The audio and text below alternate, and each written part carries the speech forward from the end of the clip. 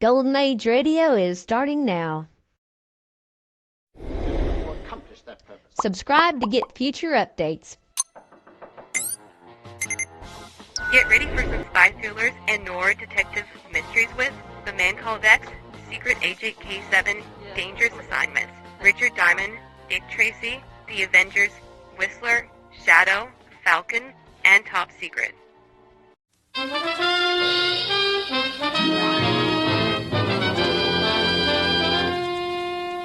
Herbert Marshall as The Man Called X. Wherever there is mystery, intrigue, romance, in all the strange and dangerous places of the world, there you will find The Man Called X.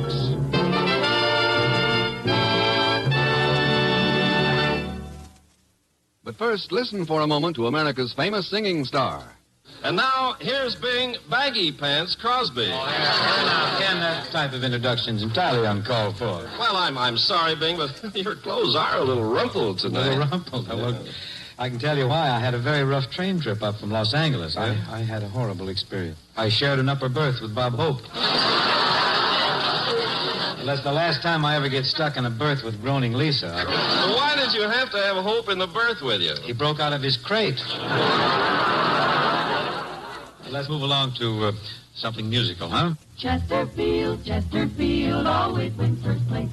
That mild tobacco never leaves an aftertaste. So open a pack, give 'em a smell. Then you'll smoke 'em. Don't forget to give Crosby for Christmas. Yes, give Chesterfield Christmas cartons with Bing as Papa Santa Claus.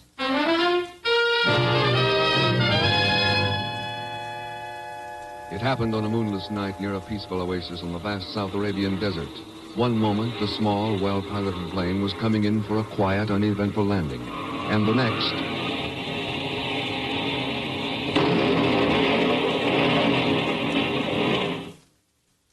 The following morning, the pilot of that plane lies in a hospital room in Beirut, Syria. Arabs. Tap line. Ken. You still there, Ken? I'm here, Jack. Go on, yes. Guns. Somebody's smuggling guns. Explosives. Can't let him, Ken. Can't let him destroy Tap line. Who's behind it, Jack? Who's smuggling these guns into the Arabs? Who's after the tap line? Mud. Red mud. What about red mud? Red mud. Stop me, Ken. Stop. Jack. Okay, Jack. I'll see what I can do. Oh. Looking for someone? Oh, why, yes.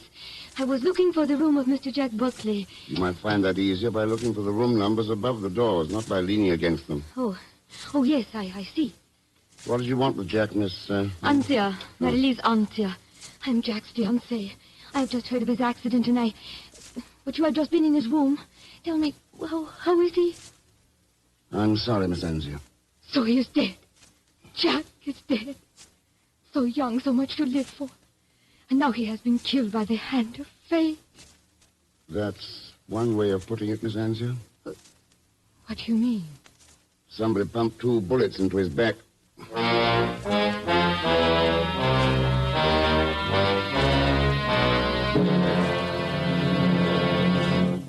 that's why Jack Buckley wired you to go to Beirut, Ken. Somebody's after the tap line, eh? Looks like it, Chief. They're apparently smuggling in arms and explosives to some maverick Arab tribes, expecting them to do the dirty work for them. But good Lord, Ken, that Trans-Arabian oil pipeline is vital to us. It's vital to the whole Western Hemisphere, Chief.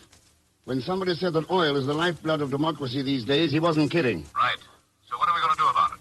That pipeline runs through 1,000 miles of desert. How can we even start to protect it? You can start by tipping off the Saudi Arabian government. They'll put some men to work on it. What about you, Ken? Oh, I'll just relax here in Beirut at the government house bar until Pagon arrives. Pagon? Yes. Miss Brooks told me he was in the waiting room there when my call came through. I'll give 8 to 5. He's listening in on an extension phone right now. If he is, I'll wring his eavesdropping neck for him. Better hold it until he gets back, Chief. I can use him here. What in the world could This is a plenty dirty deal we're mixed up in. And some of the worst scum on earth are right here in Beirut. I can't think of anybody more at home in this situation than Pagan. Thank you, Mr. Thirst.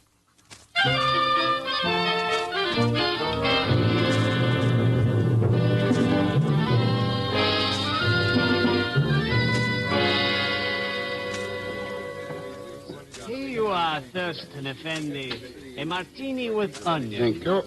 Keep the change. 1,000 thanks, Effendi. 1,000 thanks. Well, this is very funny. Waiter. Oh, waiter. Yes, Edwards, Effendi. Scotch and soda for the young lady and myself. Your best Scotch, you understand? Yes, Effendi. A burra peg for you, Hassan. Burra peg, Stephen, if you please. It's not what I please, Hassan. You're the one who has to drink this filthy stuff. That right, Marilis? Stephen, darling, on such a wonderful evening as this, I could not disagree with anyone about anything. Not with Hassan over his burra pig, nor with Mr. Thurston over the onion in his martini. I was wondering if you remembered me, Miss Anzia. How could I forget, considering the circumstances under which we met? I should like to have you meet two friends of mine, Stephen Edwards and Hassan Al-Kar. Gentlemen, this is Mr. Ken Thurston. How do you do? How are you? American, eh, Thurston? That's right, Edwards. I suppose you're in the oil business. In a way, yes. Then your recommendations are complete. You're in oil, you're a friend of the delectable Marilis, and I'm sure you'll be delighted to attend a house party I'm giving at Merzwa. Merzwa? Yes. A large oasis in the Saudi Arabian desert, Mr. Thurston. Stephen has a home there. It has become a mecca for those interested in oil. Oh.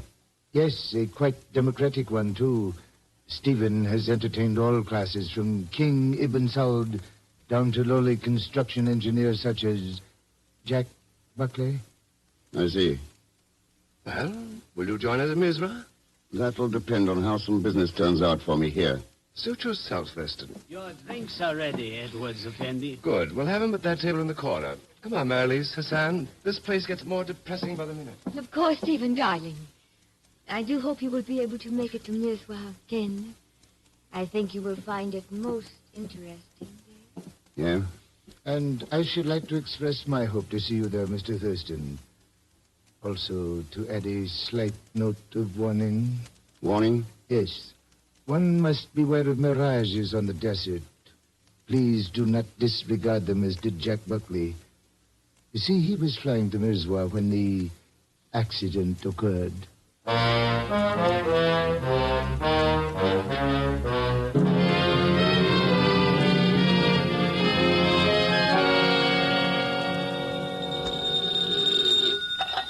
Hello?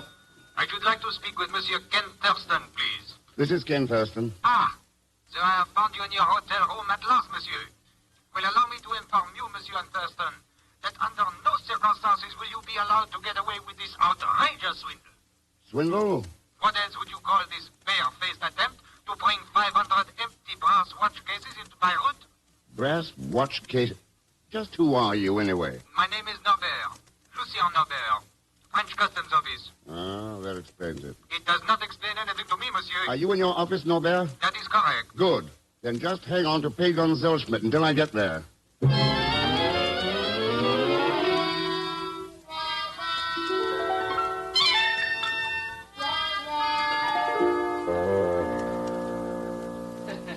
But there's nothing to get all excited about, Mr. X. It's all just one big happy mistake. Oh, sure. Oh, sure. After all, this Arabian desert is pretty tough on watches. Yeah. All that sand and stuff and sand. Well, so in case something happened to mine, I brought just a few spare cases. 500 of them. So I'm not an optimist. You were optimist enough to ship them under my name, Pagon, and figure you could peddle them to the Arabs as good American watches. Now, it's lucky that Norbert latched onto him. Well, Monsieur Thurston, your receipt for the fine and for the duty paid on the watch cases. Give it to Zellschmidt, Monsieur Norbert. To me? What do I want it for this? You'll be paying for it out of your salary. Mr. Thurston. I trust that this will be a lesson to you, monsieur. An example of our alertness to all attempts at smuggling. You do all right with watches, Norbert, but what about guns, ammunition, high explosives? And what is your interest in all this, Monsieur Thurston? I'm interested in oil, Norbert. Tapline oil. Ah, oui. I understand. So? I would not know of this smuggling of firearms, monsieur, Officially. And unofficially? What would you do, monsieur? We are badly undermanned. There are many long kilometers of uninhabited coastline.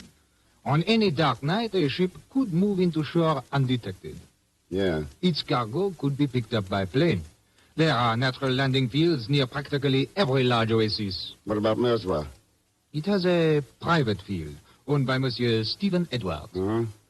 And this may be of interest to you, Monsieur Thurston. Not far from that landing field is one of the tap line's main pumping stations.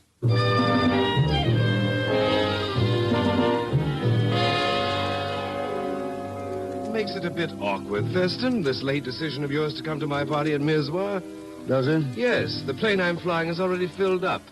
But I've another one here in Beirut you can fly out yourself, if you want to tackle it. Why not? Good.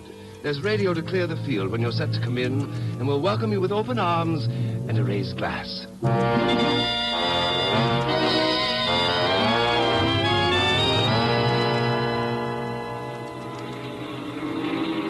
You know something, Mr. X?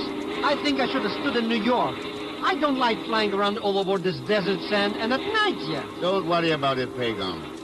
They've told us at Beirut that Edwards Field is well equipped with lights. Those jokers. What do they know about anything anyways? 5 hours it took them to put a couple of nuts and bolts in this flying junk heap. It had a cracked manifold. If they knew their business, they could have pasted it up or something. Cheer up, Pagan. We should almost be there. I'll see if I can raise them. This is Thurston calling Edwards at Merswa. Thurston to Merswa. Can you read me? Over. We read you loud and clear, Thurston. We can hear your engine, too. You must be close enough to start setting down. You could fool me, Edwards. We can't see a thing from up here. I'll have the landing lights turned on. There's no wind and plenty of runway, so you shouldn't have any trouble. Happy landings. Over and out. We're falling, we're falling! Oh, relax, you idiot. They're only going in for a landing. Landing on what? Who can see anything down there in all that blackness? There are the lights now, and the runway's right between them. Now, hang on to your hat. We're going in.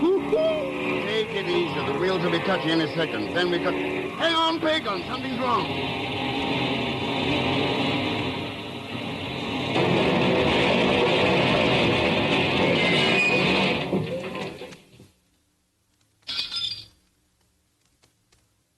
We will continue with The Man Called X in just a moment. Here's a word from RCA Victor. Only 12 shopping days left till Christmas. But that's not bothering America's snappiest families. They need only one day to select the greatest family gift in history. An RCA Victor complete home entertainment combination. They are pooling their dreams and their money to buy the gift that keeps on giving and giving and giving. Giving not just to one, but to all. Giving not just today, but every hour, every day, every year. Giving not just RCA Victor radio or recorded music or television, but all three combined in one magnificent cabinet. Why don't you join together and agree this minute to meet each other next Monday at your RCA Victor dealers to choose your matchless RCA Victor radio, phonograph, television combination? You'll find it costs far less than you'd pay for each instrument separately. You'll find that your RCA Victor combination is the greatest gift each of you ever made to the year-round happiness of all of you.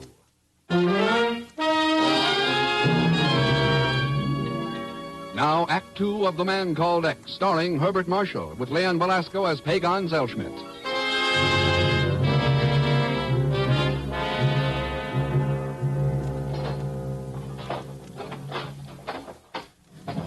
Pagan? You okay? Pagan. Go away, don't bother me. Huh? I just found an angel who's a sucker for empty brass watch cases. I'm sorry, Pagan. You're not dead yet. I'm not? But after that crash, I gotta be. That's what somebody else thought. Come on. Let's get out of here. What happened anyways? Somebody threw us a curve. Huh? Hey, what kind of a runway is this? Nothing but sand. That's right. But the custom guy that Lucien Norbert said there was a good landing field in Merzwa. Well, there probably is, but this isn't Merzwa. Please, Mr. X, don't be playing 64 questions with me. I told you someone threw a curve as a Pagan by stringing portable landing lights out in the middle of the desert. But what kind of a joker would do a thing like that? Don't you know he could kill somebody that way? He knew it, Pagan. Then why did he... Oh, Mr. X. Let's start walking. I think we'll find the rest of the answers at Merzois.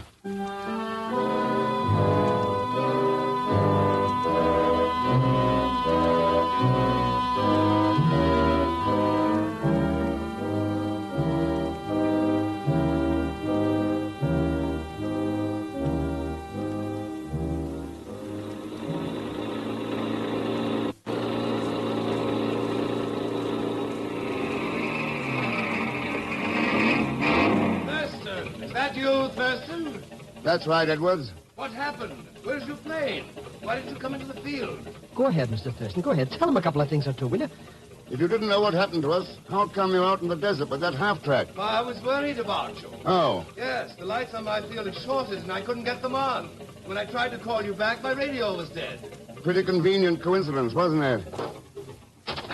I'm not sure I know what you're talking about, Thurston, but I am sure I don't like the way you say it. And I don't like to be murdered, Edwards. Murdered? You wouldn't happen to have any portable landing light gear at Merzois, would you? As a matter of fact, I did have, but it was stolen. Before or after Jack Buckley's plane crashed? Before, but I failed to see... And that plane he cracked up in, was it one of yours? Was he trying to land at Merzois when he crashed? Now, look here, Thurston. You're right about all of these things, but I'll be hanged if I'm going to stand here and be cross-examined about... Wait a minute. Are you trying to say that you cracked up, too? And you think that somebody used fake landing lights in order to get both of... You're doing all right, Edwards. Why stop now? I will see that you're flown back to Beirut in the morning. What's the matter? Afraid something might happen if I stick around? No, but apparently you are. And who knows, Thurston? You may be right.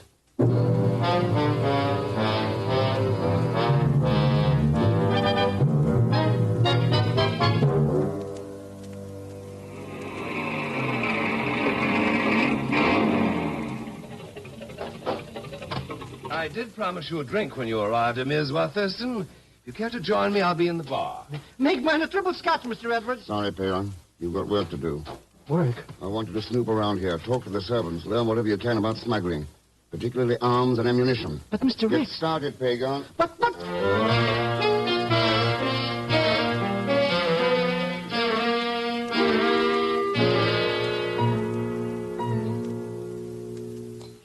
Your plane crashed in accidental landing, Thurston. How unfortunate. Yes, wasn't it? The only trouble, Hassan, is that our unappreciative guest doesn't think it was an accident. But what else could it have been, Stephen? Ask Thurston. He's the one with a suspicious mind. Let's skip it, Meredith. Maybe that crash shook me up a little too much. Maybe I'm seeing things around there. A change of heart, Thurston, or a cover-up? They're your questions, Edwards. What do you think? Here's your drink. That discharges my duties as a host. One of the servants will show you to your room when you're ready to retire. Aren't you being a little rude, Stephen? A matter of definition, my dear. Let's go to the game room, Hassan. Of course, Stephen.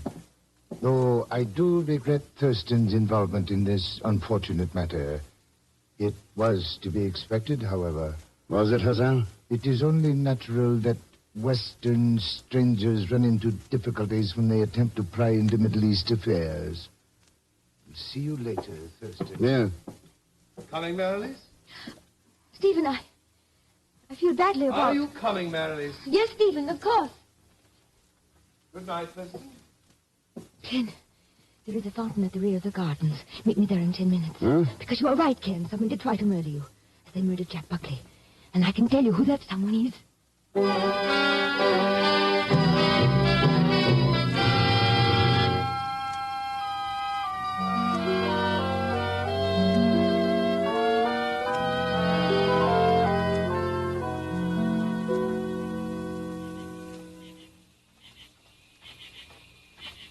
Sorry to be late, Ken. Stephen is in an ugly mood. It took me longer to get away than I had thought. I don't mind waiting. If you can tell me who killed Buckley and why. I can tell you, Ken. Though I am not certain that I'm going to. Well, why not?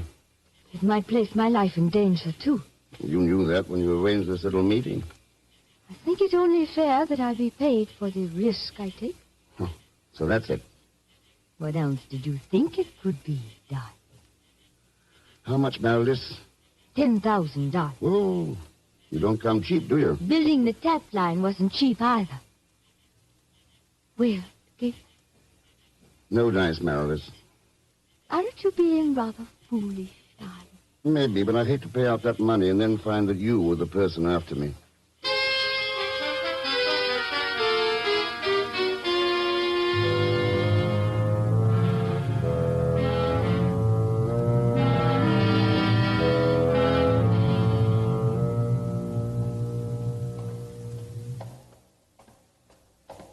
Hey, why are we wandering around in this airplane garage anyways, Mr. Thurston? I wanted to see what kind of planes Edwards was flying out here. So you're finding out. So what? So he's got 4 DC-3s, transport planes, heavy cargo carriers. Could they carry us back to Beirut? They could also carry arms and ammunition, Pagon. And look here. Look at the mud caked on those landing wheels. Red mud. And Jack Buckner said something about red mud just a first.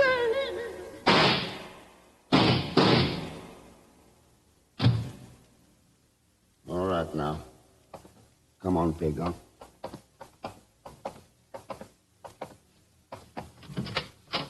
Going somewhere, Thurston? Hassan, what are you doing out here? I thought I was going to take a quiet stroll before retiring, but those shots rather upset my plans. I don't suppose you know who fired them. It was not I, Thurston, if that's what you are thinking. But I did see some shadowy figure slip away in the darkness. Ah. You have had your share of difficulties out here, haven't you? Strange that others do not share the same troubles. What are you driving at? I was merely referring to the pilot of that plane. He's coming in for a landing. And this time the landing field lights seem to be working perfectly.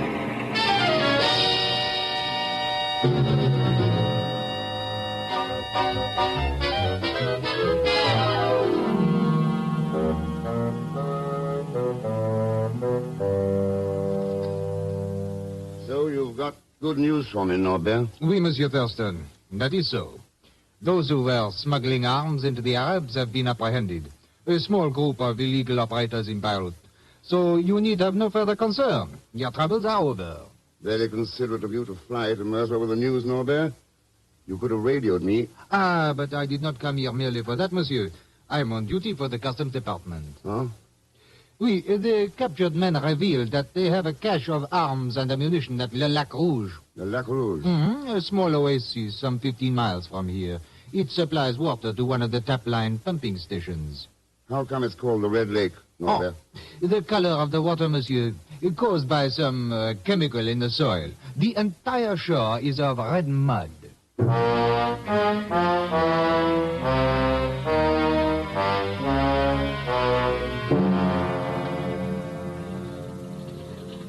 How about it, Norbert? You willing to let us fly to Lac Rouge with you? Well, I don't know, Monsieur Edwards. But we are all getting bored with each other's company here, Monsieur Norbert.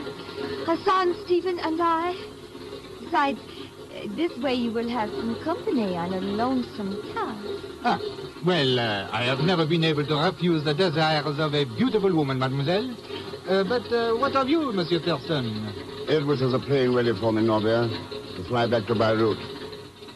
Now that you've got things under control, why should I stick around?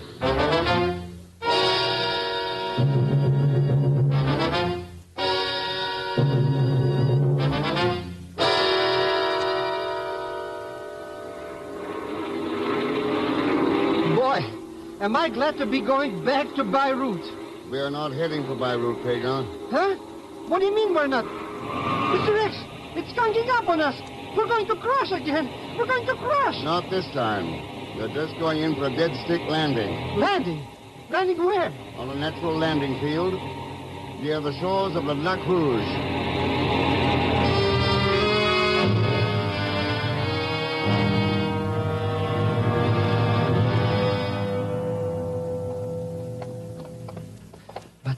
But this isn't any lake, Mr. X. That's right. It's one of the tap line's pumping stations. Pumping stations? What are we going to do at the... Hold it, Pagan. Huh? is it, Mr. Thurston? Look over there, near the main piston shaft. Near the... Mr. X? Yeah. What's going on over there? A little plan to blow up this pumping station. To blow up? Let's get out of here, Mr. X. No hurry. Let's talk it over first. Talk it over? Yeah. Need any help with that nitroglycerin? That's right, Norbert. Sorry if I startled you. I wouldn't want you to drop any of those nitro bottles prematurely. But what are you doing here? Putting an end to your plan to destroy the tap line. Mr. X, you mean this no-good customer is the one we're after? That's right, Pagon. Some country was paying him off to wreck the tap line. But when his gang was caught in Beirut, he came out here himself to make one last desperate play to blow up this station. Hey, wait a minute, Mr. X. This guy wasn't even at Mirzwa when we crashed, and he couldn't have taken those shots at us. No, but his Arab friends could, and they did. They rigged the lights on us and shorted Edward's radio and landing field, just as they did to Jack Buckley. What happened, Norbert? Did Buckley learn about your scheme? Oui. You are quite correct in everything you have said, Monsieur Thurston. Unfortunately, you will not be able to take me back with you. Mr. X, he dropped one of those bottles of TNT. Yes, I'm about to leave now. And I would not advise your shooting to stop me. If you try, we will all be blown up. Perhaps my last desperate gamble did not work. But we have plenty of time, Monsieur Thurston. The winning of an entire world is worth waiting for. He's gone, Mr. X, he's gone. We gotta do something. No hurry, Pagan. But he's got that explosion stuff with him. Maybe he'll use it now to blow us up. Maybe he'll...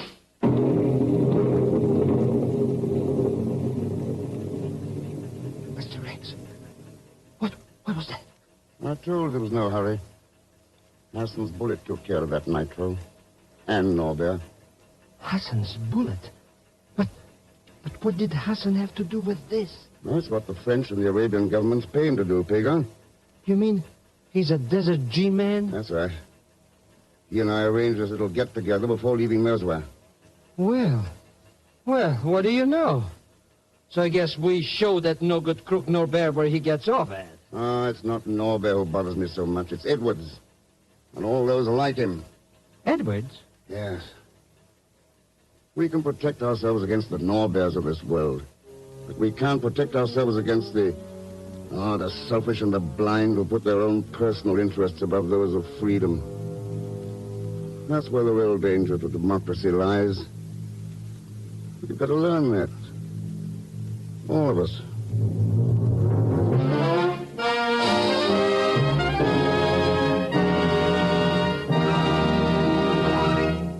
Now, here is our star, Mr. Herbert Marshall. Ladies and gentlemen, in the hustle and bustle of your Christmas shopping, have you stopped to realize that there are children who may not receive any Christmas presents this year? And you can do something about this by sending a new or used toy to the groups in your own town that are distributing gifts to less fortunate children. Help brighten a child's Christmas by sending a toy to your local groups. And thanks for being with us. Next week, Mr. X goes to the Belgian Congo with Leon Velasco along as chief headhunter, Pagon Zellschmidt. So join us, won't you, when next I return as the man called X. Good night.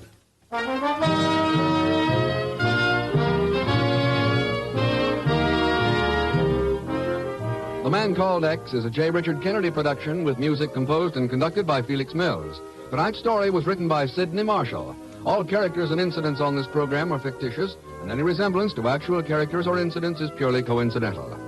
The Man Called X, starring Herbert Marshall, and Dangerous Assignment, starring Brian Donlevy, have been brought to you by the makers of Anacin for fast relief from pain of headaches, neuritis, and neuralgia. By Chesterfield, the only cigarette that combines mildness with no unpleasant aftertaste. By your local Ford dealer, who is now displaying the new 1951 Ford, the car that's built for the years ahead. And by RCA Victor, world leader in radio, first in recorded music, first in television. Be sure to listen tomorrow evening for The Big Show with Tallulah Bankhead and a great parade of stars, the Sunday night feature of NBC's All-Star Festival. And until next week, same time and station, this is Jack Latham saying good night for The Man Called X. Hear your hit parade next on NBC. Lost in Brazil invites you on where every moment is an adventure waiting to be discovered. Join us as we uncover the soul of Brazil, one incredible experience at a time. Click on the link in the description and embark on the ultimate Brazil.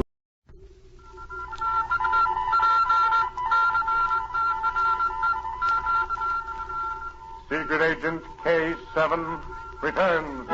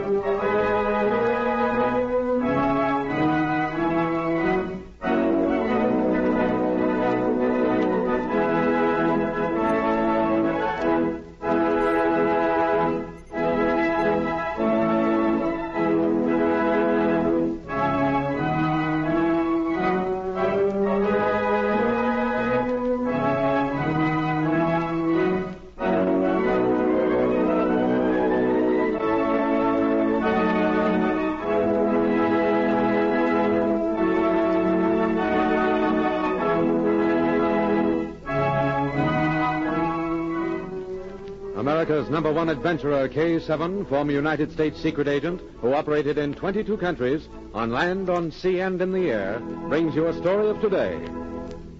We take you to K7's headquarters. This is Secret Agent K7 speaking. Send in Special Agent M for assignment. At once, K7.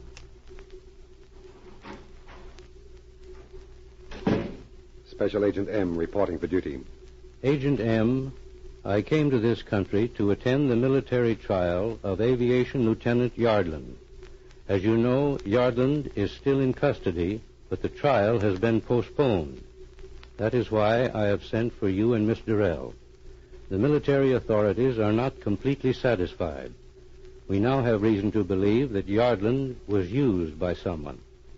More information about the aviation field located here is still leaking out.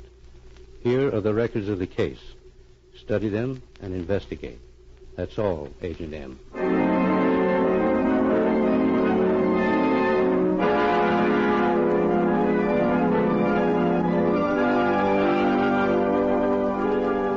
That night, Agent M and his assistant Ivan studied the mass of evidence collected against the young lieutenant.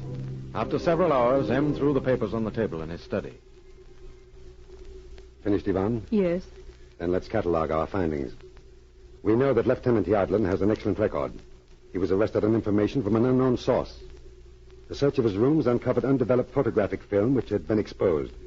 When developed and printed, this film proved to be pictures of new airplane plans, of hangars and of the airfield here. M, call it a woman's intuition if you like, but I believe he is innocent. Look at the facts. The evidence might have been planted. Yes? The boy was raised in the traditions of the military service. His father was an officer before him and was killed in action during the war. That might have embittered the boy. Oh, I don't believe it. Look at his record. I have, but let's go on. He has no relatives except a sister who is married to a doctor and lives here. I'd like to talk to her, Em. Perhaps we will later. Ivan, I'm going out. I need more information. When I get it, I'll let you know our next move.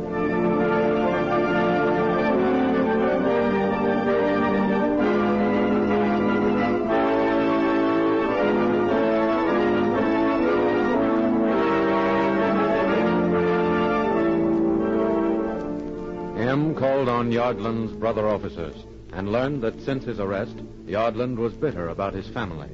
We again join Agent M and Ivan as their car stops outside the military prison the following afternoon.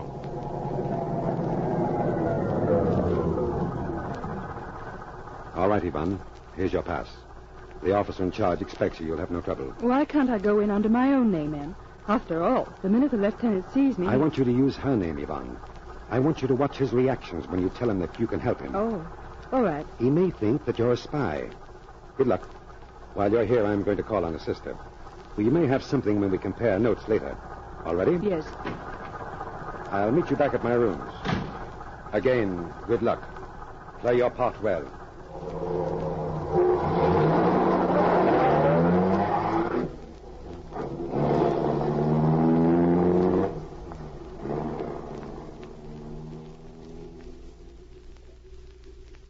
Within the military prison, Yvonne waited in a small reception room while the young lieutenant was brought to her.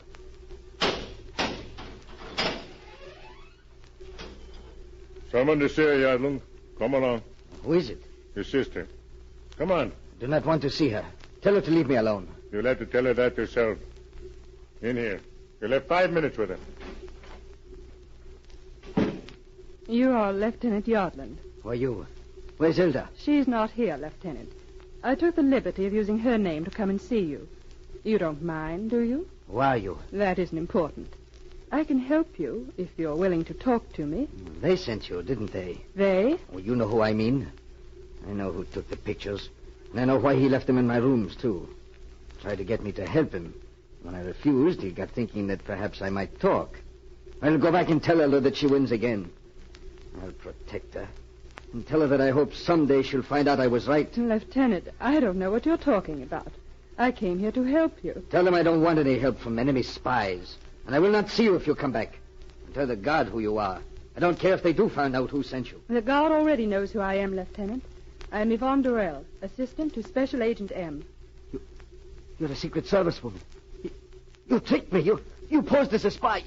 Look, you've got to listen to me. I didn't mean what I said. All right, Yardlin. Time's up. Come along. Wait. I must talk to her. Time's up. Please, I've got to talk to her.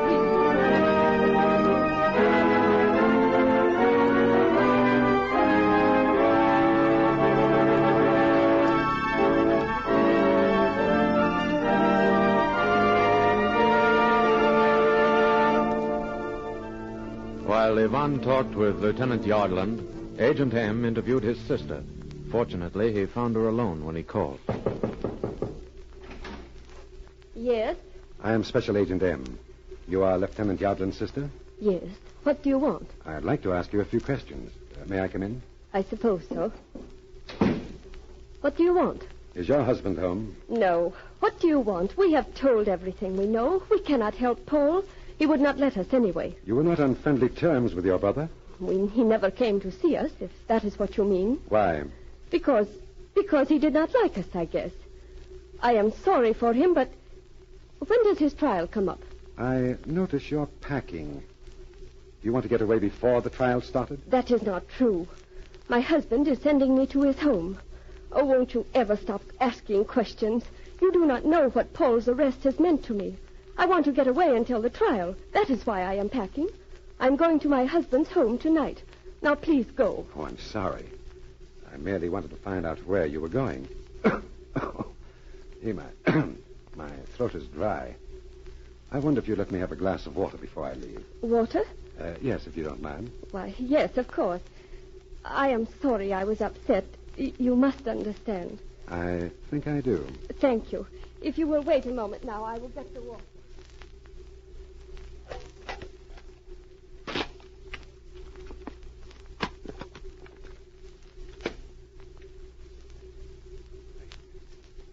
Here is your drink. It is not very cold. Thank you.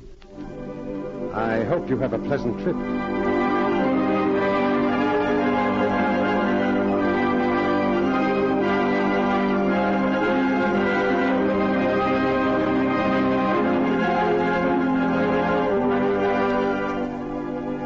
A few minutes later, Yvonne stood at Agent M's shoulder as he worked in his photographic darkroom. All right, Yvonne. Snap off the light. Now, watch closely as I drop this film in the developer. All right. M, something is coming out. Yes. Can you see what it is? There doesn't seem to be anything but lines. Those are pictures of blueprints, Yvonne. While the lieutenant's sister was getting me a glass of water, I took this film out of the camera she was packing. Look now. These are pictures of airplane plans, Yvonne. Then the lieutenant knew when he said, "Tell Elder I'll protect her." He at least suspected. Come on, Yvonne. We're going back to her house and make an arrest. I hope we're not too late.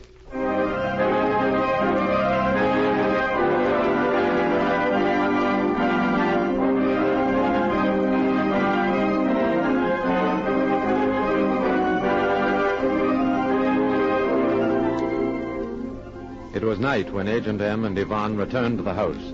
They stopped their car a block away and approached on foot. A light was burning in one of the windows.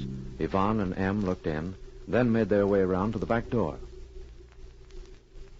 I'm going to try and get in without attracting any attention.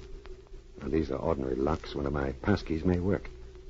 Keep your gun ready while I try. I've got it. Any luck? Yes. Yes, this one worked. Now, close that door. This must be the kitchen. Now, keep just behind me. Listen. It's his telephone. Hello?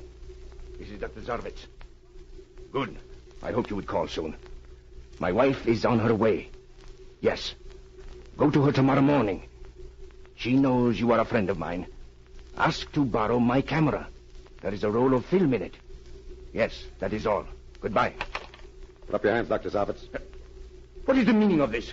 Who are you? It means you're trapped, Doctor. What are you talking about? You would blame her. You sent your wife across the border into your own country tonight. But there was no film in the camera she packed.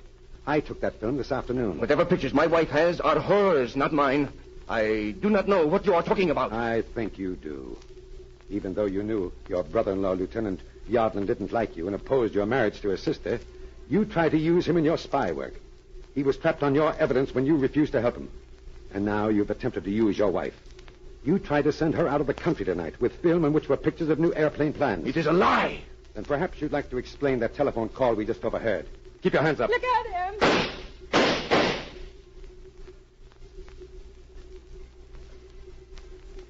Special Agent M reporting, K7. My investigating is complete. Dr. Zavitz was the spy responsible for the theft of military secrets. He was Lieutenant Yardland's brother-in-law. He implicated Lieutenant Yardland when Yardland refused to accept him or help him in any way. Both Yardland and his sister are innocent. Case is closed.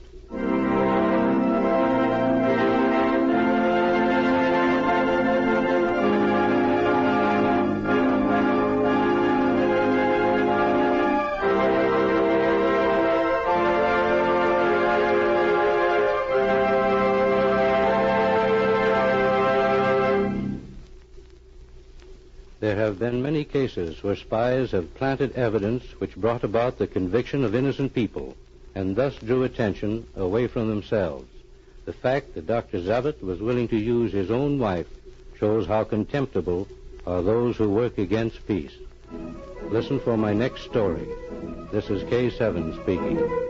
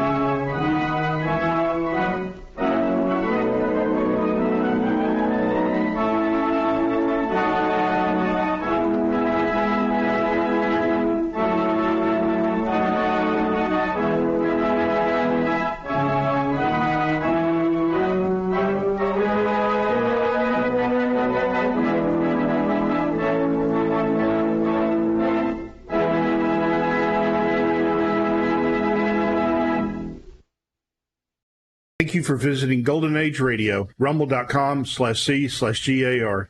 Please support our veterans by visiting veteransradioministry.com. Together we can honor their great sacrifice. Thank you.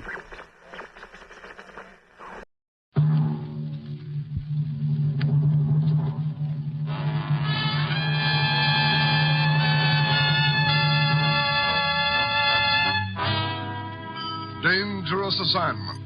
Transcribed, starring Brian Donlevy as Steve Mitchell.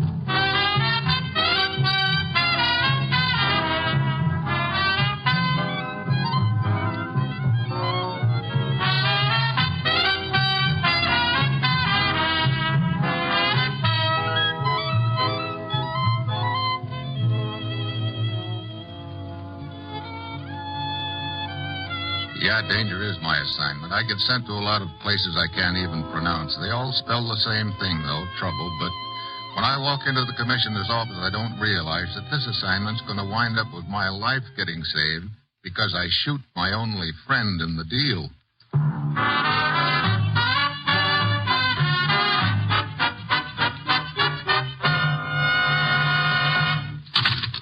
Morning, Commissioner. You sent for me? You're going after a black market operation this trip, Steve. An operation that's unbalancing the entire Mediterranean economy and therefore seriously hampering recovery and defense. Sounds like a king-sized organization. We're convinced it's run by one man, an international criminal. But we've never been able to run him down. We're convinced, too, that he originally financed the project with money secured through various jewel robberies.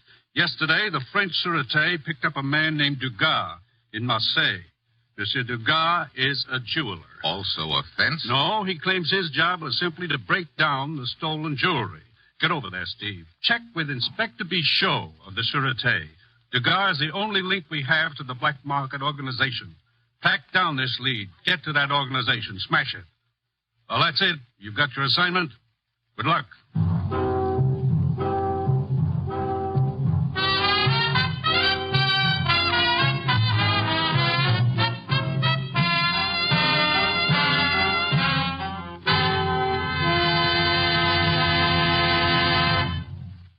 The National Broadcasting Company is presenting Dangerous Assignment, starring Brian Donlevy in the role of Steve Mitchell, colorful two-fisted government agent. At all those places of the world where danger and intrigue walk hand in hand, there you will find Steve Mitchell on another Dangerous Assignment. Magnificent musical entertainment is yours for the listening every Monday evening on the NBC Radio Network. Listen on most NBC stations to these great programs. The Railroad Hour with singing star Gordon MacRae and charming guest artists from Musicdom's Hall of Fame. The Voice of Firestone featuring Howard Barlow and the Firestone Orchestra and Chorus in the melodies you enjoy hearing. The Telephone Hour with the music of Donald Voorhees and the Bell Symphonic Orchestra. Yes, and Encore, NBC's new Monday night program special featuring Meredith Wilson, Marguerite Piazza, and Robert Merrill. Yes, every Monday night, listen to the best musical entertainment on this NBC station.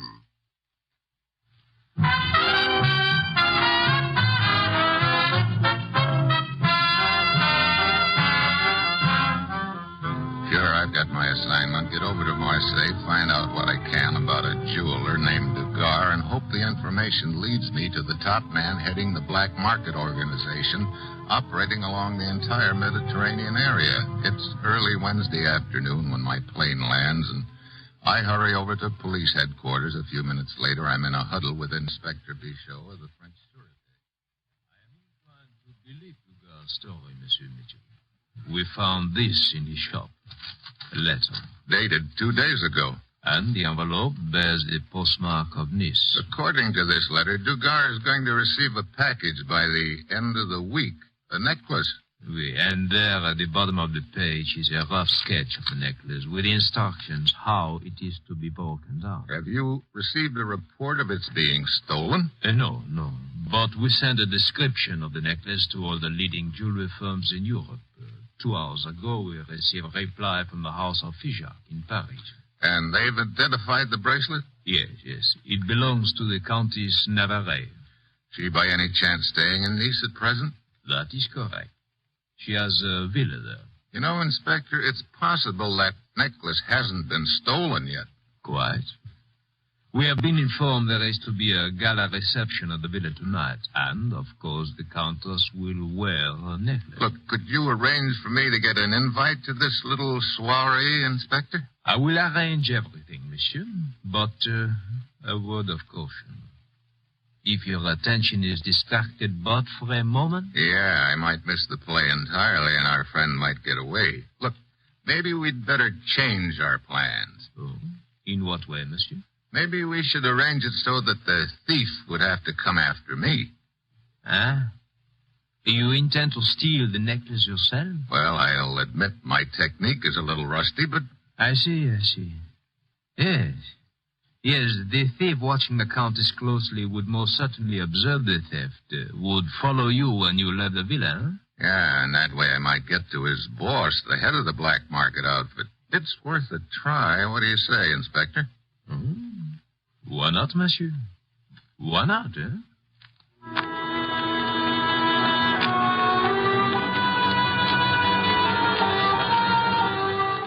The inspector and I go over our plans in detail. We cover all the angles, including my rusty technique.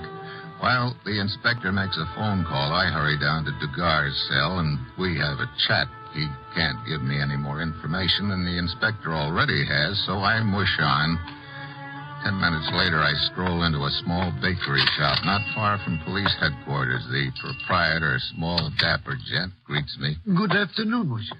You, Paul Bizak? At your service. I'm Steve Mitchell. Inspector Bichot telephoned you. Ah, mais oui. You are the pupil, eh? Then come this way. I have a small apartment in the rear of the shop. You will not be disturbed there. You must be pretty good, Bizak. The inspector gave you a high recommendation. Good, monsieur. I was in my prime considered the best in my profession. Then, alas, they said that they made me see the error of my ways. I paid my debt to society, and now I am a baker. A very good one, monsieur. I don't doubt that. In him.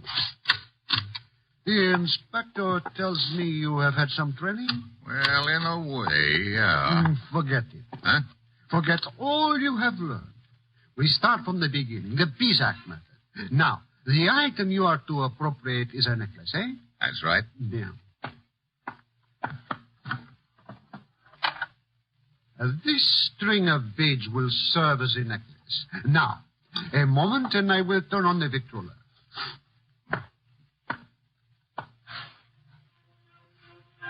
There.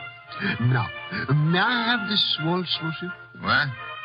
Hey, look, I didn't come here for a dancing lesson. But, monsieur, you will be dancing with the lady when you remove her necklace. Oh. Shall we dance? Okay. Who leads?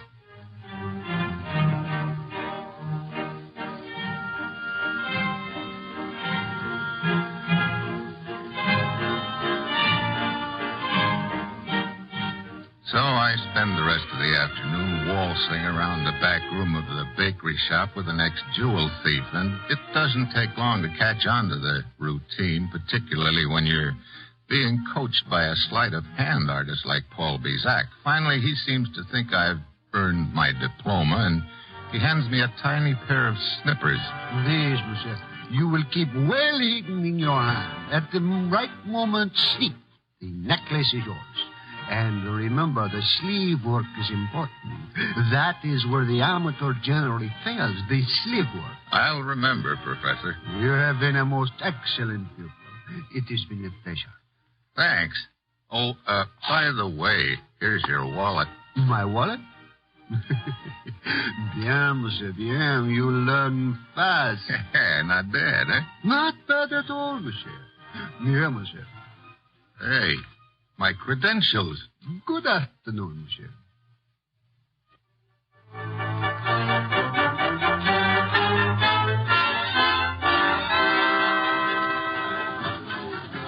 Over here, Inspector.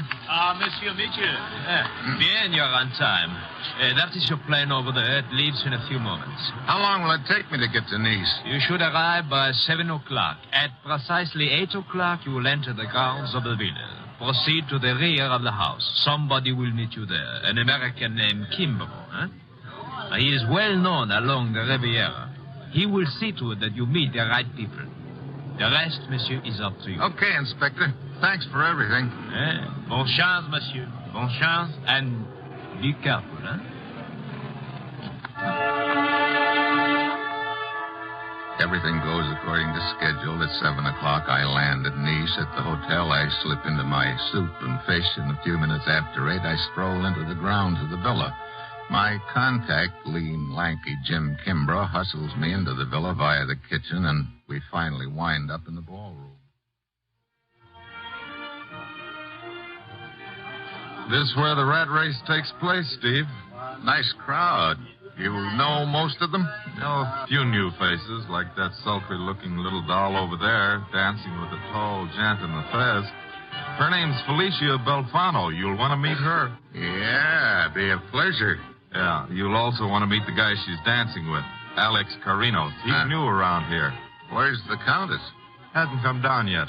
Just waiting till everybody's here so she can make la grande entrance, I guess. Jim. How nice to see you again. Hello, Bernie. Steve Mitchell, Justin Bernard. Pleasure, Mr. Mitchell. Mr. Bernard? Such a long time it has been, eh, Jim? Yeah, Monte Carlo, wasn't it, Bernie? Oh, please.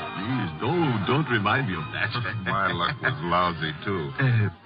Jimmy, my boy, a school favor, huh? How much? Oh, no. You misunderstand. The young lady you were dancing with a short time ago, over there. Felicia? Oh, Felicia. It's a beautiful name. Beautiful. You want an introduction? I would be eternally in your debt, Jimmy. Okay, pal. See what I can do. Good boy. Au revoir, Mr. Mitchell. So long, Mr. Bernard. He's a wolf boy, Steve. He collects objects d'art and dolls. Live ones, that is. I guess that. His fangs were showing. Oh, come on, let's circulate.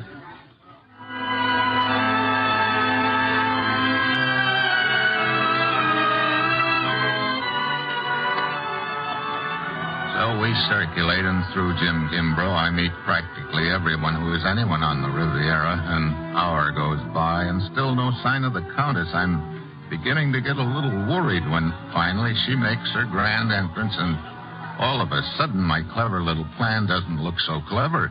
Hey, Steve, do you see what I see? Yeah, she isn't wearing the necklace. My schedule falls apart right here. Something's gone wrong, that's for sure.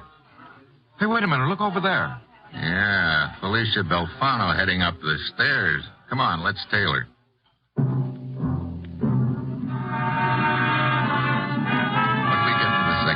Felicia is nowhere in sight. While Kimbrough cases the corridor, I slip into the Countess's room. There's a jewelry box on her dressing table and the necklace. Suddenly, I get the feeling I'm not alone in the room.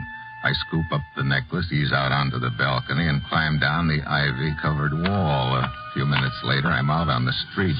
I grab a cab, and as we pull away, I look out the rear window. On the grounds of the villa, a pair of car lights are suddenly switched on. The car comes down the driveway and starts trailing my cab.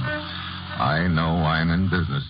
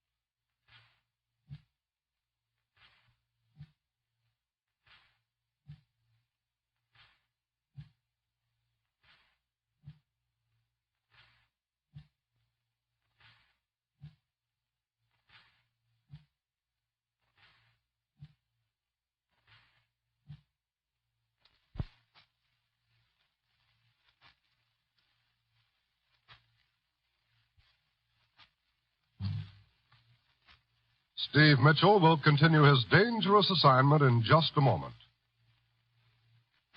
To combat heart disease, this nation's leading cause of death, two things are essential for further progress. First, there must be broader knowledge of the heart diseases. We do not know the exact cause of high blood pressure and hardening of the arteries. The causes of congenital heart defects are only beginning to be understood. The origin of rheumatic fever is still a mystery. Obviously, research must be pressed in these fields. Also, there must be fuller application of existing knowledge. This means education of the public as well as the medical profession. It also means more community heart programs. These are the aims of the 1953 Heart Fund. Because it affects you and your community so seriously, this is your problem. Our scientists must be furnished the tools to fight this common enemy. Won't you give to fight heart disease? Send your contribution to HEART, H-E-A-R-T, HEART, care of your post office in your community.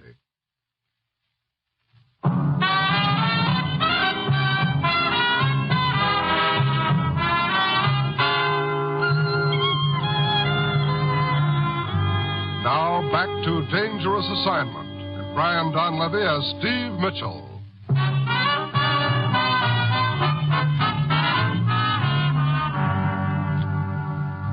Well, so far the operation hasn't gone quite according to plan, but the net result is the same. I've got the Countess's necklace and somebody is following me. Probably the jewel thief, who could be pretty burned up that I beat him to it. So if I play my cards right and find out who he or she is, I may be able to get to the boss, the gent who's running the black market outfit. I head for my hotel and go to the bar. A plainclothes cop gives me a nod and slides out of one of the booths. I slide in. I reach down. There's a slit under the seat. I slip the necklace in, and I settle down and wait. I don't have to wait long. Hello. Oh, Miss Belfano, isn't it? Felicia Belfano. We met at the Countess Villa. Yeah. Sit down. Thank you. It is a surprise seeing you here. Is it? Yes, I did not know we were staying at the same hotel. Oh, you're staying here too, huh? Quite a coincidence. No, not a coincidence.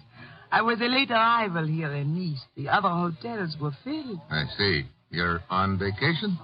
No, not exactly. I'm a dancer on tour. They wanted me to perform at the Countess's, but suddenly I decided to leave. Oh? A most persistent and annoying man named Bernard kept after me. Oh, yeah, the boy wolf. But I must say I'm quite disappointed in this place, Steve. Oh, I don't know. There are quite a few things to do around here if you know the right places. And the right people, huh? Maybe I have not been with the right people. Maybe. That big fellow with the fez you were talking to at the Countess's, friend of yours? Alex? Casual acquaintance. But I believe we were speaking of excitement, things to do with the right people. Like to see for yourself? Yes. Okay, let's go, Felicia. Let me go up and change first, huh? I'll only be a moment. She heads out of the bar. After a second or two, I get up from the booth and ease over to the door just in time to see her stop at the magazine counter and exchange a few words with a guy who's been standing there real casual like. It's Alex, the big guy in the fez. Felicia goes up the stairs, and I go back to my booth. 2 minutes later, I've got company again. Good evening, sir. Good evening. Huh? Oh, I believe we met at the party earlier this evening. To be sure. I am Alex Carinos. And you are... Steve Mitchell. To be sure. Sit down. Thank you. But I will not stay. You bored with the party, too? Not exactly. I was, as a matter of fact, enjoying myself to the utmost until a charming young friend of mine left suddenly. Oh? The night is young, Mr. Mitchell. If you are a stranger here, perhaps I could show you some of the attractions of the place. Huh? Well, thanks, Alex, but I sort of have a date. In that case, allow me to congratulate you on your good fortune. Well, thanks. I hope it is.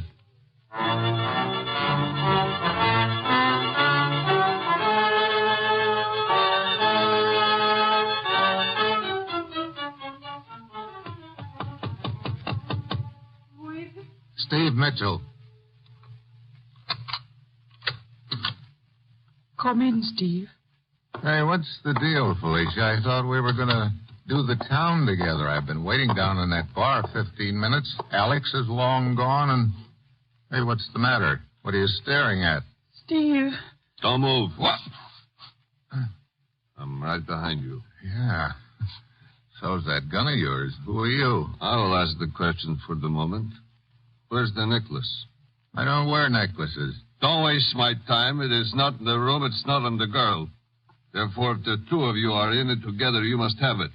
Look, Steve, I don't understand any of this. What is he talking about? You understand that if you'll turn over the necklace, we can perhaps make a deal. What kind of a deal? My name is Sargo. I'm an insurance investigator. Oh?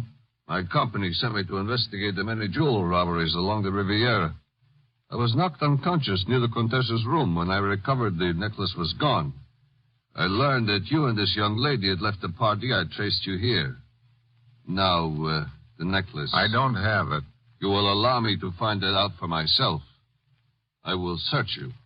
And please stand very still. Wait a minute. I said stand still. This is no good. He's sure to find my credentials and comment on them. If Felicia is in on the deal, that'll blow it sky high. I can't risk it. Like where I'll knock his gun to one side with my elbow and flatten him. Oh. Steve, you did steal the necklace? Look, we'd better split up. Meet me down at the waterfront. A small pier farthest east, 15 minutes. We can talk about the necklace and what we're going to do with the money, huh?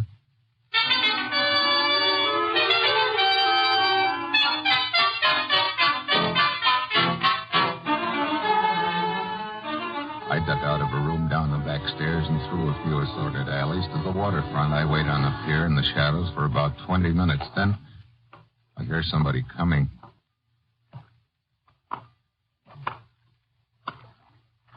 Okay, hold it. Steve.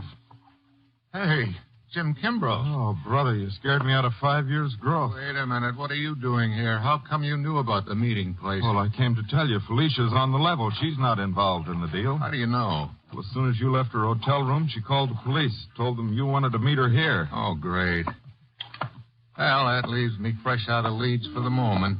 Yeah. That's far enough, gentlemen. Well, hello, Alex. You would not accept my invitation to accompany me earlier, but this is a much better opportunity anyway. The necklace, please. He moves closer to frisk me. Suddenly, Kimbrough hacks the gun out of his hand. I scoop it up, then I get an idea. I may need Kimbrough later, and I want him on the loose. I wink at him. He gets the message. I point the gun slightly to one side of him and pull the trigger. He does a real convincing job of it. Alex's eyes almost pop out. You shot your own partner. Ex-partner. He was getting grabby, wanted half of the take from the necklace. Oh, yeah, I can see you are not one to trifle with. Good, good. Then we can perhaps make a deal. And I will not ask for half. I will be satisfied with quarter. You're in no position to make a deal. I've already got the necklace. But you are a marked man, Mr. Mitchell. First a jewel theft, now a murder. You'll probably not get out of Nice alive. Unless, of course, I could arrange safe passage, which I can, thanks to certain connections. Maybe you've got a point. Anyway, we can talk about it. We can talk at my apartment. Why not at your boss's place? I am now my own boss. Oh? Come.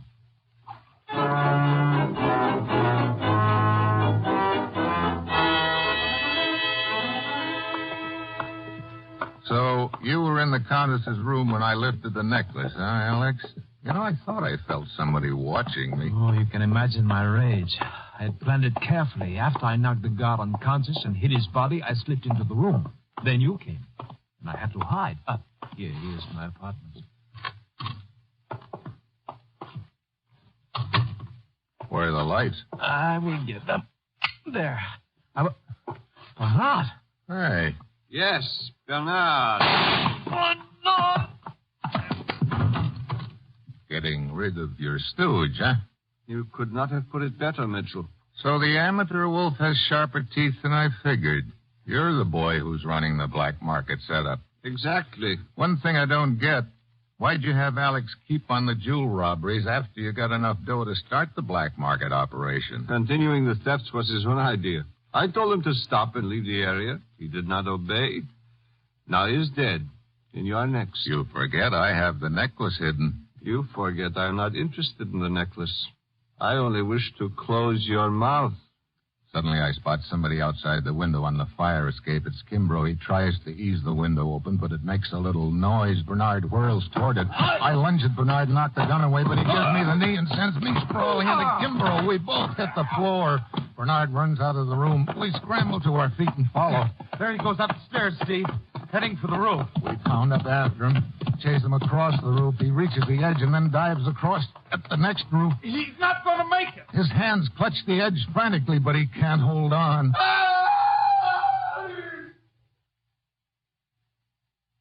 Brother. Well, that's that. Yeah. I thought that dive I took when you staged that fake shooting was something. But it didn't compare with Bernard's just now. No, it sure didn't, Jim. I guess you might say the black market just hit the bottom.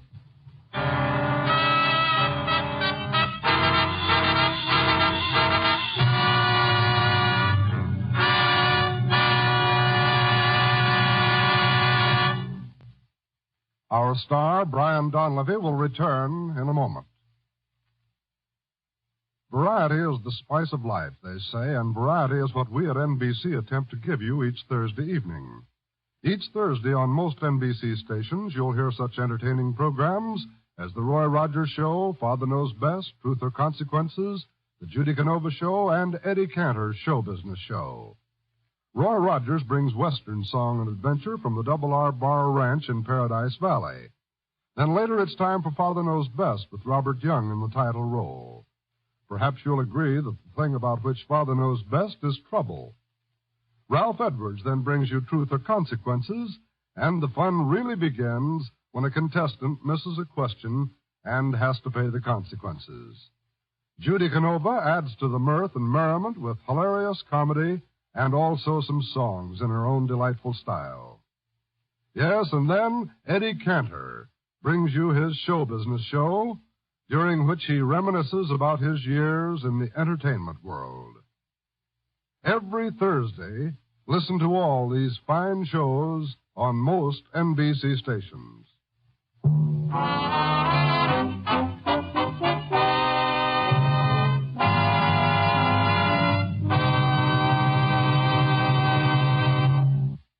Next week, Bavaria, a manhunt, and the woman. And that will be Steve Mitchell's Dangerous Assignment next week.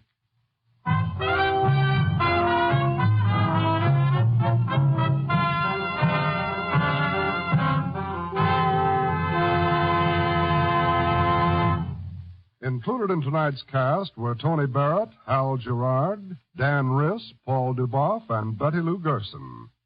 This is John Storm speaking.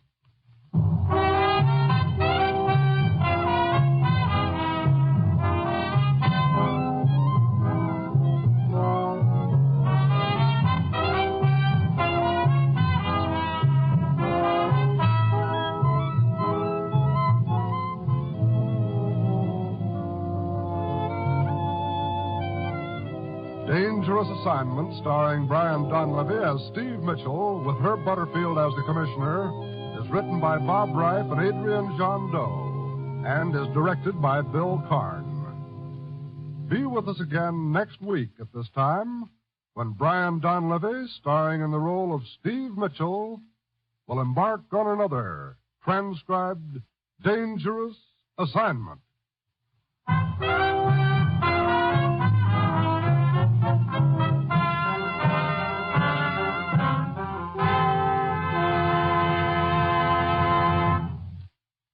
Always tune where you hear the familiar NBC chimes. They're your invitation to fine radio entertainment. This is NBC, the national broadcasting company. Lost in Brazil invites you on an unforgettable journey, where every moment is an adventure waiting to be discovered. Join us as we uncover the soul of Brazil, one incredible experience at a time. Click on the link in the description and embark on the ultimate Brazilian odyssey. Here, transcribed, is another in NBC's great parade of new shows.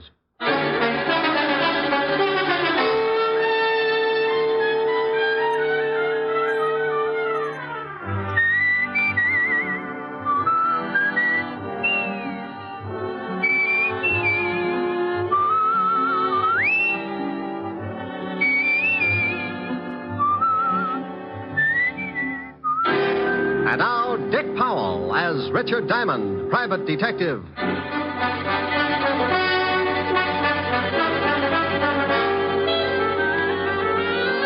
Hello there, this is Diamond.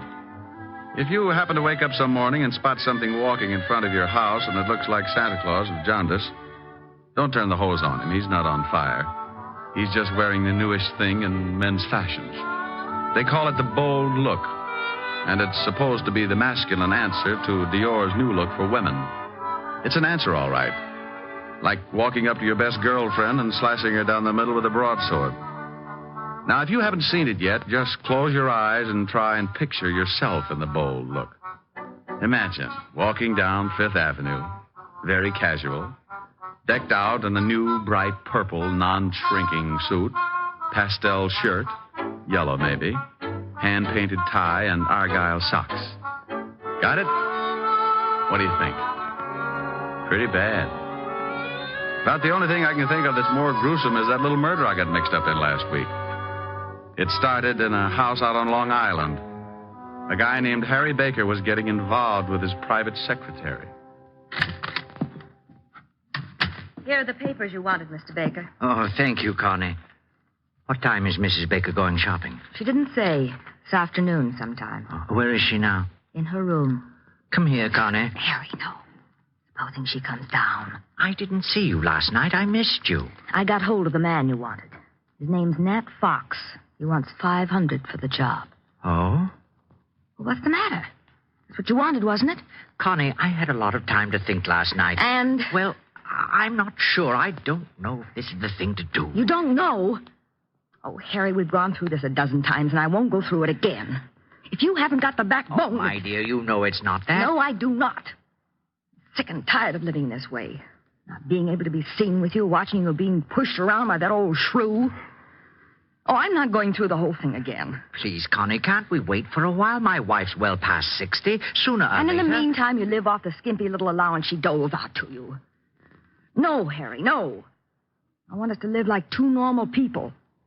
And if you're going to start changing your mind just when it looks like we can have all these things, I'm through. Now, Connie, wait a minute. No. If you want me, then you've got to go through with it. Well? You know I want you. I love you more than anything in the whole world. Get that old biddy out of the way, or I promise you'll never see me again. All right. Oh, don't look so worried, darling. Nothing's going to go wrong. I already fixed it with this Nat Fox. He'll be in the department store the same time as your wife. Oh, Harry, think of the wonderful life we can have. All that money's going to be ours.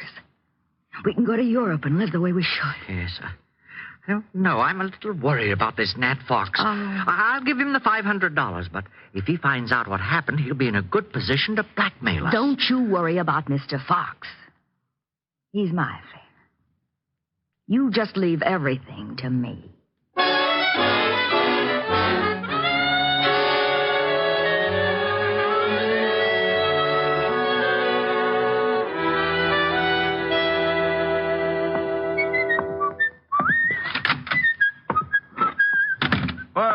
Well. Hello, Otis.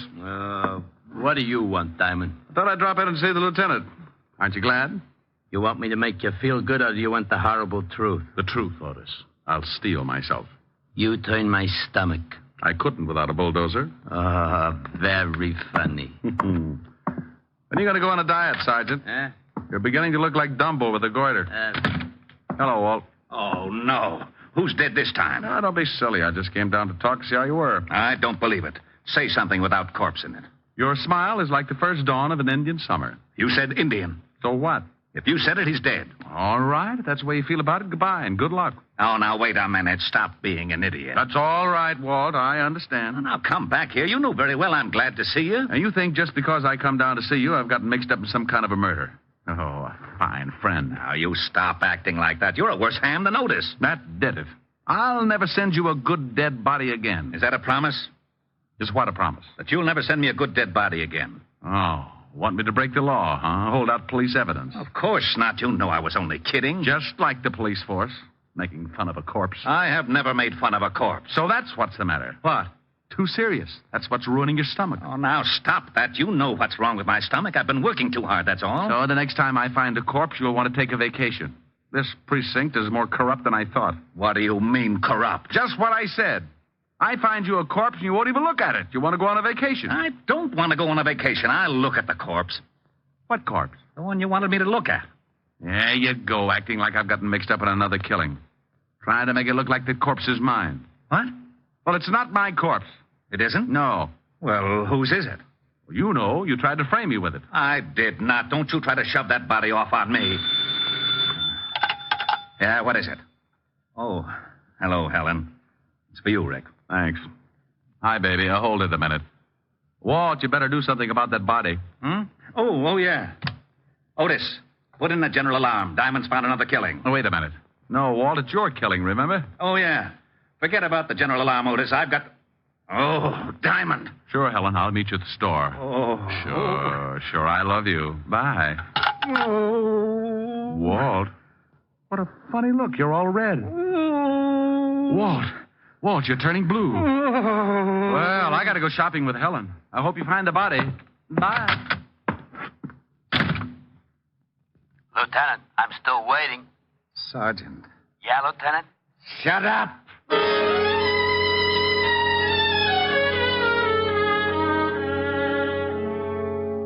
I don't know why I do that to Walt, but I always get such a kick out of tying him up in knots. When he takes the bait, he goes for it hook, line, and sinker. It's a good thing Helen called and asked me to go shopping with her, or he might have blown a fuse. I don't generally like the idea of shopping, but she said it was Frances's birthday, and any kind of an afternoon with Helen could always work its way into a wonderful evening. What do you think I ought to get him, Rick? I'll get him some shirts or something. Hey, look at these. Rick, get away from that counter. What's the matter? My hips too big? Oh, I wonder if these come in baby blue. Rick, now stop that. People are looking. Is there something I can do for you? You seem to be interested in the lingerie. Is there something I can show you? Oh, I'm looking for something for a birthday. Oh, well, then may I suggest a nightgown, perhaps? We have some lovely numbers. This is for Butler. A butler? Yes. Oh, then you were thinking of getting something for the lady, too. No. Just seeing whether the baby blue went with my eyes. Well, really? Oh, come on, Helen. Rick, she must think you're crazy. 5 minutes more, and there wouldn't have been the slightest doubt. This is fun. Rick. That woman. What woman? The elderly one over there with the mink stove. Oh, yeah. I just saw her put a box of stockings in her purse without anyone seeing her. You saw it? Yes, but the clerk didn't. And she left the counter without paying. I know. You know? Oh, sure. I spotted her 5 minutes ago. Not a very good shoplifter. That's stealing. Shouldn't we tell the manager or something? Oh, the store detectives are sure to have her spotted. Why don't they arrest her? Point of law, baby. They can't put the arm on her until she steps out of the store. Now, look. She's going out the front door. Just watch. She's out. She's just standing there on the sidewalk. Oh, that's funny. They must have spotted her. She was too careless. Look, that big car is pulling up and she's getting in. They're driving off. Well, maybe the store dicks were looking out the window. Well, I'm going to tell that clerk. I remember her description. Oh, now, Clerk! Yes? Oh, did your husband decide that they did go with his baby blue eyes? He's not my husband, and that's not why I called you. She thinks yellow goes with my complexion better. Oh, yes. Now, stop it, Rick. That woman who was just at your counter. Which one? We've only had about 600 this morning. Now, don't be flip with me. The elderly woman who was just here looking at the stockings. The one with the beautiful mink stove. It was beautiful, wasn't it? Then you noticed her. Of course. That was Mrs. Baker, one of our best customers. Well, Mrs. Baker is a shoplifter. Oh, you must be mistaken. I tell you, I saw her steal some stockings. I tell you, you are mistaken. Oh, now, look. I was going to stay out of this, but what Miss Asher says is true. I saw her, too. Miss Asher? Yes. Oh, you have an account with us, don't you, Miss Asher? Until you started telling me I was mistaken about that woman. Oh, just one moment. Oh, Mr. Pennywig! Mr. Pennywig! What are you doing? I'm calling the manager. The manager? Yes, Miss Asher. I would prefer to have him explain it to you. Yes, Miss Phillips. What is it? Well, I'll tell you what it is. Don't ever put Miss Phillips in the toy department. She's so nearsighted, she's liable to think the electric train is the 8th Avenue subway and climb on it at 5 o'clock. I beg your pardon? Mr. Pennywig, this is Miss Helen Asher. Oh, how do you do, Miss Asher? I heard a lot about you. You're going to hear a lot more. Oh, is something wrong? Yes. Yes, something is wrong. Miss Asher here spotted a woman stealing some stockings, and when she reported it to your clerk here, she said she was crazy. I saw it, too. Is this true, Miss Phillips? Yes, sir. It was Mrs. Lillian Baker. Oh. I was just trying to do the store a favor, but since you don't seem to think that the customer means anything around here, I'll see that my account is closed out. Oh, now, just one moment, Miss Asher. May I talk with you in private? I don't see why. Come on, baby. I know a joint on Broadway where we can get things without the lip that goes with it.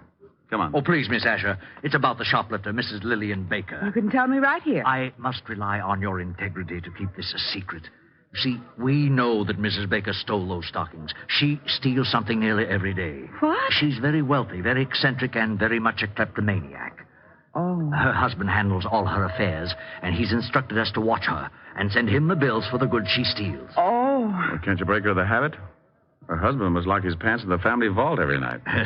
She's under a doctor's care, and he advises letting her continue, but without her knowing that anyone else has found out her secret. She's quite old, you see, and her husband assures us that discovery might be very disastrous. Oh, I see. Well, I'm very sorry. I didn't know. Well, I'm not. This pixie behind all the unmentionables can get a person steamed up enough to cause a minor explosion. I was just doing my duty, sir. Mr. Pennywig. Mr. Pennywig. Now what? Yes, what is it? Oh, Mr. Pennywig, we've had a jewel robbery. What? Yes, sir. 3 of our most priceless gems are missing. Oh, dear. Mrs. Baker? I don't know, sir. We watch her very closely when she's looking at jewelry. But 5 minutes after she'd gone, we discovered the loss. Was it of any consequence? Was it? $300,000 worth. Oh. Hey, wait a minute. Who else was in the jewelry department? Oh, several people. I'm so upset. Take a look over there. Where? Over there. The man in the wide pinstripe near the linen counter. Excuse me, I've got to go call Mr. Baker. Now, wait a minute. Yes? Maybe Mrs. Baker didn't lift those rocks. That man over there, was he in the jewelry department? Why, come to think of it, yes. Oh. Now, wait here. Rick! Hello, Nat. Hey, what are you doing? Take it easy. I just want to see what you got in your pockets. Well, Richard Diamond. You must think you're still on the force. Someone just lifted some stones out of the jewelry department. You still in the racket? In a store like this? Are you crazy? No, but I thought maybe you were. Now, let's see your pockets. You ain't no cop. Go on and peddle your papers. You look pretty silly with a broken arm. Okay, you don't have to get rough. I'm clean. Well, that's better. Now, turn them inside out. Hey, what's going on here? Now, meet Nat Fox, one of the better-known jewel thieves. Yes. He was in the shop about the time Mrs. Baker was. Oh, I've quit the rackets. I just like to look now and then. Oh. Well, at least he hasn't got them on him. Oh. What have we here? Gum wrappers. I like to chew gum. Well, you chew a lot of it. Better call the law, Mr. Pennywig. Well, if you say right away. Go to the devil. What? Rick! He's getting away. Stop him. Oh, relax. We can always pick him up. I want to take a look at your jewelry department. Nat Fox didn't have the jewels on him, but as he did have a lot of gum wrappers, the first thing I wanted to do was to case everything in the jewelry department. It was an old stunt. The thief chews a lot of gum, palms some jewels, and sticks them in the gum. Then he sticks the gum under something, and the Confederate comes along later and scoops it up. If the thief gets spotted at the scene, he's clean, just like Fox was when I searched him. Well, I looked under everything, on everything, in everything. There was a lot of gum, all right, but no jewels in any of it. Rick, couldn't someone have picked it up already? Well, that's the only thing I can come up with, unless this Mrs. Baker really did steal them. Well, the police will be here in a few minutes. No, clerk. Yes, sir? Can you remember who was in the jewelry department when you discovered the jewels were missing? Well, this Mr. Fox and Mrs. Baker had already left. But I believe there were several women. Yes, there weren't any men, just several women. Well, thank you. Come on, Helen. The robbery detail can take it from here. Well, thank you very much for your help, Mr. Diamond. Where can the police get in touch with you if they want to ask any questions? They know me. And if you ever need any guidance, just look me up in the book on the private detective. Can't miss it. The one with the biggest ad.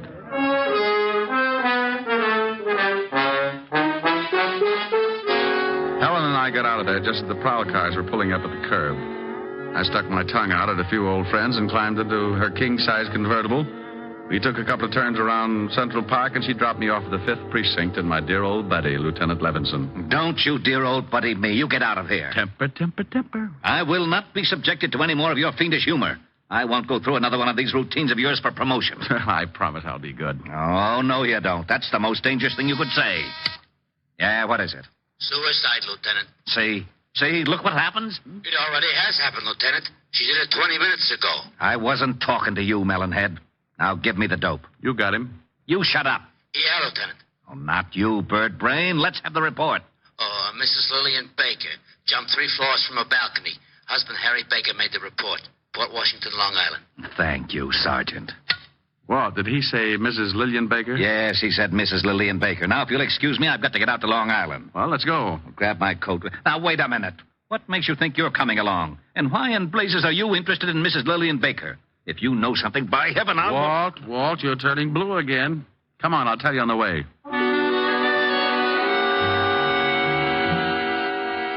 I briefed Walt on what had happened back at the store when Helen and I saw Mrs. Lillian Baker lift the hosiery. We reached the Baker estate about 3 o'clock in the afternoon and drove up a long circular driveway to the big house. The husband, Mr. Harry Baker, met us at the door. Oh, please come in, gentlemen. Thanks. You'll have to forgive me, gentlemen, but I'm still a little upset.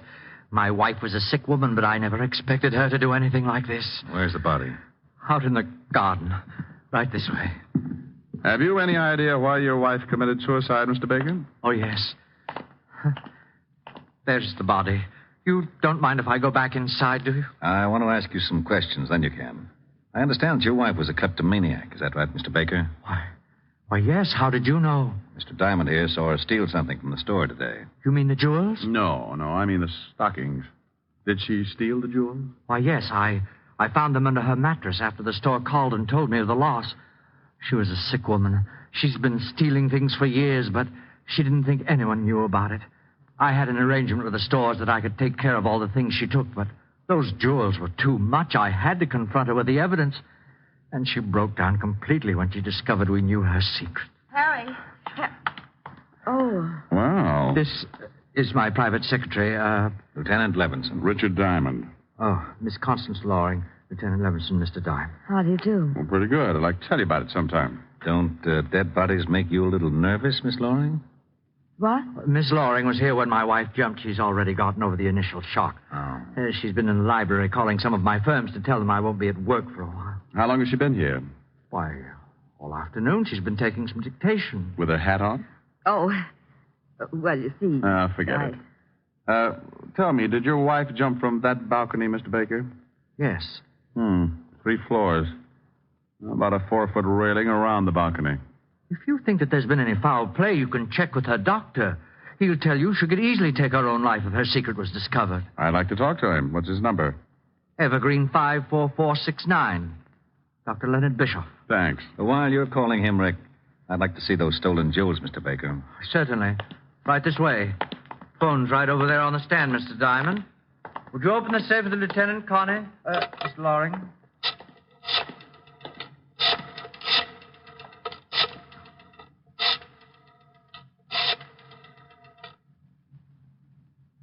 Dr. Bischoff, please. Richard Diamond. Yes. Hello. Dr. Bischoff, this is Richard Diamond. Here they are, Lieutenant. Now, you can easily see why I wouldn't, or should I say, couldn't pay for them. Is the store coming over to pick them up? No, I told them I would bring them down. What's this all over them? Well, I don't They're all sticky. Got something all over them. That's probably gum, Walt. Gum? Yeah, the kind you chew. Oh, by the way, Baker, you were right. Dr. Bischoff says your wife was a sick woman, but he didn't think she'd carry it to such extremes. Well, we never know what we will do under such stress.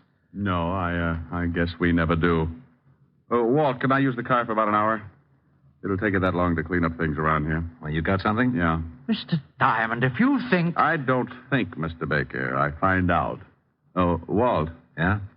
Bye. I went out fast and climbed in the prowl car. I grabbed the 2-way radio and put in the call to Sergeant Otis. He gave me the address I wanted, and 10 minutes later, I was rolling up in front of an old brownstone where Nat Fox, the not-so-ex-jewel thief, was now living. I went up and knocked on his door. Well, there was nothing like finding out. Well, what do you know?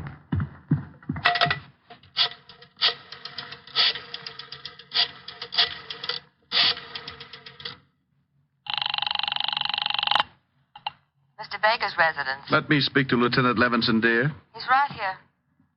Hello? Walt, I'm over at Nat Fox's place. Now, don't say anything. Right. You remember I told you I spotted him right after the theft and shook him down? Yeah? Well, he's through giving the police department headaches. What do you mean? He can't explain the 2 bullet holes in his head. I called the station and had them send over the wagon, then I took off for the department store. I was sure that Mrs. Baker hadn't jumped, and I was pretty certain that whoever had knocked off Nat Fox was in on the Baker killing. Oh, hello again, Mr. Diamond. Have you heard we found out who stole those jewels? Nat Fox? Why, no, it was Mrs. Baker after all. Mr. Baker called us back and said that he'd found the stones. Oh, well, that's dandy. Well, I'm going to take your clerk who was in the shop at the time of the robbery. Take him? Yes, I want him to identify someone. I'll have him back in about an hour. Oh, well, I suppose it'll be all right. George? Yes, sir? I want you to go along with Mr. Diamond here. He wants you to identify someone. It's official, I guess. It's official, all right. When you point out a thief and a killer, it's always official.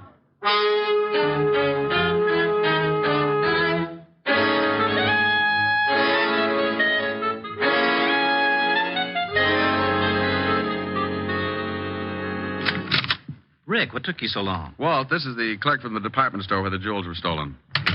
How are you? What's he here for? I want him to see if he can identify someone. Oh, where are Baker and his lovely secretary? In the library. Come on. Now, look, George, I Yes, want sir? you to stand outside this door until I call you. Then I want you to come in and see if you've ever seen anyone in the room besides myself and the lieutenant. I'll do my best, Mr. Diamond. That's all I want. Come on, Walt. What are you up to? Surprise. Well, hello. Why, hello, Mr. Diamond. Come in. Thanks. How are you, Connie? I see you've taken off your hat. You're very observing. I sure am. Why did you kill your wife, Mr. Baker? What? All right, I'll word it a little different. Mr. Baker, why did you kill your wife? Are you insane? Everybody asked me that. Maybe I should say a good doctor. Maybe you should. Like Dr. Bischoff, maybe? He's the best in town. Mr. Diamond, you're being ridiculous. I was with Mr. Baker when his wife jumped. You shouldn't have said that. Makes you an accessory. What do you mean? I mean, you're lying if you try and tell me Mrs. Baker wasn't killed. She jumped. Over a 4-foot railing? Yeah. What are you getting at? How old was your wife, Mr. Baker? Close to 70. Why? Pretty good health physically? Why, yes, of course. You say you were in the house and neither one of you gave Mrs. Baker a push off that balcony, Connie? Of course. Are you sure you weren't out putting 2 bullets in a cheap thug named Nat Fox? I don't know what you're talking about. Rick, what is this? Who has the money in the family, Mr. Baker? Why, my wife did. And who does it go to in event of a death? To me, naturally. Naturally. Walt, Mrs. Baker couldn't have taken those jewels. She was too much of an amateur. Helen and I spotted her swiping stockings at 50 paces. Whoever did lift those rocks was a professional thief. Well, why couldn't my wife have hired Fox to do the job? Who said anything about Fox doing the job? Why, you did. Harry. Shut up. I just said that Nat Fox was dead and that I thought Connie killed him. I didn't kill anybody. You were just coming back from it when you bumped into us. You hadn't even taken your hat off, and you were still carrying your purse. I was just going out. Let me see that purse. You stay away from that. Anything in it? Yeah, well, no gun, but she probably threw it in the river. Nice handkerchief. I'll sue you, Diamond. Look at the handkerchief, Walt. It's sticky. Give me that. Sit down, lover. Oh. Oh, I'm sorry. I thought there was a chair there. It's sticky, all right, Walt. That's gum. And gum on the jewels. She must have picked them up. Yeah, right after Nat Fox stuck them somewhere. Oh, you're both crazy. She was here with me all day. Yeah. George. Yes, Mr. Diamond. Who's this person? You just relax. I want to find out what's going on, too. Well, George? Yes, sir. That girl was in the shop right after Mrs. Baker. That's a lie. I wasn't. I didn't kill anybody. One of you hired Fox to steal the jewels, then you picked them up and brought them to Baker here. You killed Fox to keep his mouth shut. I did not. Yes, she did. Harry! We might as well tell them. You're right, but I didn't kill my wife. I can't get first-degree murder. Why, you dirty old man. You did kill her. You told me you were going to. You were up there and you pushed her off. Try to prove it. She jumped. No, she didn't. There was a 4-foot railing all around that porch. Well, she could have climbed it. That's right, Rick. She could have, But you should keep in touch with her doctor, Mr. Baker. When I was in the store today, I spotted your wife with a cane. A cane? Yes. Dr. Bischoff said she didn't want to tell you about it because she didn't want you to worry. Didn't want me to worry about what? She had arthritis, Mr. Baker. And Dr. Bischoff said she could barely walk upstairs, let alone climb over a 4-foot railing. He also told me that under the conditions, her age and everything, she couldn't have lasted more than a year. You were in too much of a hurry. Okay, Walt, you run with the ball from here on. I got a date.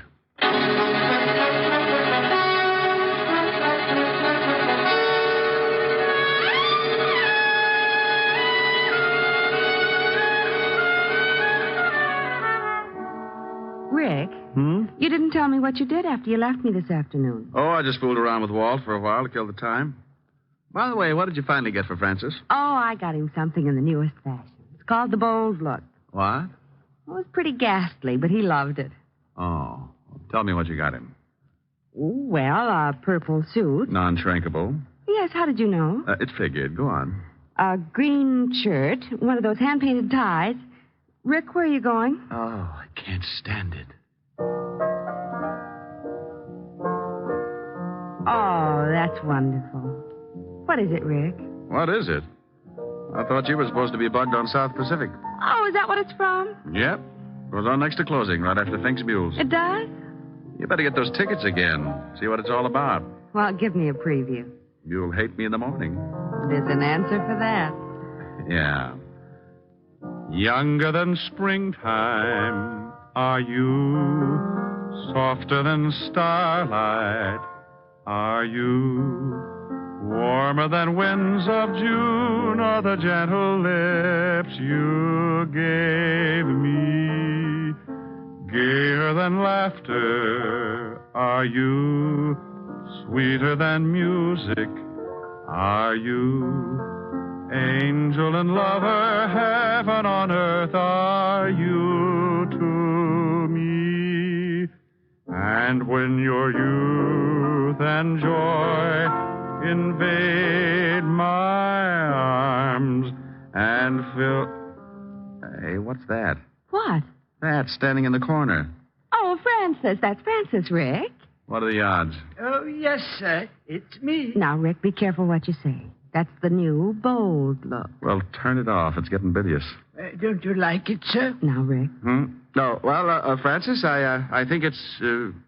yes, it certainly is. I think it's rather gay, don't you, sir? The gayest. Oh, my goodness, I forgot something. Does it look like a stomach pump? Forgot something? Yes, miss. The outfit wouldn't be complete without them. Well, hurry up. I'm going to black out any minute. What did you forget, Francis? The spats. Spats? Yes, sir. Seersucker spats. And they were lovely.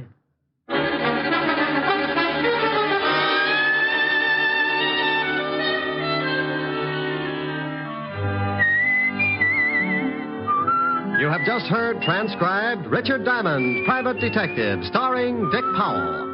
Helen was played by Virginia Gregg, Lieutenant Levinson by Ed Begley. Also in our cast were Wilms Herbert, Lorene Tuttle, Joseph Kearns, Peter Leeds, and Joe Forte. Music was under the direction of Frank Worth. Richard Diamond is written by Blake Edwards. Dick Powell soon will be seen in the screen version of the best-selling novel, Mrs. Mike. Now, this is Eddie King inviting you to be with us again at the same time next week when we will again bring you Dick Powell as Richard Diamond, Private Detective.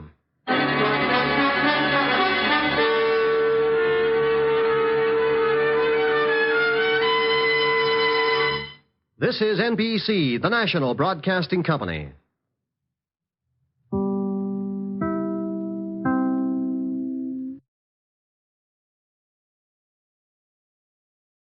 Thank you for visiting Golden Age Radio, rumble.com/C/GAR.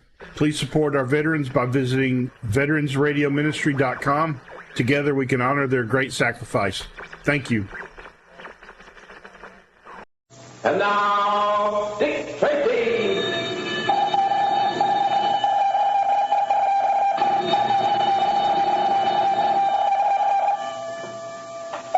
This is Dick Tracy on the case of the man without a head. Stand by for action. Let's go, men.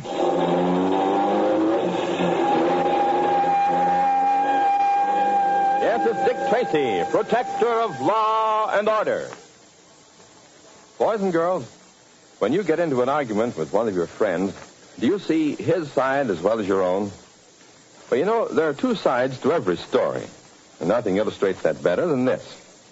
George V. Denny, Jr. is the founder and moderator of America's Town Meeting of the Air, and Mr. Denny keeps what appears to be a black ball on his desk. When an argument starts, he picks it up and asks, "What color is this ball?" Well, naturally, you'll say black.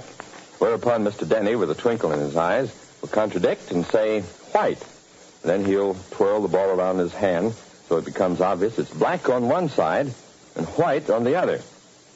Well, that's just Denny's way of emphasizing that people usually see only one side of an argument. And that's just the kind of thinking on which his famed America's Town Meeting program is based. Giving the American people the views of famed experts on both sides of national and international issues so that they hear all the facts and finally form their own opinion. Here's the next session of Denny's popular America's Town Meeting tonight on the American Broadcasting Company. And now, Dick Tracy. You remember in yesterday's story how Dick and Pat were assigned to find a man suspected of murdering 3 women. Presenting Tracy with a file, the chief showed him a picture of the man he wanted brought in.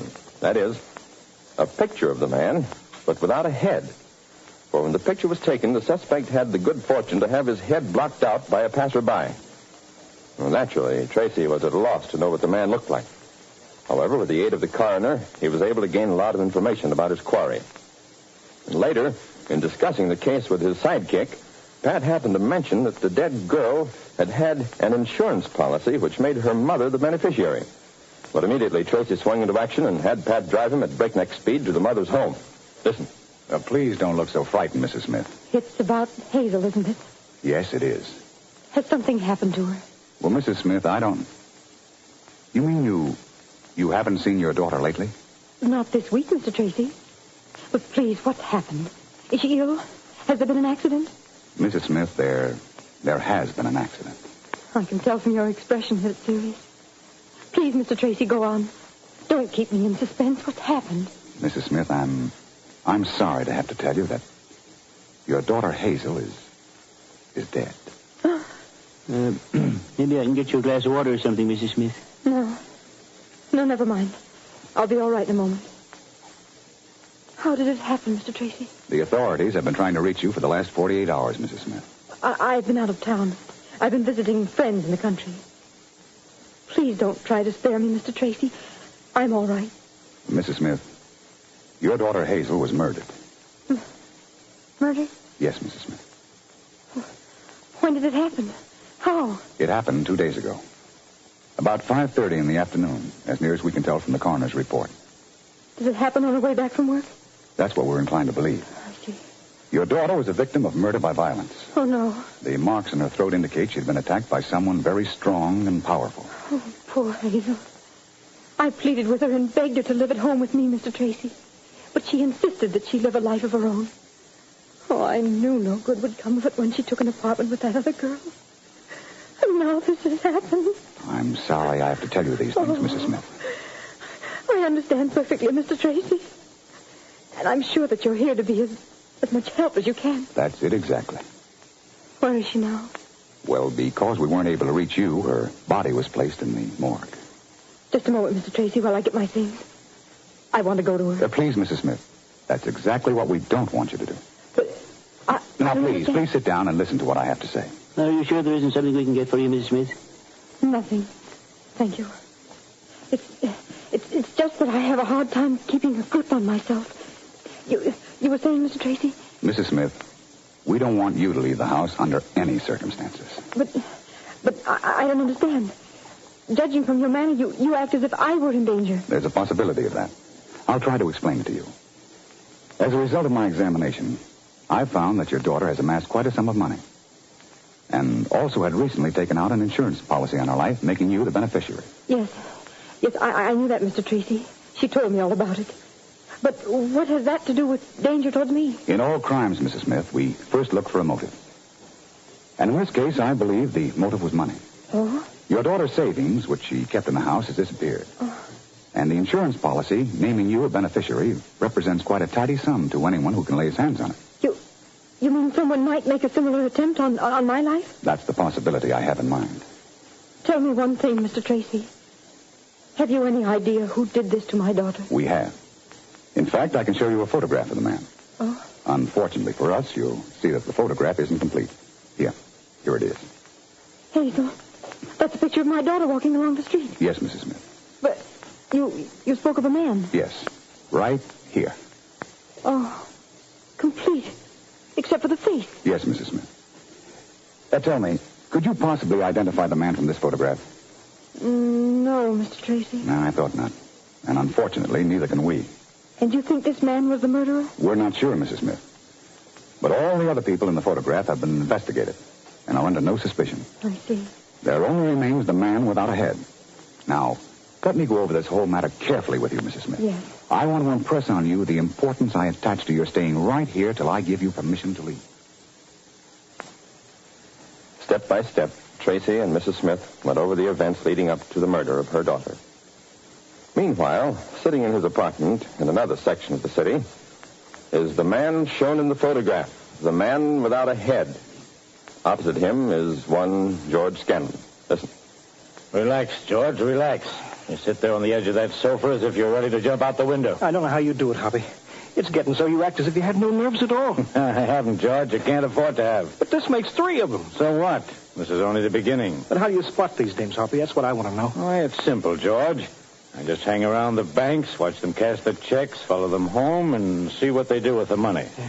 Why, take this last dame, Hazel Smith. I followed her for 5 weeks before I figured she was worth knocking off. And $1,200 cash isn't so bad. But how'd you find out about this insurance policy? Why, that was simple, George. This dame lives with another one. I just waited till they were both out working, got into their apartment, and searched. And you mean to tell me you're going to make a try for the $5,000 that this dame's mother's going to get? $5,000 is a lot of money, George. I did it the last 2 times, and I guess I can do it again. I'll just wait till I'm sure the insurance company has paid her off, and then watch me go to work. That means we don't do anything for a couple of weeks, huh? No, you're wrong there, George. I don't believe in letting the grass go under my feet. Let's see, it's about 5 o'clock, isn't it? Yeah, that's right. And let's get going. You mean you got the finger on another one? Let's go. You might at least let me know where we're going. Why, George, we're going to take a little walk up near the park. There's a certain young lady up there I've been wanting to speak to for the last couple of weeks. She's pretty good looking, George. You'll see her come out at 25 after 5. Come on.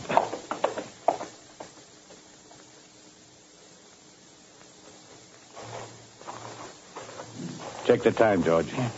It's just about 25 after 5. And sure to be along any minute. Now, remember, we're just a couple of guys from out of town who've lost our way. Okay. Act dumb, George. Here she comes. Watch it now. I beg your pardon, miss. Oh, you startled me. Oh, I'm sorry, miss. I didn't mean to startle you. I just wanted to ask you a question. Oh, that's all right. You just spoke to me so suddenly, that's all. What is it you wanted to know? Well, we're from out of town, miss, and I guess we're lost. Oh. I wonder if you could tell us where we are. Of course, I know we're in the middle of a park, but I want to get down to the theatrical district. Well, I'll admit you're a little bit off the track, but it shouldn't be too hard to set you right. If you'll come along with me as far as the park entrance, I'll show you the bus to take. That'll be very nice of you, miss. Where are you from? We're from Ohio, miss. We just got in last night. We're looking for jobs. Oh, you probably worked in a defense plant and were laid off. That's right. Yeah. Don't look as if we'd find anything here either. Oh, have you tried the employment agencies? Yeah, we sure have, miss. They don't hold out much hope. Oh. You know, miss, I have an idea. I don't want you to think it improper, but how about having dinner with us? Oh, I'm afraid I couldn't do that. Oh, you have other plans? No, it isn't that. It's just that I don't know you gentlemen. Now, wait a minute, miss. There's nothing to this except a dinner. On our walk around the park, we saw a nice restaurant not far from here, and I was just going to suggest that we go there and have a meal. Believe me, miss, it's just that we're kind of lonely.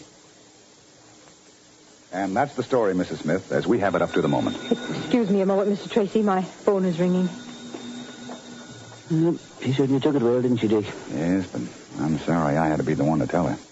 That's one of the hard things about this job of ours. It's for you, Mr. Tracy. Your office is calling. Oh, thank you.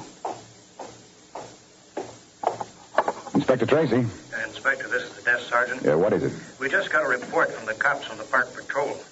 There's some dame up there that has hysterics. I thought you ought to know about it. But go ahead, Sergeant. Well, it seems that a couple of guys picked up this dame, sold her the idea of buying her dinner. Well, it turned out the way it usually does. They parked cops have her in the lobby of the apartment house at the north entrance of the park, trying to quiet her down. There may be no connection with what you're working on, but I'm just following your orders. Well, thanks, Sergeant. Pat and I will go right up there. All right, you'll find the cops and the girl in the lobby of the Belmore apartments. Right. Why, what's the matter, Mr. Tracy? Nothing really, Mrs. Smith, but Pat and I have to leave on a routine matter for a while. Oh. I'll station one of my men outside your house for protection. And please obey my instructions. Don't leave your house under any circumstances till you hear from me again. Yes, Mr. Tracy. Come on, Pat. Let's go. Okay, Dick. And the sergeant said they had the girl in the lobby. Right in here, Inspector. Take it easy. She's in pretty bad shape. Oh, good evening, miss. My name is... No, steady, miss. Get a grip on yourself and answer my questions carefully. Steady, miss. In a moment, we return to Dick Tracy. But first, have you boys and girls heard about the corpse who was shot 6 times when only 2 bullets were fired? Well, pull up a gun and sit down. You see, it happened during a gangbusters program. The whole show was built around a corpse who'd been shot 6 times. Well, standing by to do the dastardly deeds were 2 sound effects men armed with guns. Number 1 sound man was supposed to shoot 6 times. But just in case his gun jammed, number 2 sound man was to use the cover gun. And if anything happened to that, another gun, that's gun number 3, would certainly work if number 2 failed. Well, came time for the kill. Gun number 1 fired once, twice, and then the gun jammed. Gun number 2, the cover gun, didn't go off at all, and gun 3, the cover gun, just gave it up as a bad job. The 6 times shot corpse had been killed with 2 shots, a fact that was pointed out in more letters than the program likes to remember. Usually when somebody is shot on gangbusters, they're shot but good. Oh, yes, the show makes good listening, and here's the news. Gangbusters is now heard every Saturday night on most of these stations of the American Broadcasting Company. Now, back to Dick Tracy. Get on that phone, Pat, and tell the operator to clear the wire. A tri-state alarm. Descriptions of both of these men are to reach every one of our offices within 15 minutes. Right, Dick. Operator, this is an emergency. Clear the line to headquarters. Startling developments take place tomorrow. So tune in again, same time, same station, for the adventures of Dick Tracy, written for radio by M.C. Brockhausen, directed by Wiley Adams, and this is George Gunn speaking. Like a fish takes to water, that's the way Dick Tracy takes to excitement, the way thousands of people all over the country take to the adventures of Dick Tracy. Dick Tracy and Pat Patton never know what their next case will be, but they do know that whatever it is, it'll be full of thrills and excitement. You'll want to listen every day, boys and girls, Monday through Friday, when the adventures of Dick Tracy are heard over more than 100 radio stations from coast to coast. Keep up with Dick Tracy, protector of law and order, when he's heard tomorrow, and another thrill-packed chapter, same time, same station, on the case of the man without a head. This is the American Broadcasting Company. Lost in Brazil invites you on an unforgettable journey, where every moment is an adventure waiting to be discovered. Join us as we uncover the soul of Brazil, one incredible experience at a time.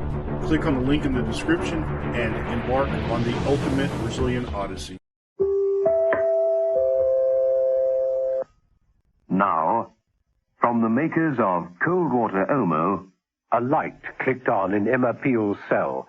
She blinked furiously, trying to readjust her vision. Hands seized her, and the straitjacket was mercifully removed. The matron peered down at her. Now, if you decide to cooperate like a good girl, you won't be hurt. First, we'll remove the gag.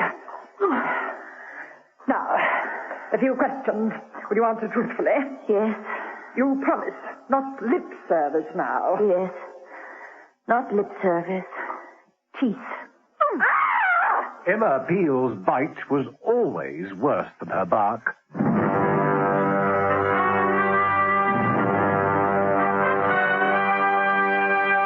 The Avengers.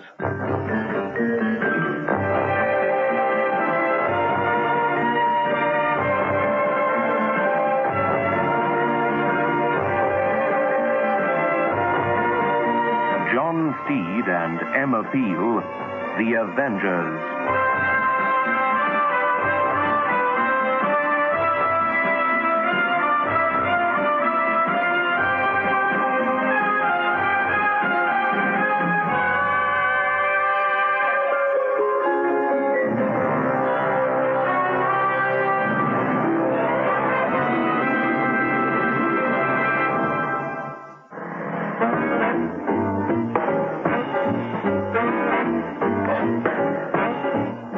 Episode 6 of this story, in which Colonel Maurice Timothy, retired, realizes that John Steed's contribution to the cold cure clinic is not to be sneezed at.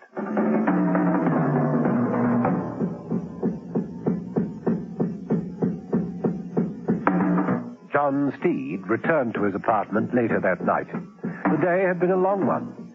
Steed had an idea the night was going to be even longer. He telephoned Fawcett of the Institute of Allergic Diseases and was expecting him round. Perhaps it was a combination of the fact that he didn't put the light on and he was rather thoughtful that caused him to step right over an envelope lying on his doormat. Well, first things first, a large drink. Steed sipped his drink reflectively and began to pace to and fro.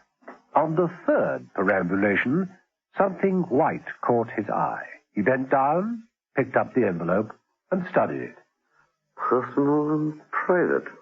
John Steed, Esquire. Urgent. Ah, good news. They're on to me. And that can only mean one thing. At least I'm on the right track.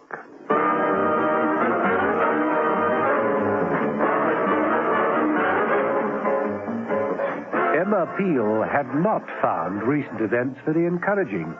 It seemed the matron rather resented being bitten in her podgy forearm and was determined that Mrs. Peel should be cooled off.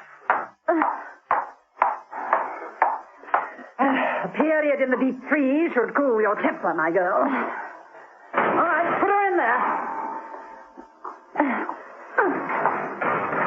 Now the temperature gauge. Let's set it to sub-zero. That should do the trick.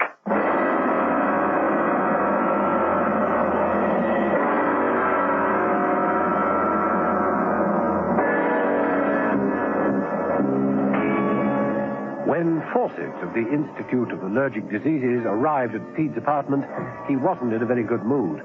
Never a cheerful man, he found being called out at night extremely irritating. He was quite prepared to give John Steed a piece of his mind. He rang the bell. But when the door opened, he recoiled in horror.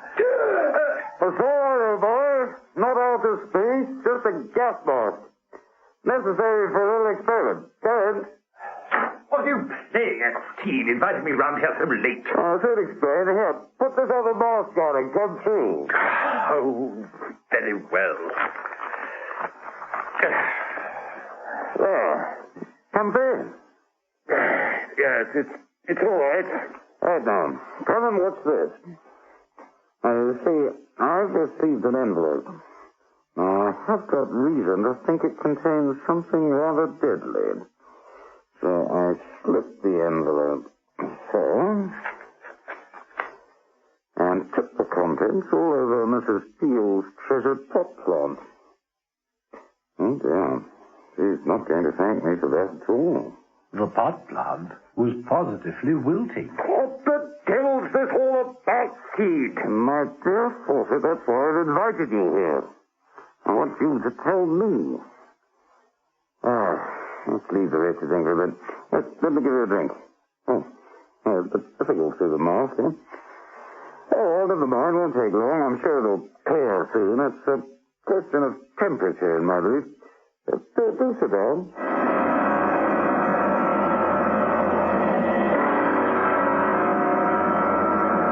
It was a question of temperature that was bothering Mrs. Peel. The freezing chamber was, well, freezing. She tried jumping up and down, and then running round in circles. poor Emma found that her exertions were wearing her out without making her warm. And she was quickly succumbing to the intense cold. Oh, for a drink. A nice hot drink.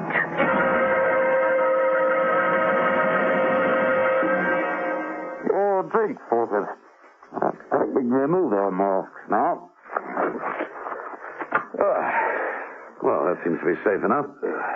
Now, the envelope. Anything left in there, do you think, Fawcett? There's enough. Oh, it's not dangerous now. It might be infective, but it's not lethal. Microscope seed. At your elbow. Slides on the desk. Let's take a smear. Now let's see.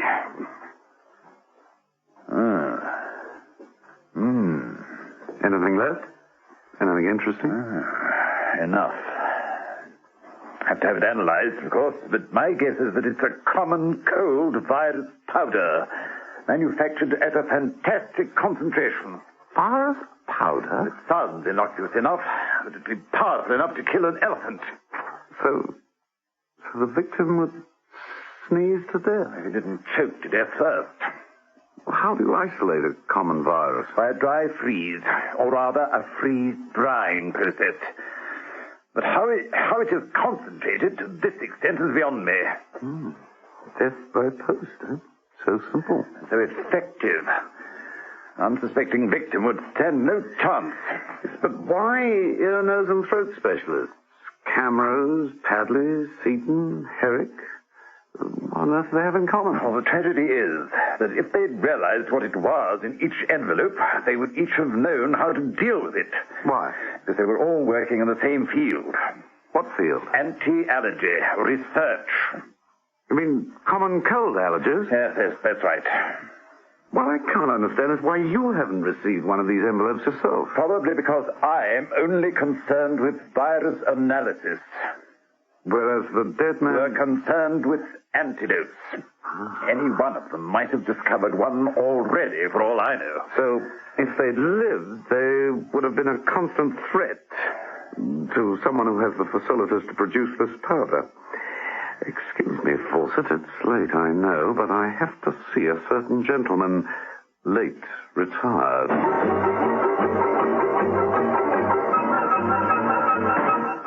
In the deep freeze room, Emma Peel had faced up to the fact that it just wasn't worth trying to keep warm by burning up energy. She looked around the place. Ooh.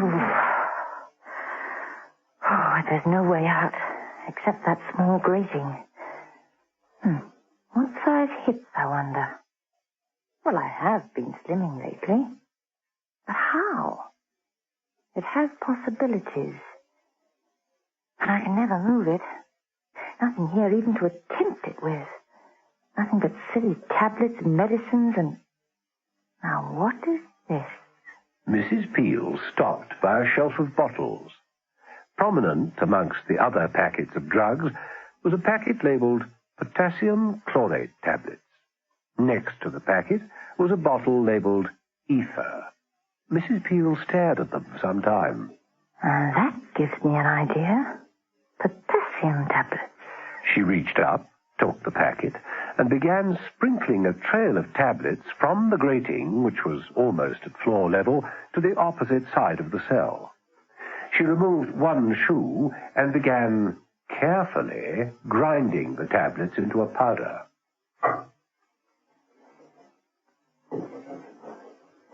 Potassium chloride explodes under impact. So careful. Ether is inflammable. Well, mix the two and hit out, and something's got to happen.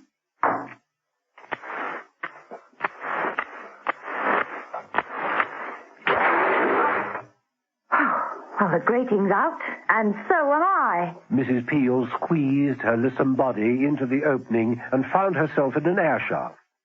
It was a little drafty, but the temperature was near to normal. As she began crawling on all fours along the tunnel, she heard voices. Well, Steve should be out of the way by now.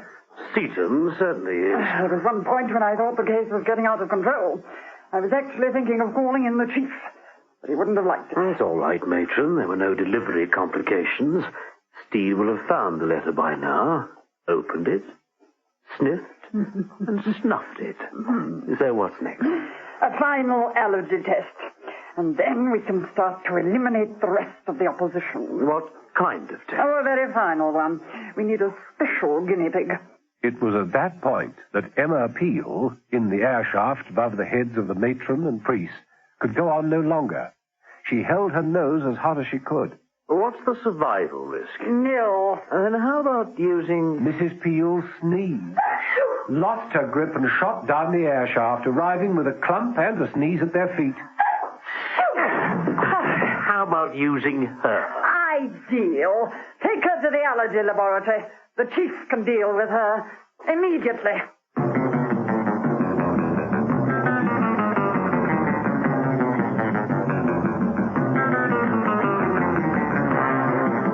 John Steed had knocked up a gentleman who just retired. Retired for the night, that is, as well as retired from the army. Colonel Morris Timothy, late, well, we've gone into all that, was not at all pleased. He'd met Steed with a shotgun at the ready. Steed had done some swift talking, but... It's preposterous, ridiculous. Murder by mail, deadly dust. Even if it were true. I think you know it is true, Colonel. You mean you suspect me? The colonel raised the shotgun. I don't know why you bother to deny it. You have all the cards. I don't believe in playing them. Not in the habit of shooting people in cold blood. Colonel, if you hadn't got anything to do with this, then don't you see that you yourself would have got one of these envelopes before now? Well, now, bless my soul. I never opened my mail until morning, but look at this. On the tray ready with my breakfast things. That's it. Colonel Morris Timothy, retired. Most urgent. Now do you believe me?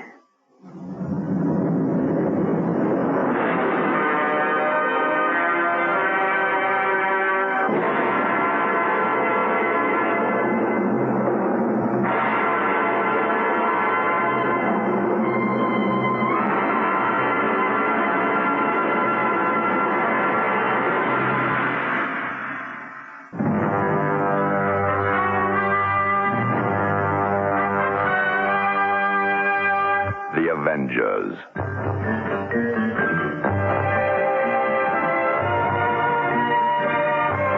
Listen every evening, Monday to Friday, to John Steed and Emma Peel, The Avengers. Brought to you by the makers of Cold Water Omo.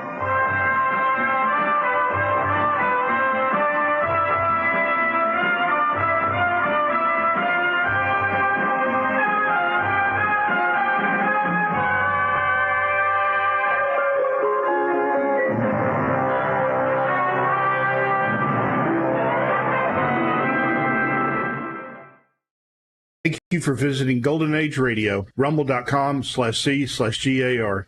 Please support our veterans by visiting veteransradioministry.com. Together we can honor their great sacrifice. Thank you. The Signal Oil Program, The Whistler.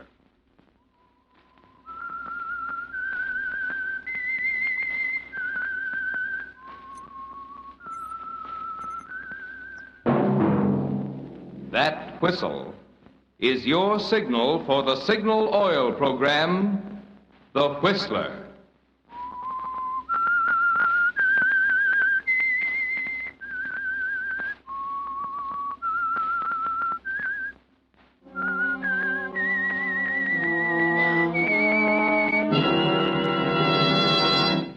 I am the Whistler, and I know many things, for I walk by night. I know many strange tales hidden in the hearts of men and women who have stepped into the shadows. Yes, I know the nameless terrors of which they dare not speak.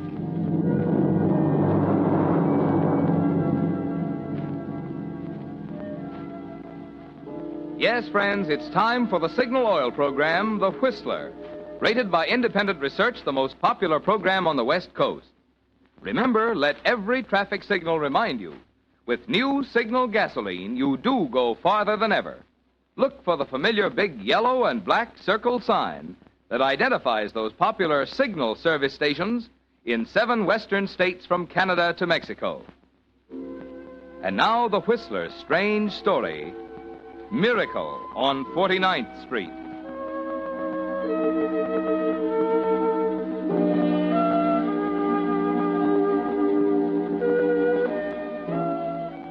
No one knew better than Eddie Steckles that it would take a miracle to save him this time.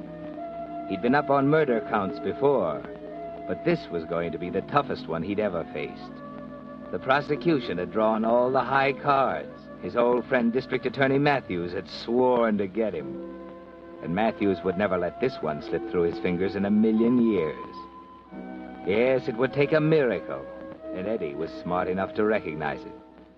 For it was only by grace of luck and a brilliant lawyer that he was out on bail, with only 2 weeks until the formal indictment. But Eddie wasn't one to give up easily, even when the odds were 1,000,000 to 1 against him. Miracles had happened before, they could happen again. Even in a place like Hardy's drugstore on 49th Street. Even to a character like his friend Dutch. Yeah. Pint of smokes, huh? Those. Yeah. 15. Thank you. Let's see now. I want an evening paper. Hey, Eddie. Oh, Eddie, I thought you were tied up with the lawyer. Having a sandwich, eh? I'll have a cup of coffee with you. Hey, Clegg. Yeah, want a paper? Cup of coffee, huh? Gosh, Eddie, I saw Brandon yesterday. Sure looks tough. The DA ain't kidding this time. You know, I was telling Brandon that you... What's the matter, Eddie? Did I say something wrong? I'm sorry. Well, you see, I get it. Clegg, huh? Here's your coffee. Cream? No, hey, there's a customer waiting over at the drug counter. I see you. Sorry, Eddie. Always opening my big mouth in front of all the wrong people. You can take off the whiskers now. What? What voice are we using? If I'd have closed my eyes, I'd have sworn it was someone else. What about Brandon, Eddie? He's a good lawyer. There's a way out. You can bet he'll find it for you. I'm sorry. I don't understand. What's the matter? You ain't trying to kid me, are you? I'm afraid you've made a mistake. You see, my name is Oliver Littlefield. Now, wait a minute. You ain't trying to tell me. Listen, Eddie, I'm Dutch. Remember me, your pal, Dutch Watson? Oh, I'm happy to know you, Mr. Watson. This is rather embarrassing. You see, I am Oliver Littlefield.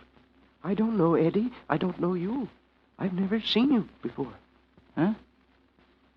Wait a minute. Come here. Look at me. Holy cow, you're right.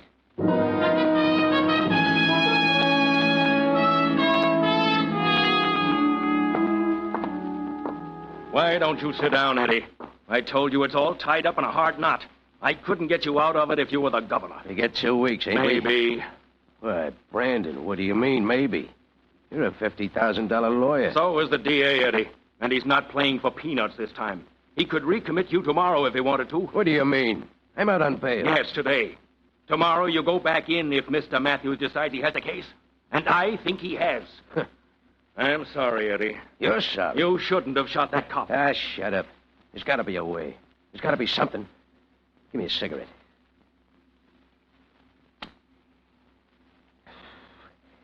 Well, there's always one thing left. Yeah. I can run for it. They'd be waiting for you with open arms in every city from New York to San Francisco.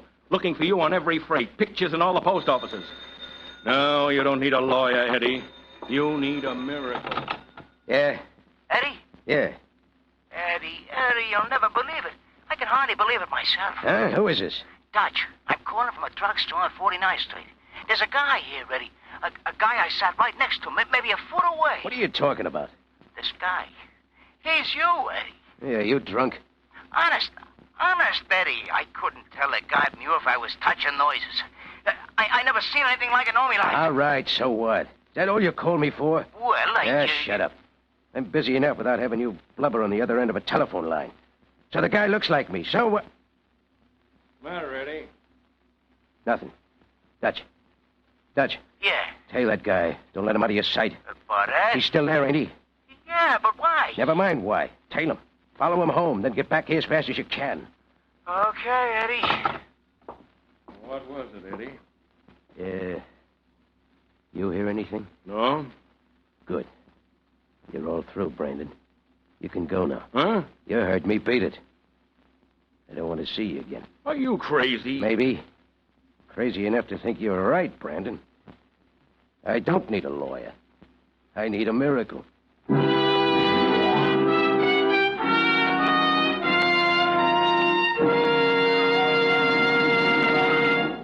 With the prologue of tonight's story, The Miracle on 49th Street, the Signal Oil Company is bringing you another strange story by The Whistler.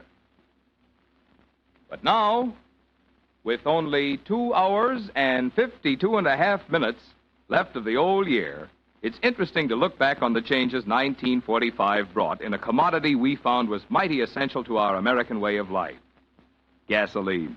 Remember, just 4 months ago, you A-book drivers were struggling along on only 2 gallons of gasoline per week. 2 gallons. And as for quality, well, wartime restrictions made motors express great unhappiness in slow starts, balky pickup, and pings. But that's all changed now. Today you can again thrill to those 3 little words: fill her up. And when you fill her up with new Signal gasoline, you're getting the finest gasoline made for motoring. In fact, new Signal is really an entirely new type super fuel in which chemists actually rearrange the atoms in gasoline molecules to create amazing new power. But even this is just the beginning. For just as fast as still further advances are made in automotive or petroleum science, you will find them incorporated in an ever finer Signal gasoline that will continue to merit the public preference, which has made Signal grow in just 14 years from a mere handful of stations in Southern California to almost 2,000 Signal dealers serving 7 western states from Canada to Mexico. And now, back to the Whistler.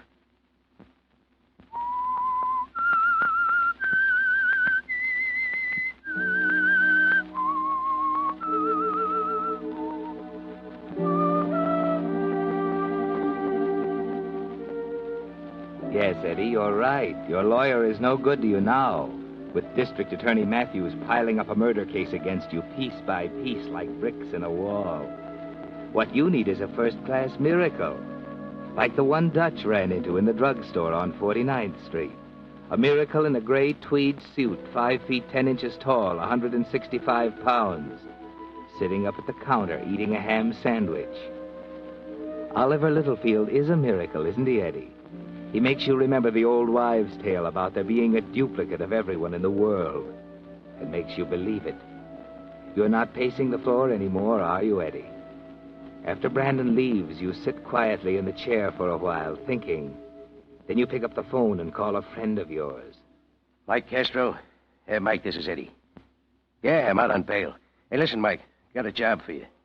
Want to wire a joint for sound. Yeah, your dictaphones. Right. And we might need some recording equipment and a 16mm movie camera. You get over here in a half hour? Stanley Hotel. Okay, Mike, I'll be waiting.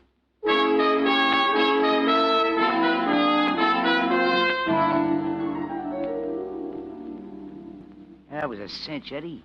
He lives in a little house in Wilmot, 40 minutes out of town. Hey, get the address, Dutch. Yeah, 222 Euclid Avenue. Oliver Littlefield. 2214 Euclid Avenue, Wilmot. What's the matter, Eddie? Oliver Littlefield. I love him like a brother, Mike. I was thinking about it while I was telling him. It's quite a thing, ain't it? Yep, quite a thing. I think maybe we all got the idea. A switch? Yeah. Yep.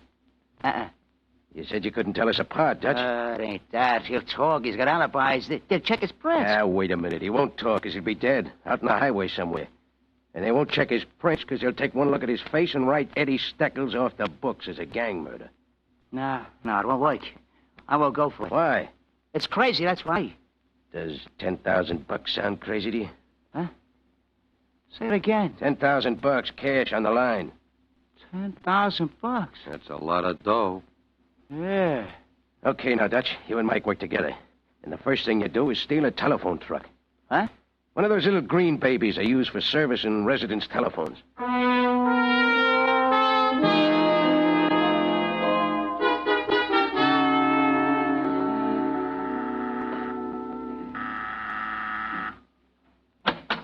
What do you want? How do you do? Are you Mrs. Littlefield? Yes? Telephone company. Came to check the wire. What? Why, I didn't call Out of into... the service, madam. Every so often we have to check up. You know, connections get loose, insulation wears out. Well, that's strange.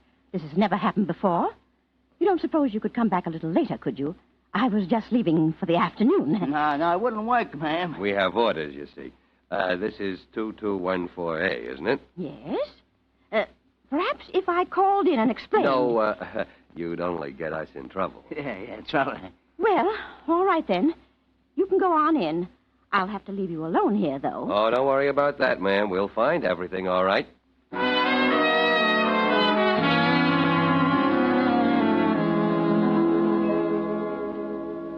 So you want a place to rent, huh? Yeah. It's awful tough. Haven't got a thing on my books except a shack over on Acacia Street. $50 a month. It's not worth 50 cents. That the one you advertised? 2225 Casey? Yeah, that's it. Backs up on Euclid Avenue, doesn't it? Mm-hmm. Okay, I'll take it.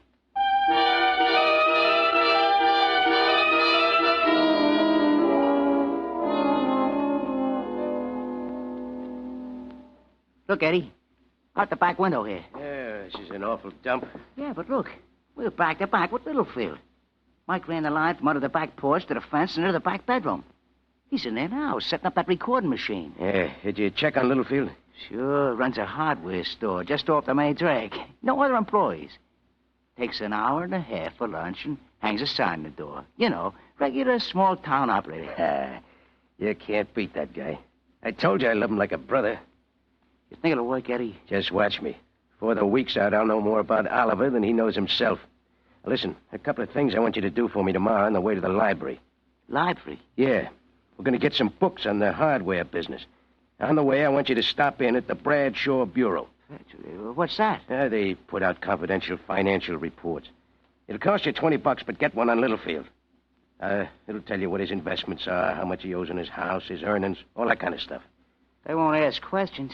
Just tell him he wants to borrow $1,000 from you on a personal note. Now, where's Mike? Oh, this way.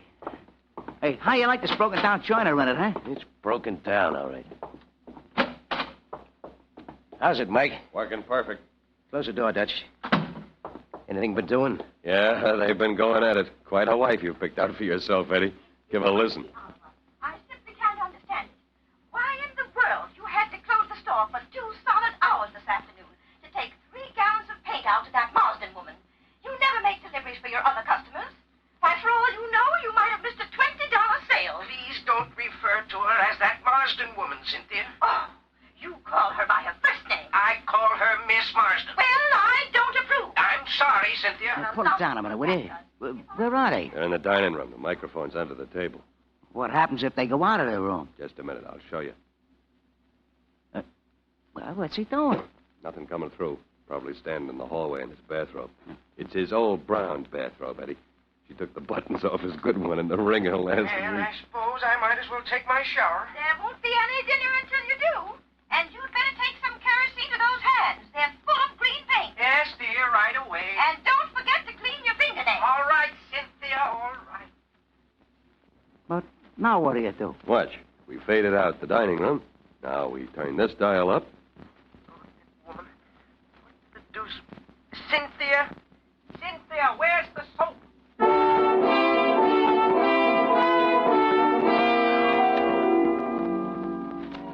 You have it all figured out, haven't you, Eddie? The smart way. You're determined to make the most of the miracle on 49th Street.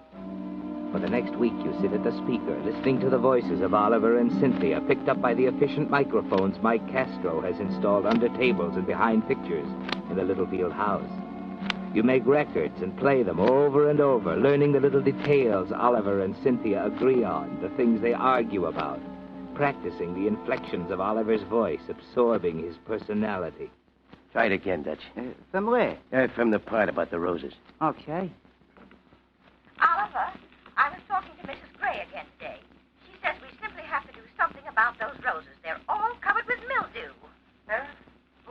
that, Cynthia? Oh, you weren't even listening. I said the roses are all covered with mildew. I don't know how many times I've told you to bring home some spray. And that isn't all. The snails are in the pansy beds. I'm sorry, Cynthia. I forgot it again. I'll be sure to bring some spray home tonight. I don't know what's got into you lately. I'm getting tired of your nagging after all these years, Cynthia. That's what's got into me. All this picking and jabbing is getting on my nerves. Now, if you'll excuse me, I'll go to work. Why, Oliver! All right, Cynthia, I'm sorry. There you are, boss. What a day to be tied up to. Okay, now read me the speech about the pansy beds. Let's see now. Oh, here. Oh, you mean I gotta put it on that dame again? Yeah. Oh, all right. I don't know how many times I told you to bring some spray home. And that isn't all. The snails are into the pansy beds. I'm sorry, Cynthia. I forgot it again. I'll be sure to bring some spray home tonight. I don't know what's got into you lately. I'm getting tired of your nagging after all these years, Cynthia. That's what's got into me. All this picking and jabbing is getting on my nerves. Now, if you'll excuse me, I'll go to work. Why? Oliver! All right, Cynthia, I'm sorry. Yeah, what's wrong with that? Oh, nothing. You're in the wrong racket, boss. It's perfect.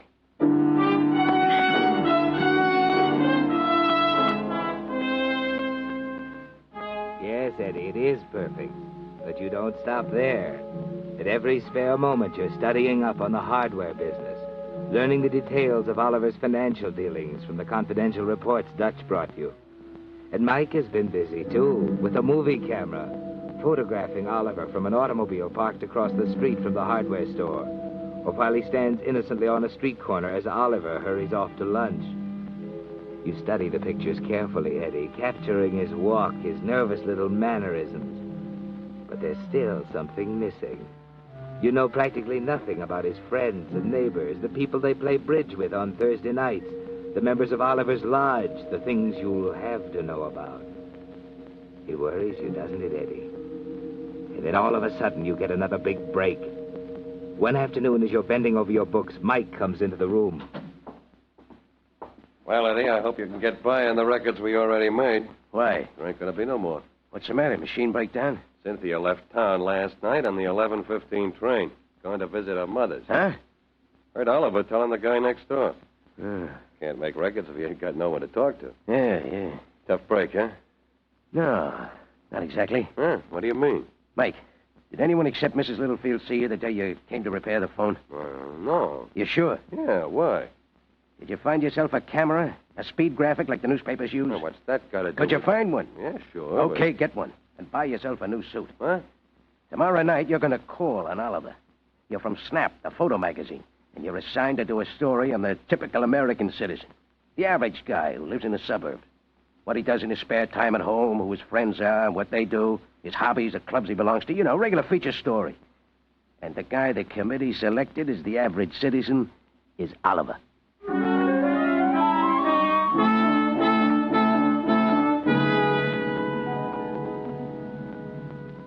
Now, see here, Mr. Dickinson, I don't know No, whether... Mr. Littlefield, there'll be nothing to it. You've come at a rather bad time. My wife is away. We can get pictures of her later, Mr. Littlefield, and of course, you'll get the usual fee of $500. $500? Yep, I can spend the afternoon with you here on the interview, and tonight we'd like to have a little party for you. At the magazine's expense, of course. We can invite all your friends and take pictures. You'll get yourself a lot of nice publicity. Do you a lot of good in the hardware business. How did you know I was in the hardware business? We went into that before you were selected. Always check up a little before we decide. Well, how about it, Mr. Littlefield? Well, I don't really want publicity, but... But you could use the $500, huh? Yes, as a matter of fact, I could. Good. I knew you'd be a sport. Now, suppose we get down to business, huh? First, I'll get a list of all your relatives, where they live and what they do, that kind of stuff, and then we'll check up on your...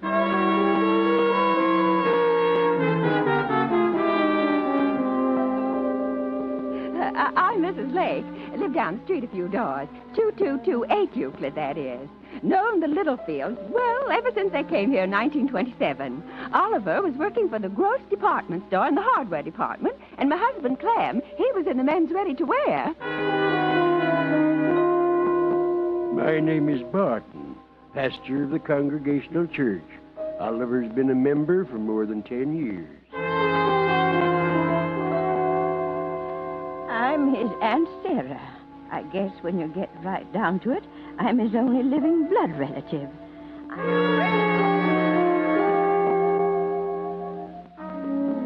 Well, there it is, Eddie. Everything you need right there in the book, complete with photographs. You were right, weren't you? In a matter of 10 days, you've learned more about Oliver Littlefield than he knows himself. And it's none too soon. Eddie! Hey, Eddie, you seen the papers? What's the matter? Look. Eddie Steckles, fugitive from justice. They record your bail. When'd this come out? About an hour ago. Yeah, that's okay. Where's Mike? He's coming. Did he give Oliver the $500? No, he stole him off. Said he'd have a check for him tonight. Yeah, the guy's getting smart. Beginning to think for himself. We better get it over with, Eddie. It don't look so good. Huh? But the neighborhood's full of patrol cars. Maybe somebody called a magazine office or something. Yeah, you get the jitters. Uh-huh. When Mike came out of Oliver's house tonight, he says there was a guy standing across the street that he could have swore was a plainclothes dick. Well, forget it. We gotta take a chance. It's tonight or not at all. Call Oliver and tell him we'll be around about 8 o'clock to pay him off.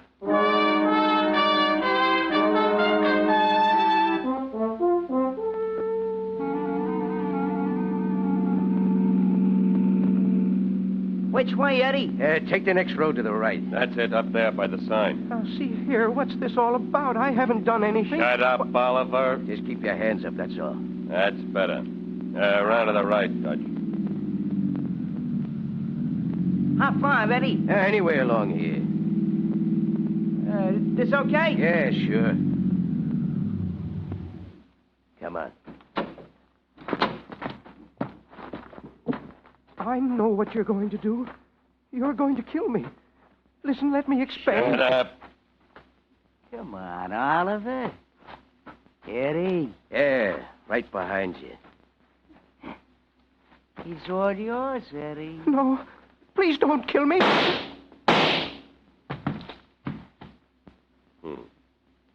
Nice work, Eddie. No, Mike. Not Eddie. Oliver Littlefield, remember?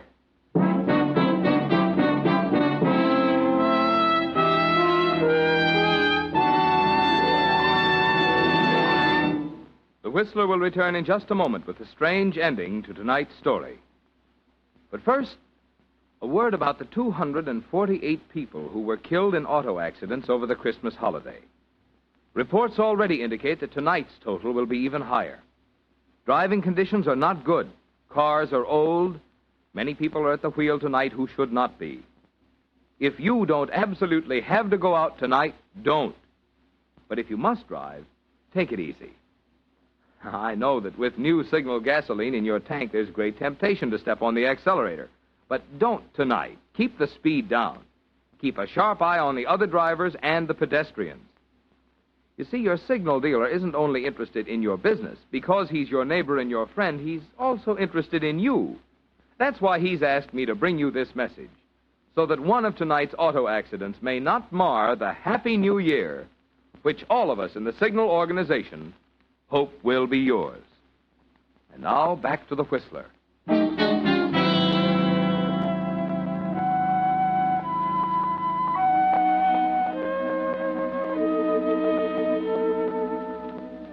Yes, Eddie.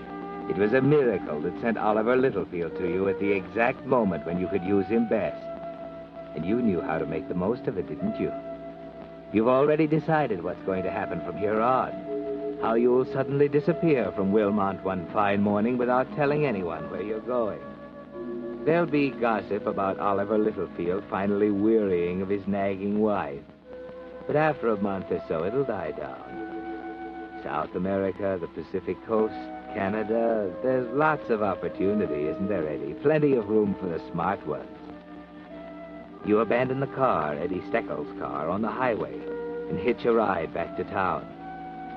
Outside of a slight pinch in the shoulders, Oliver's gray tweed suit fits perfectly. Almost as well as your clothes fit him back there in the trees on that side road.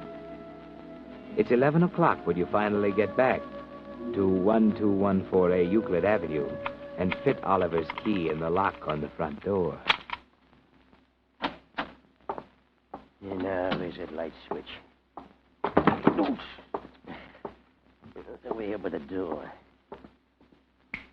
There. Now Who are you? Why, Oliver, don't you know me? Oh, I'm sorry. Of course, Sure, you know me, Oliver. Your wife wanted some work done in the garden. She called. Left. Oh, yes. The spray. Yeah, the spray. And there was something else, Oliver. The spading. You didn't know about that, did you? See, here, My name's Bertoli, Oliver. From headquarters. What do you mean? You didn't know about the spading she'd ordered in the back of the yard. Or you wouldn't have buried her there the day before that arsenic. Buried her? Sure. You shouldn't have killed her with arsenic, Oliver. Too easy to find in a post-mortem. Oh. That's it, huh? Put down that gun. Yeah.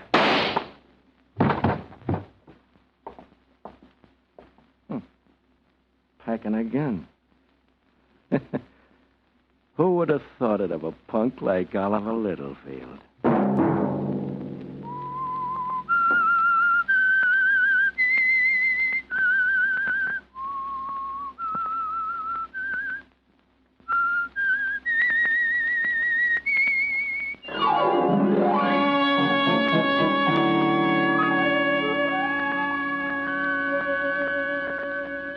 Next Monday at 9 o'clock, The Whistler will bring you another strange tale.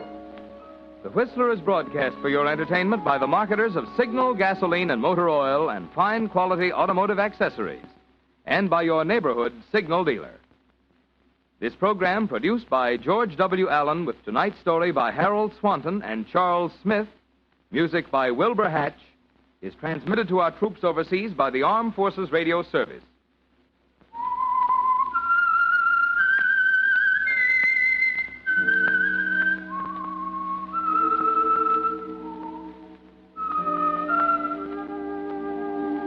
That whistle is your signal for the Signal Oil program, The Whistler.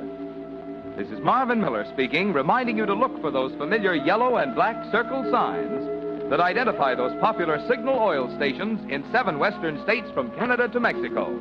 This is CBS, the Columbia Broadcasting System.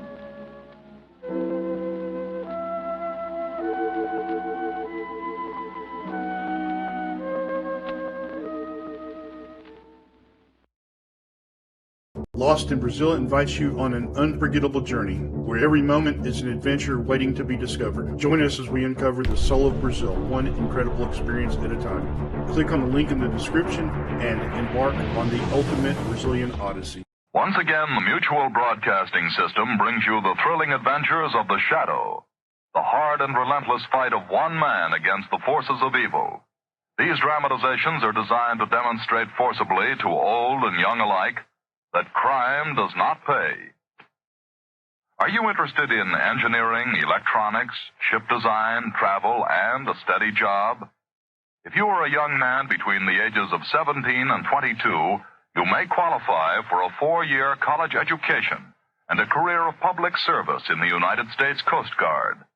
This oldest branch of the seagoing services maintains an academy at New London, Connecticut, for the professional training of its future officers. Applicants selected for the Coast Guard Academy by nationwide examinations begin their training each year late in July. Applications for this year's convening class must be postmarked not later than April 1st, and entrance examinations are held on May 8th. For complete information, write to the Superintendent, U.S. Coast Guard Academy, New London, Connecticut, or visit your nearest Coast Guard recruiting station today. And now, The Shadow. The Shadow, who aids the forces of law and order, is in reality Lamont Cranston, wealthy young man about town. Years ago in the Orient, Cranston learned a strange and mysterious secret. the hypnotic power to cloud men's minds so they cannot see him. Cranston's friend and companion, the lovely Margot Lane, is the only person who knows to whom the voice of the invisible shadow belongs. Today's drama, The Touch of Death.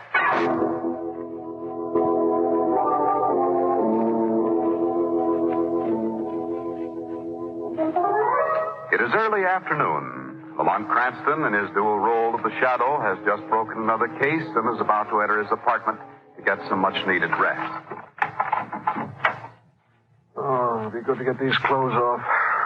36 hours without a change. Why do some people have to be criminals to get what they want? Well, I'll let the philosophers figure that one out. Maybe for a quick shower and then... Good afternoon, Mr. Cranston. How did you... We've been waiting patiently in your kitchen. Nice view of the river, I must say. How did you get in here? I hope you'll forgive us for having raided your icebox, but you were gone such a long time. Who are you? What do you want? I'm Lucius Hawks. This is my sister-in-law, Molly Hawks. Hawks? Yes, I see the name rings a bell in your memory. Why shouldn't it?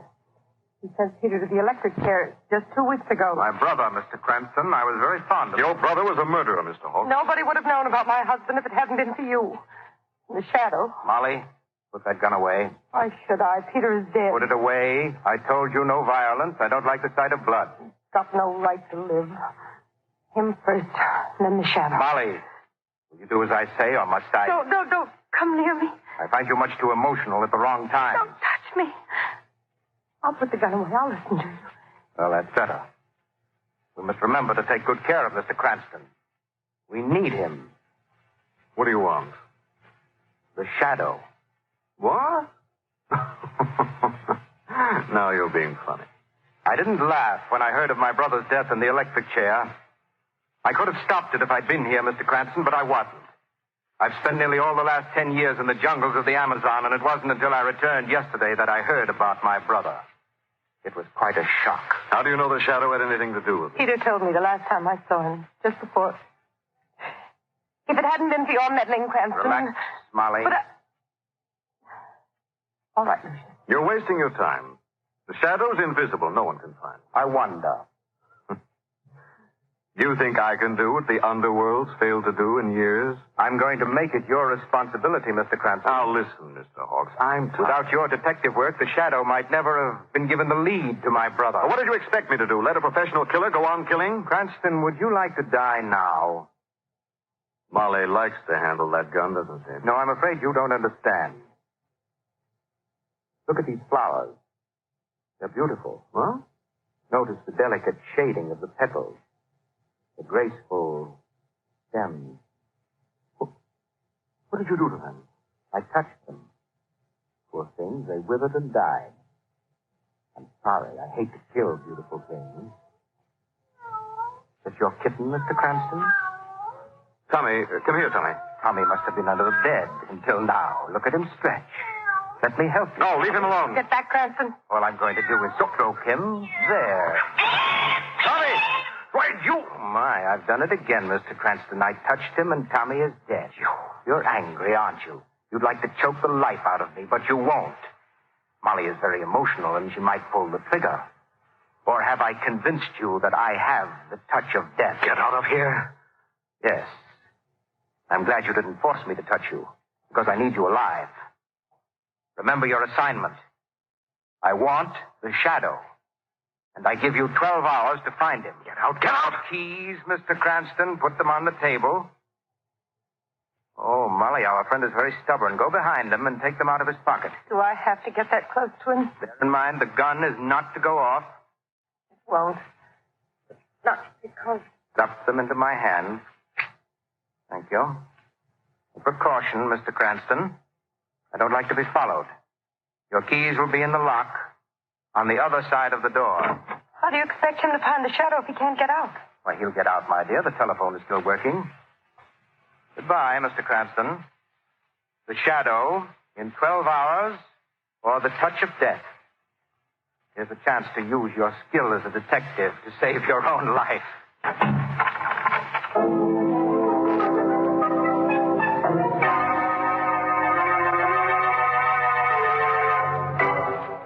Lamont, I'm not convinced. He must know you're the shadow, or he wouldn't have come here to ask you to find him. If he knows Margot, why didn't he kill me? Yes. Why didn't he? It would have been very simple. Molly had a gun on me, and Lucius had... Do you really believe he has the touch of death? I don't know what he has.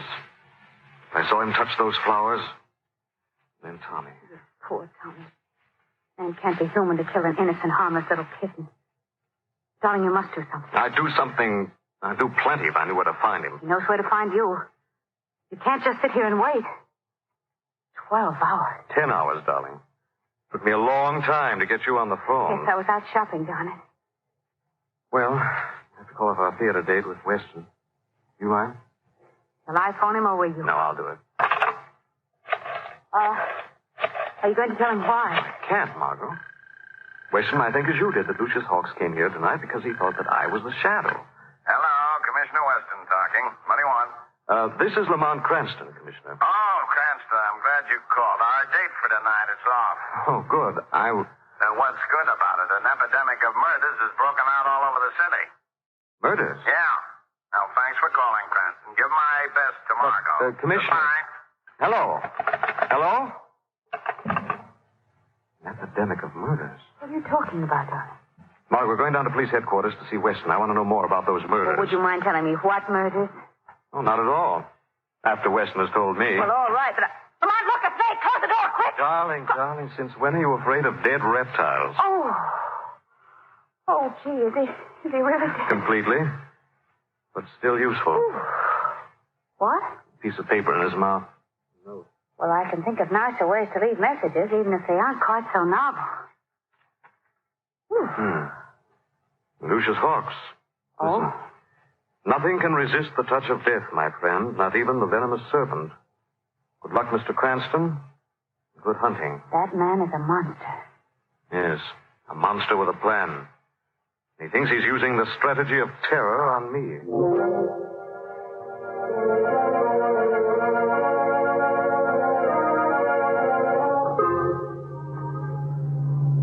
Keep your eyes on the road, Molly, and on that car ahead. Letting Cranston live. I tell you, Lucius, he's not going to find the shadow for us. He's not even going to try. How certain you are. You know why? It's because he's not afraid of you. He will be when he knows as much about me as you do. He'd have gone for you if I didn't have the gun on him when he killed his kitten. Well, that would have been a pity. I'm sorry I didn't let him.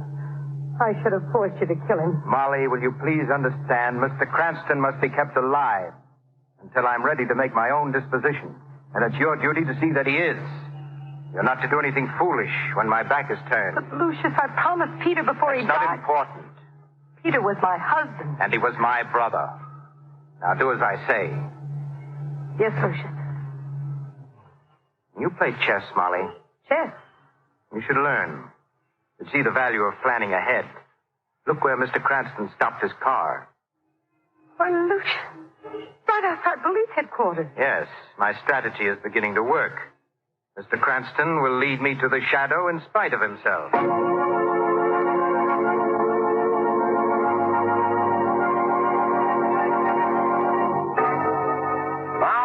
Nobody's going home. I'm putting every man on 24-hour duty. See that the order goes out right away. I want that maniac picked up today.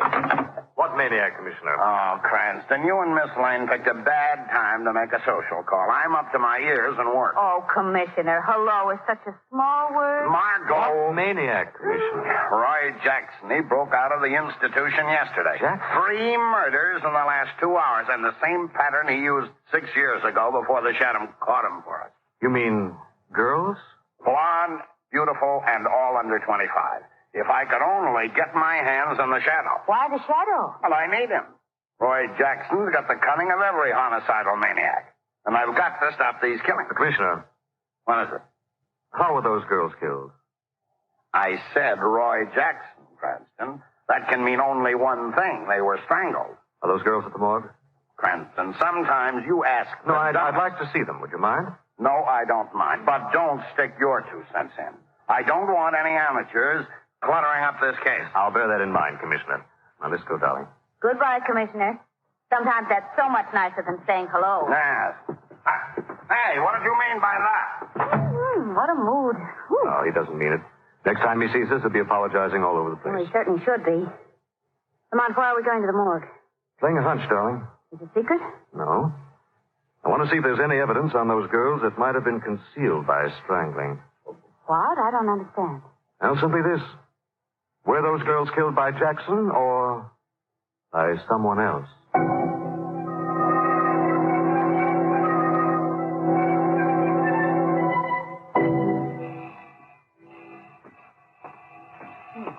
I'm coming. What are you folks trying to do? Wake the dead? Hello, McCab. Oh, Mr. Cranston. Come in. Thanks. Is this lady with you? Mm-hmm. I'm leaving with him, too. Huh? Oh, Miss Lane, I didn't recognize you behind them green blinkers. Okay, I'll take them off. Well, what can I show you today? Those 3 girls who were strangled. Yeah, sure. Over this way. Commissioner's sure making a fuss over them gals, Mr. Cranston. Been here twice since they got brung in. Checking and rechecking like there was some mystery. Well, he wanted to make sure that... He did. Second time he come, he says, Roy Jackson done it. Then he walks out of here madder and... Oh, excuse me, Miss Lane. I got evil thoughts. Now, here's the first one. Margot? I'm all right, Lamont. Here's the second one. And here's number 3. I don't know what you're looking for, Mr. Cranston, but you ain't going to find it. Well, maybe I won't, McCab. The coroner says they got strangled. That's a fact, Miss Lane. Yes, I guess so. Official verdict. Hey, Miss Lane, you crying? Well, it just makes me so furious. It's so awful. Only a maniac could have done this to them. Well, that's what Commissioner Weston says. But I'll bet you a ghost that's him now, coming back for another look. I better go let him in. Well, Lamont? Oh, nothing so far. Everything points to Jackson, his pattern. Rope around the neck from behind. Victim doesn't have a chance. Shall we go now? No, just a minute. But, what are you looking at the wrist for? I'm still playing my hunch. I hope that hunch is wrong, darling. All right. What's that? Oh, it's the cab. The cab! What's the matter? Lamont, look, he's on the floor. The cab. Cab. Darling, look how he's clutching at his heart. I'll phone for a doctor. Yes, quick. Margot. Better phone for the coroner. What? Oh, Lamont. Yes, darling. Poor McCab. Heart failure. And we couldn't do a thing to help him. This may have been another warning, Margot. What? Not at all sure that McCabe's heart failure might not have been induced by murder.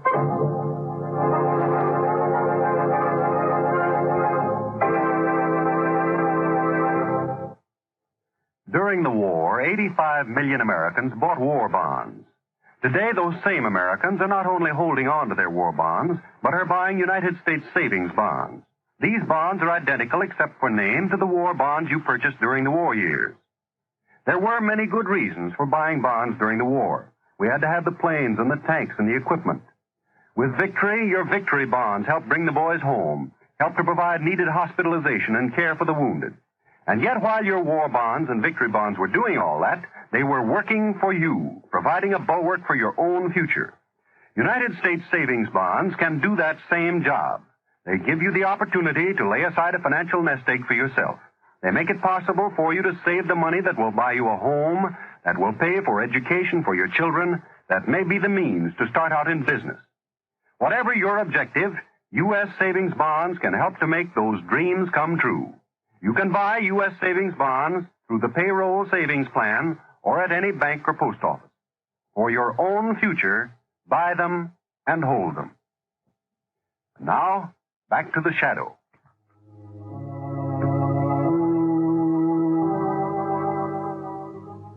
It is several hours later, and in Lamont Cranston's apartment, Cranston and Margot Lane are listening while Commissioner Weston gloats. I take back everything I said about the shadow that was good. He doesn't hold a candle to the policeman, and never will. Oh, Commissioner, he's done some good, you know. Here and there, but who captured Roy Jackson, eh?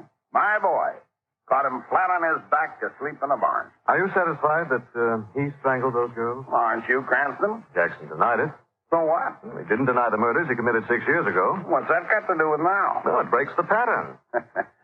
Cranston, you ought to read a book on criminology. I have, Commissioner. And on page 1 it says, don't believe everything you see. Are you leading into the subject of McCabe again? I'm in it, Commissioner. Now, look.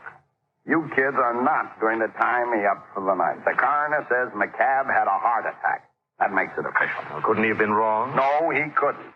He checked that poor old guy from head to foot. There wasn't a mark on him to prove your suspicion of murder. But, Commissioner, I told you, McCabe got an insurance policy on his life only a month ago. He was examined by a doctor and found to be okay. Well, what does that prove? A lot of things can change in a month. Look, Cranston, it's getting late and I've got a big day ahead of me, and I've had enough murder for the time being. Good night. Good night, Commissioner. He's a hard man to convince, isn't he? Yes. Why didn't you tell him about Lucius Hawks? I couldn't, darling. I don't know enough about him myself. But you're sure he killed McCabe? Not only McCabe, darling. I'm sure he killed those girls. Well, why them? He wants the shadow. Margot, he'll keep killing until he gets the shadow. Oh. Excuse me. Of course. Hello? Hello, Mr. Cranston. Lucius. Well, my friend, have you good news to report? Not yet. Oh, what a pity. Your time is nearly up, you know. I'll need more, Lucius. More time, but I gave you 12 hours. I'm sorry, I'm not a miracle man. And I thought you were. How we misjudge people. Well, have you at least a lead? I don't know. I might have. Would you like to tell me about it? I can't. You will. Come to my apartment, 972 Park Drive. And come alone. Very well, I'll be there in half an hour. Margot, this is the break I've been waiting for. Come on, darling, I'll take you home. Lamont, you are not going there alone. Of course. But suppose it's a trap. If he as much as suspects that you're the shadow... Don't worry, darling. He won't kill me. Well, I'm going with you. Now, Margot. Don't try to talk me out of it, Lamont, because you can't get rid of me. All right. Well, I hope you know what you're doing.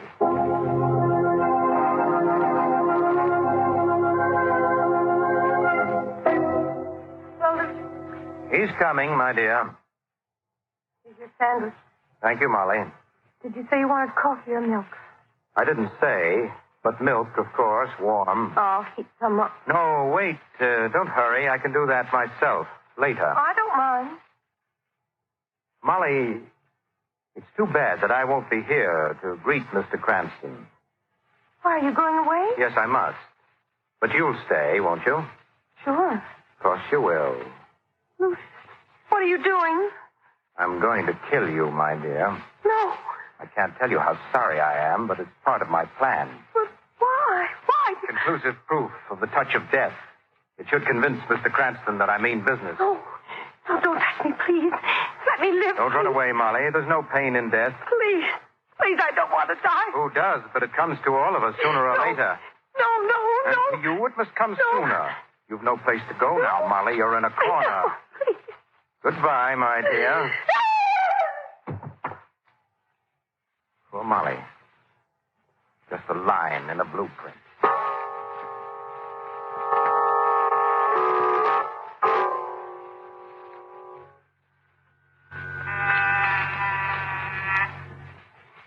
He's not going to open it, Lamont.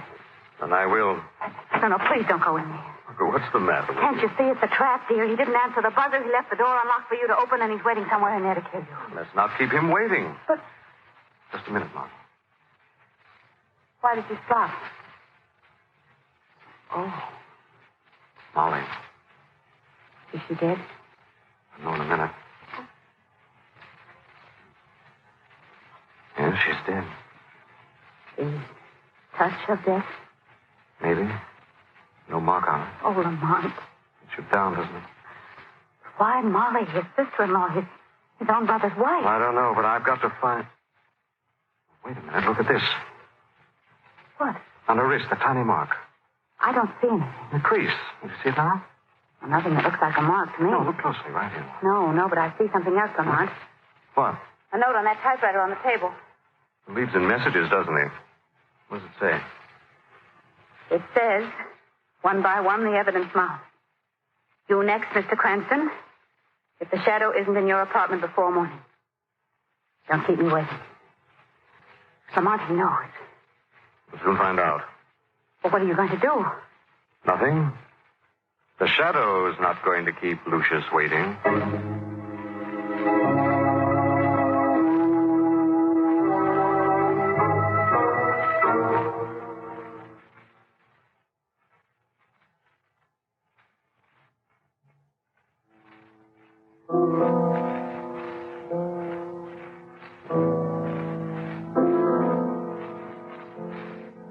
Very well, Lucius. Ah, Shadow. Thank you. A compliment from one so high. It's too bad you can't keep those hands from killing. Yes, you see, they're not as sentimental as I am. Shadow, you impress me. Do I? Yes, you're all my sister-in-law and Mr. Cranston said you are. Invisible. I didn't quite believe it, you know. Being secluded in the jungles of the Amazon for 10 years, one loses touch with modern science. But not with death. Hey, Lucius? Listen. This is a native death chant that I've written into a symphony.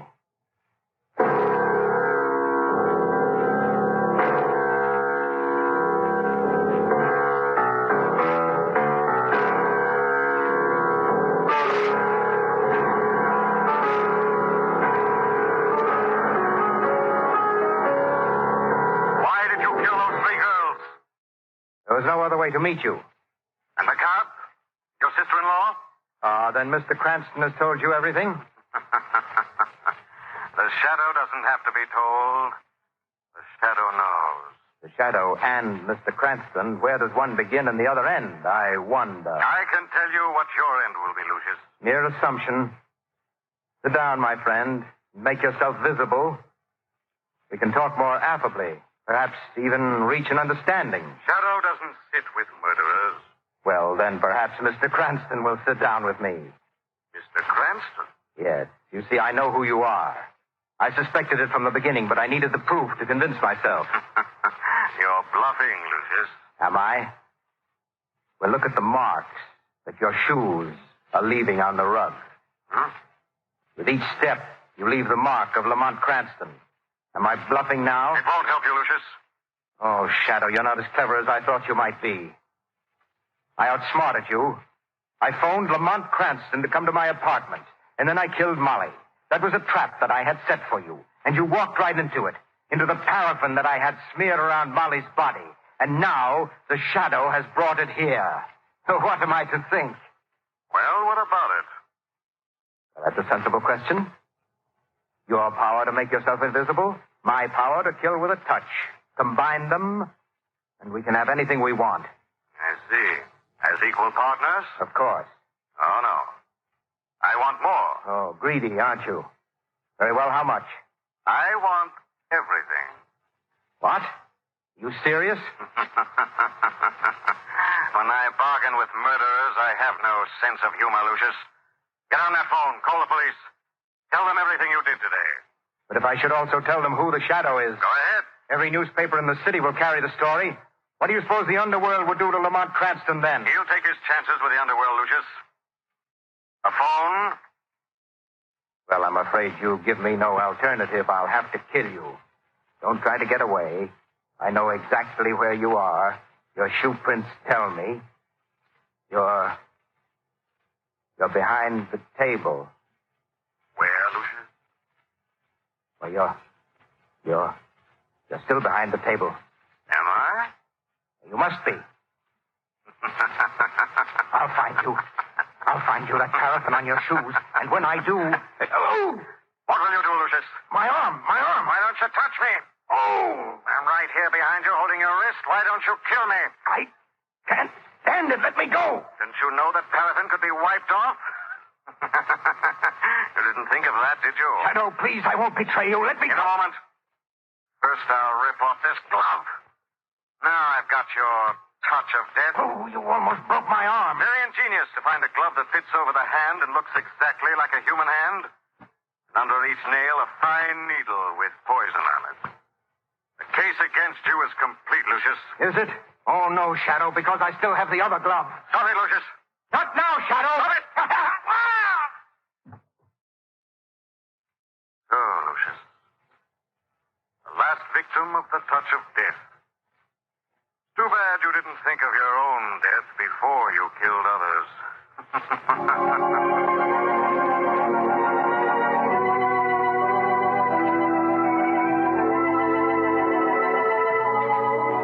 Well, good night, darling. Better get home, get some of that sleep. It's long overdue. Now, wait just 1 minute. I'm still nervous about how close the Shadow came to being revealed. You know that your life wouldn't have been worth a pincushion? I know, darling. It was the closest call the Shadow ever had. Yes, but there's one thing I don't understand. How could the coroner have said that McCabe died of heart failure when actually he was poisoned? Well, Margot, there's some poisons that are so deadly and so mysterious their presence in the blood can't be detected. Natives to the Amazon jungles produce such a poison. Oh, I see. I'm glad you can, because I can't. But what do you mean? Darling, I'm so sleepy that you and the street all around you are almost invisible. Oh.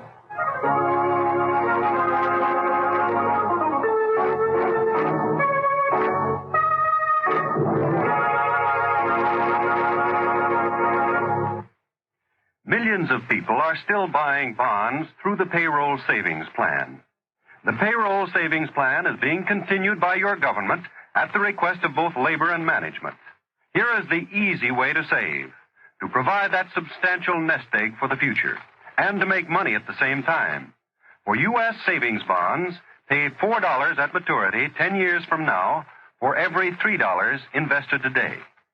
Enroll on the payroll savings plan and start saving so that you can own your own home or provide a college education for your children or have the means to go into business someday. And if you don't work in a plant where the payroll savings plan is in effect, make it a weekly habit to visit your bank or post office. You can always buy U.S. savings bonds at either place. Buy them and hold them for your own future. And now the Shadow again. The Shadow program is based on a story copyrighted by Street and Smith Publications. The characters, names, places, and plot are fictitious. Any similarity to persons living or dead is purely coincidental. Again next week, the Shadow will demonstrate that the weed of crime bears bitter fruit. Crime does not pay. The Shadow knows.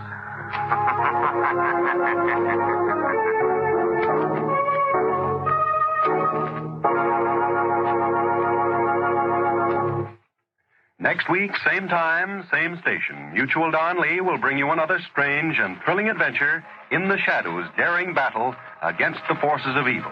Be sure to listen. This program was transcribed earlier from Mutual's Eastern Network for presentation to our West Coast listeners. This is the Mutual Don Lee Broadcasting System.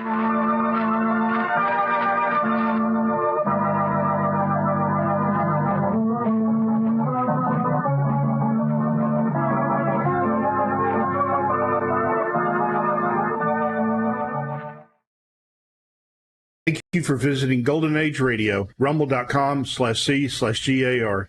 Please support our veterans by visiting veteransradioministry.com.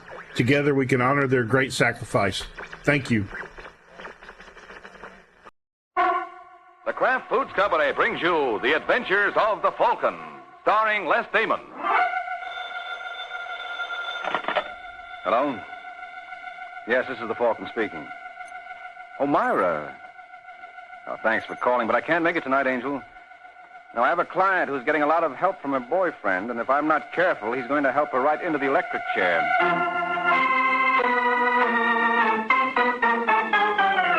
This is Ed Hurley, friends, inviting you on behalf of the Kraft Foods Company to listen to The Adventures of the Falcon. You met the Falcon first in his best-selling novels. Then you saw him in his thrilling motion picture series. Now join him on the air when the Falcon solves the case of the broken fingerprint.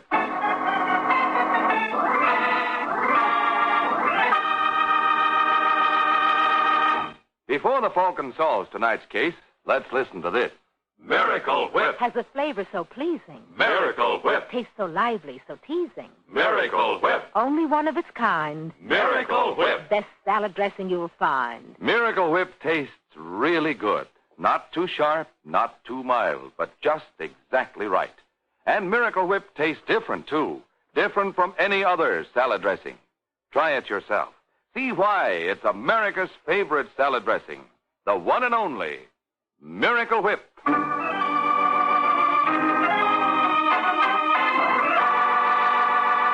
And now, the case of the broken fingerprints. It's Wednesday night in New York, and the apartment of Barry Barrow in the East 60s is in darkness. Ethel Barrow sits in the darkened apartment, drumming on the arm of her chair with her fingernails. Now she reaches out to the table beside her and fumbles about on it for a cigarette lighter. She finds the lighter, lights it, and uses its light to show her the time on her wristwatch. But when she hears voices outside the apartment, she flicks out the light quickly and stands up facing the door. A key turns in the lock. Front door opens. The light is turned on. And a man and woman enter. Ethel. Hello, Barry. Oh, well, when did you... I decided not to go away after all. I thought things might be more interesting around here. Huh. Well, aren't you going to introduce me to your friend? Yes, Barry. How about it? Who is this? Norma, Perhaps I'd better, since he's having so much trouble. I'm his wife, Ethel Barrow. And you're Norma Wallace. You live at 321 Pierce Place. You work at Corby's department store, and you've known Barry for 3 months. I know all about you, Miss Wallace. Though I can't say I'm pleased to meet you. Barry, you never told me. I was going to. When? When you got tired of me? Or me. What can I say? If we give you a couple of minutes to get over the shock, darling, I'm sure you'll think of plenty to say. But it's what you do that interests me. What do you expect me to do? I expect you to act like a heel. You always have. You want a divorce, Ethel? I'm not so sure I want to make things that easy. Do you want a divorce, Barry? I don't know what I want. I know what you want. You want an easy out. This is one of those times when 3 is a crowd. Somebody has to be eliminated. The only question is, who is it to be?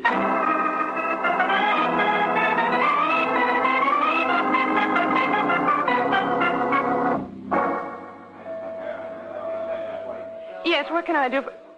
Oh, Ted, what are you doing here? I'm just shopping. I'd like a 5-pound box of chocolates. Send it to Norma Wallace, 321 Pierce Place, with all my love. Ted, please. I'm taking you to lunch. You won't believe it's all over between you and me. Just because of Barrow?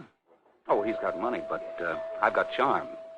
Besides, I'm serious. So's he. Want to bet? He asked me to marry him. You're not going to. As soon as he gets his divorce. Divorce? I didn't know he was married. Neither did I. Nice guy. He was going to tell me. Was going to? Does that mean that you found out for yourself? I met his wife. Well, it gets better all the time. You picked a Lulu.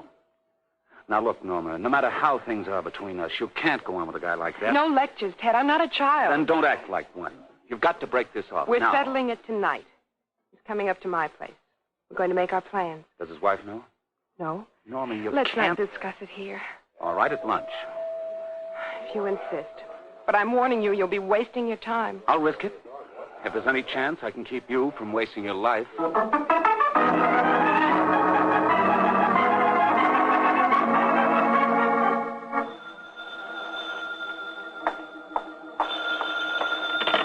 Hello? Ted, can you come here right away? Where are you? At home. What happened? It's awful. I should have listened to you. What is it? I told you Barry was coming up here. Yes? When I got home, he was already here. Well? I found him on the floor. He's dead.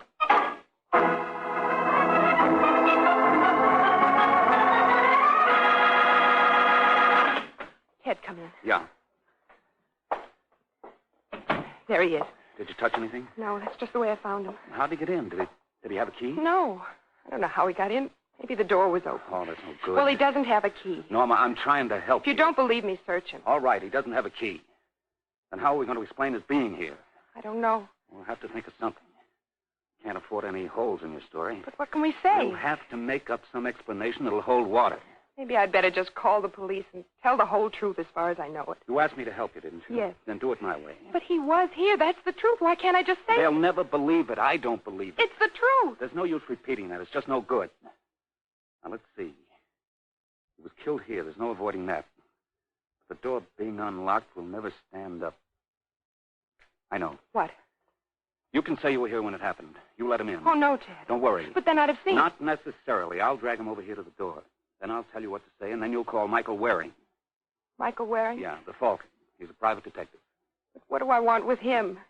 He might find out something the police overlooked. If it's something we're trying to hide... That's the chance we'll have to take, and that's just the point. If you were guilty, you wouldn't want to take that chance. By hiring Waring, you convince the police of your innocence. Well, I hope you know what you're doing. Don't worry, darling. You stake your life on it. I'd better be able to, Ted. Because that's exactly what I'm doing.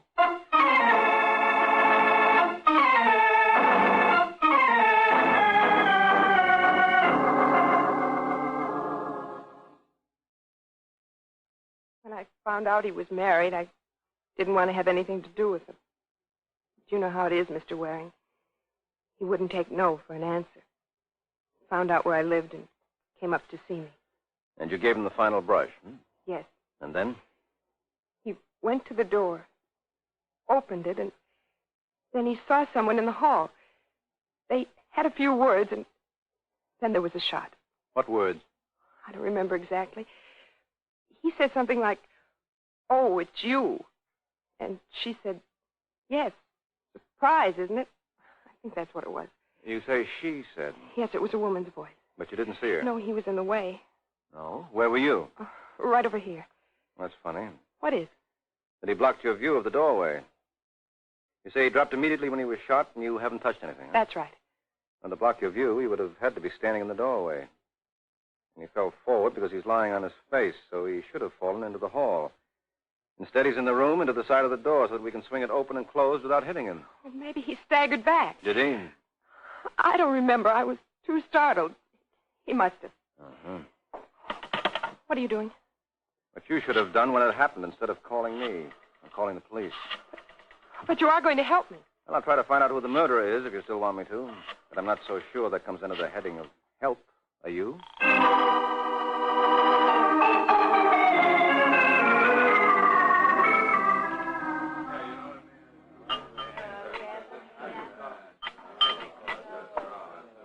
Hello, Mike. Well, hi, Ed. How's business? Oh, hectic. And for you, too. Huh? Yeah, Sergeant Corbett has phoned 3 times for you this morning. Oh, thanks, Ed. I told him I was having lunch here.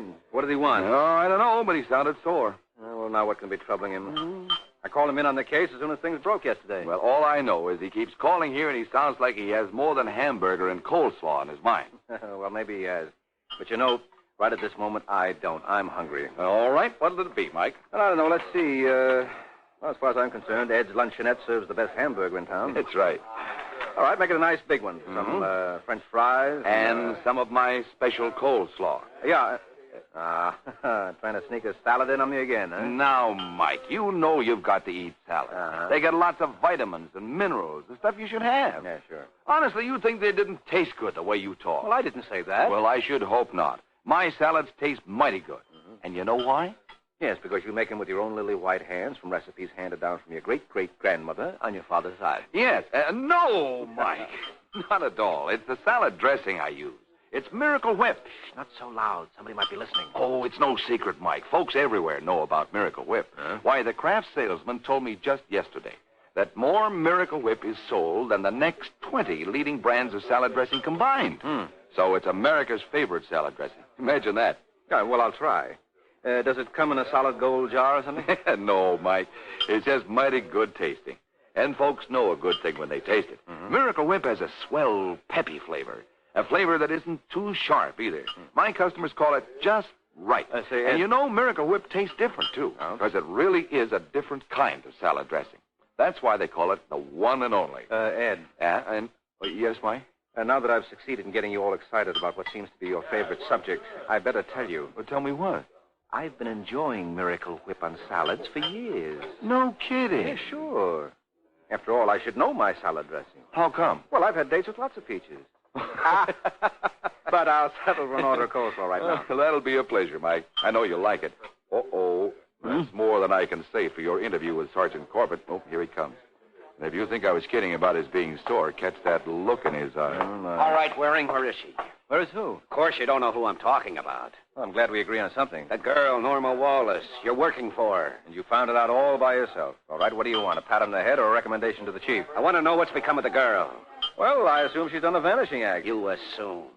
I questioned her last night. Went to talk to her again today. And she stood you up.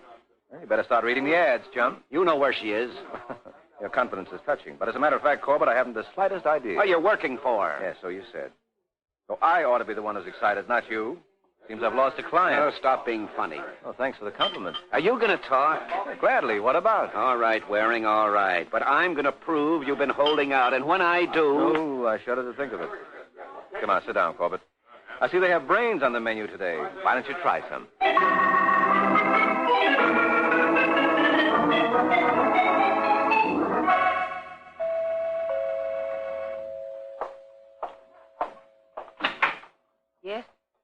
Hello, you Mrs. Barrow? Yes? My name is Michael Waring. I'm investigating your husband's murder. Are you a detective? Yes. That girl sent you. What girl? Norma Wallace. What do you know about her? Enough. Enough to be jealous. That's what she'd like you to think, Mr. Waring. She wants you to believe that I killed Barry. You had motive? So did she. It takes 3 to make a triangle.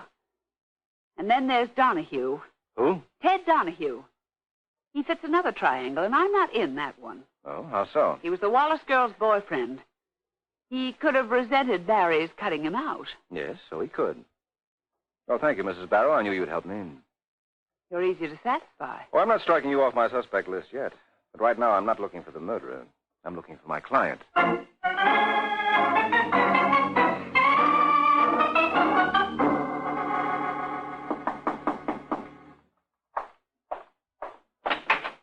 Yes? What do you want? You Ted Donahue? Yeah? Who are you? Mike Waring. May I come in? Why? I want to talk to you. What about? Norma Wallace. We can talk here. Yes, but it would be more comfortable inside. What do you want to know? Where she is. What makes you think I'd know? Well, you're trying to keep me out, for one thing. You think she's here? I'm beginning to. All right. Come on in. Look for yourself. Thanks, that's better. I haven't seen Norma in weeks. Why not? You get the air? No, it's just that, I never knew Norma very well. That's not what she says. What do you mean? She didn't tell you anything about me. How do you know if you haven't seen her? There's nothing to say. Okay, if Norma isn't your girl, who is? I don't have a girl. Then who's the girl who was up here a little while ago? What girl? The one who left the lipstick on that glass. Well, just a friend? No. Well, do you mind if I take this glass? What do you want with it? I'm looking for Norma. I think you're a lead, but in case Corbett needs convincing, it may be the prints on this glass that will change his mind for him. Put that down. Look, I'll buy a dozen like it. I said put it down. Hey, watch out. Give me that glass. You shouldn't have knocked it out of my hand. Now it's broken. Isn't that a shame? Here go your fingerprints. No, not mine, Norma's. You can't prove that. Looks like you've already done it for me. Are you going to tell me where I can find her? I don't know where she is. Now get out of here. Okay. But when you see Norma, tell her... I'm not going to see her. Yes, I know, but when you do, tell her that if she wants me to help her, she'd better call me. Hmm?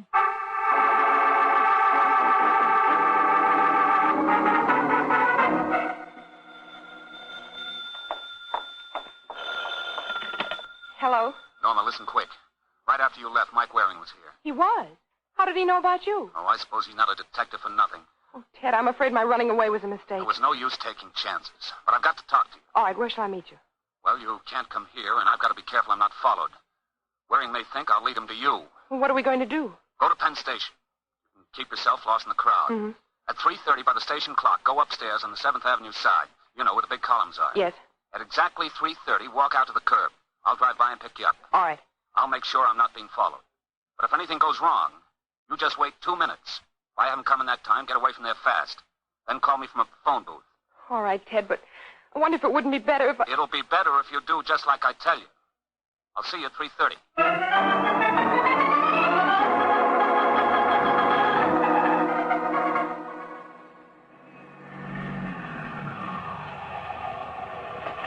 All right, Norma, quick. Yes, Ted.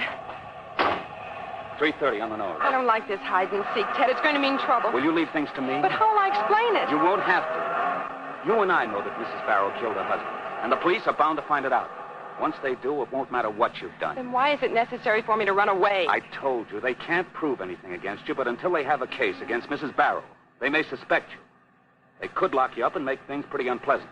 Well, this isn't exactly my idea of pleasant. Only there was some way to speed things up. Well, maybe there is. That's why I wanted to see you. You think there's something we can do? Yeah, but first you'll have to get rid of Waring. But you wanted me to hire him. I know, but he's getting in the way. And for what I have in mind... Uh-oh. What's the matter? Police car.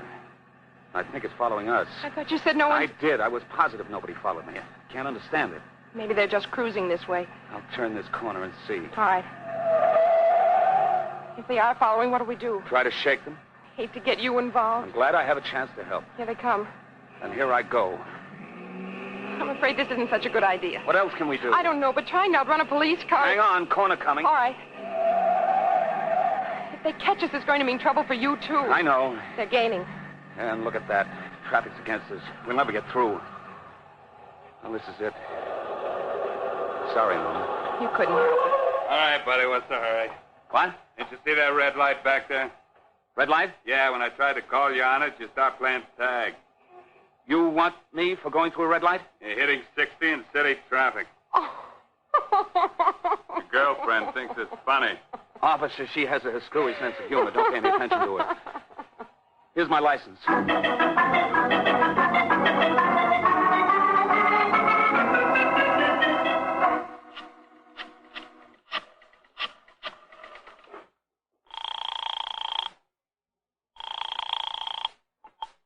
Hello? Hello, is that Mr. Waring? Yes. This sounds like my disappearing client. Oh, ex-client, Mr. Waring. That's why I'm calling. You picked a great time to fire me. I don't think I need you anymore. If Sergeant Corbett catches up with you, you'll think differently. Does he really think I killed Barry? You lied, you ran out. What do you expect him to think? But I hired you. Yes, and now you're firing me. Your hands look about as clean as some of the Kefava witnesses. But it was Mrs. Barrow who killed Barry. You know that. Corbett doesn't. He's satisfied with her alibi. Oh, she has an alibi? Yeah, she has. So you better come clean, Angel. I have. I didn't do it. Well, then why this weird routine? I have my reasons. They better be good ones. You're on the spot, baby. Yes, I'm afraid I am. Well, I'm still willing to listen if you want to forget about firing me. Provided, of course, that you have something to say. I have. All right, go ahead. Well, it's just that Ted and I thought... Who's Ted? A friend of mine. I called him when I discovered the body. Oh, before you called me? Before I did anything, I decided I had to have help, and luckily he was home. Wonder if it was so lucky. Why do you say that? His help didn't turn out so good. Well, it was his idea that I hire you. Was it also his idea that you fire me? Yes. He seems to have a lot of ideas. Look, where are you? I think we better get together. At the Burroughs Hotel on 43rd, room 405. Okay, sit tight. I'll be right over. All right. Goodbye. Is that the way you fire him, Norma? Ted. I didn't know you were still here. Looks like it's a good thing I am. Yes, Ted. The only question is, good for whom?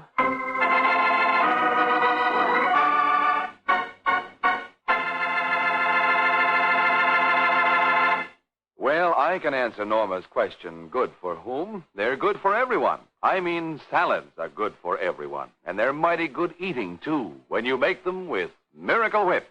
Miracle Whip. Has a flavor so pleasing. Miracle Whip. Tastes so lively, so teasing. Miracle Whip. Only one of its kind. Miracle Whip. Best salad dressing you'll find. Miracle Whip is the only one of its kind because it's a different type of salad dressing made from a secret craft recipe. Miracle Whip combines the best qualities of boiled dressing and old-fashioned mayonnaise, so it's truly distinctive and delicious with a flavor millions of folks call just exactly right. Try it, won't you? One taste will tell you why it's America's favorite salad dressing, the one and only Miracle Whip.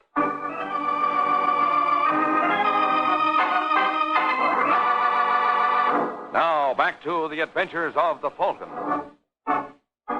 10 minutes have passed since Mike Waring talked himself off the unemployment line. Ted had objections, but he seems to have been overruled, because when Norma opens the door for the Falcon, Ted is nowhere in sight. Hello, Mr. Waring. Come in. Thanks. What's the matter with you? You look frightened. Frightened? No, just bewildered. About what? You said Mrs. Barrow has an alibi.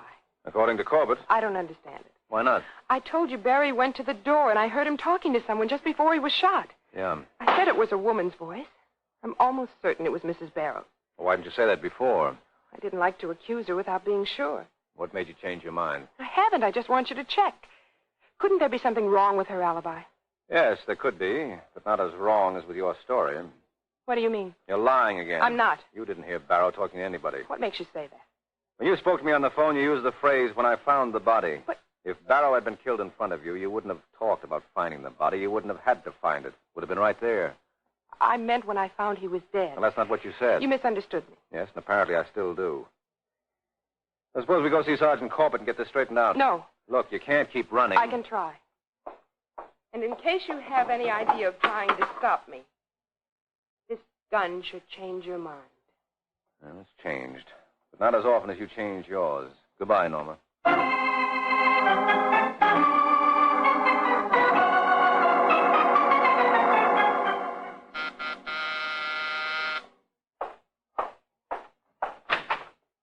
Well, Angel, have you changed your mind again? Let me in. Yeah, sure.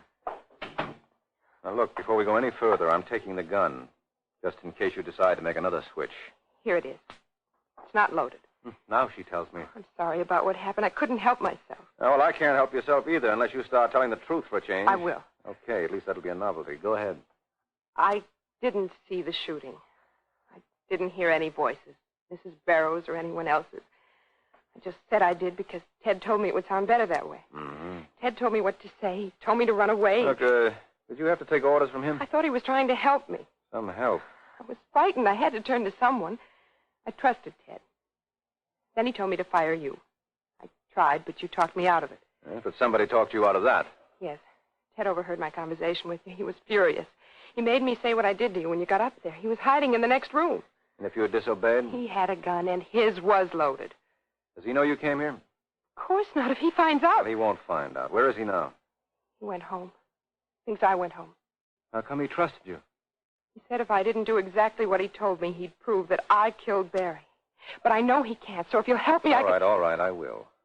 Now call him. Tell him you've got to talk to him. Ask him to come right over. It'll take him 20 minutes to get to your place. By that time, we can be there, too. But what are we going to do? Well, first, I'll have to have all the facts, so for a change, let's have exactly what did happen today from the beginning. All right. I let myself into the apartment, and there was Barry on the floor. Blood still running out of that hole in his head. It was awful. Who's that? I don't know. What if it's Ted? What if he didn't go home, if he followed me? All right, I'll handle it. Can I get out the back? Now, just sit tight. If it is Ted, now's the chance to wrap this up, and I can't do it without you. Yeah, I'm coming. You'll be all right. Just leave it to me. You say so. I do. Oh, Sergeant Corbett, this is a surprise. Oh, I see. You didn't know where the girl was, did you, Waring? You couldn't help me find her. Oh, no. That's right, Corbett. Sure.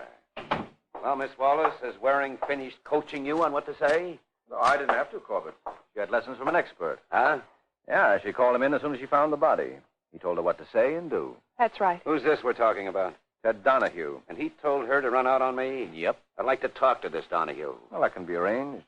But first, I'd like to hear the medical examiner's report. Well, what's to hear? Bullet in the brain, died instantly.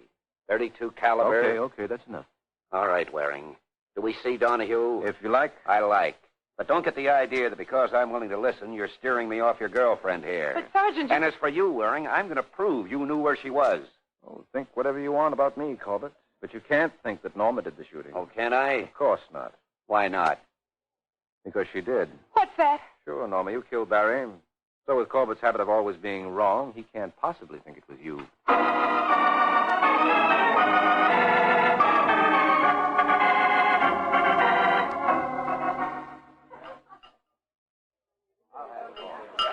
Coffee Danish head, please. I missed dessert before. Well, Mike, we've got the motive. When it came to a showdown, Barrow decided to stick with his wife. So Norma plugged him. Keep it up, Corbett. You're doing fine. Well, what's to keep up? That's it? Well, not entirely. How about the clue that gave her away? She must have said something to you. Well, don't you want to know what it was? All right, Waring. If you've got to strut your stuff, go ahead. How did you happen to stumble onto this one? Stumble, he says. Well, what do you want me to do? Beat my head on the floor in appreciation? That's an idea. Well, if you want to tell me how bright you are, go ahead. I'm listening. But get it over with. Well, Norma played along with Ted Donahue in order to have a fall guy in reserve. And he was crazy enough about it to try to keep her out of trouble. Anyway, when it turned out that Mrs. Barrow had an alibi that satisfied the police, Norma decided to make use of Ted.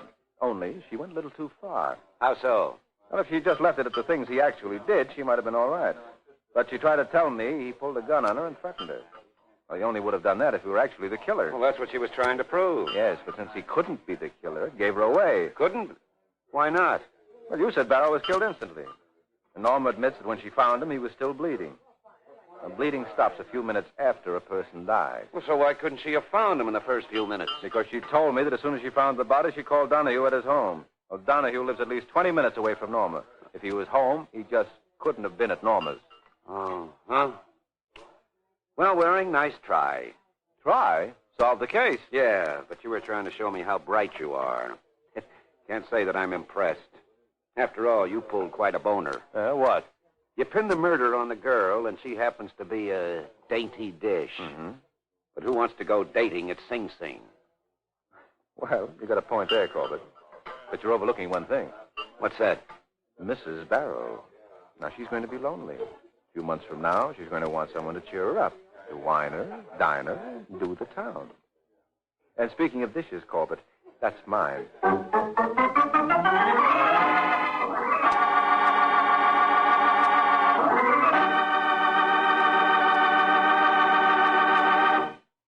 Did you know that you can make a rich, delicious chocolate-flavored malted milk right in your own kitchen?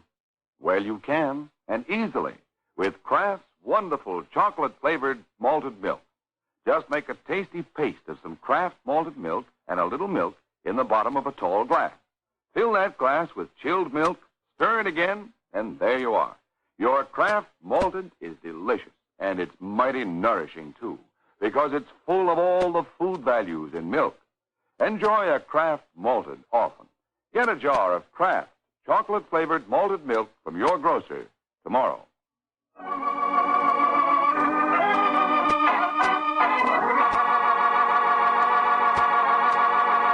The Case of the Nervous Shakedown.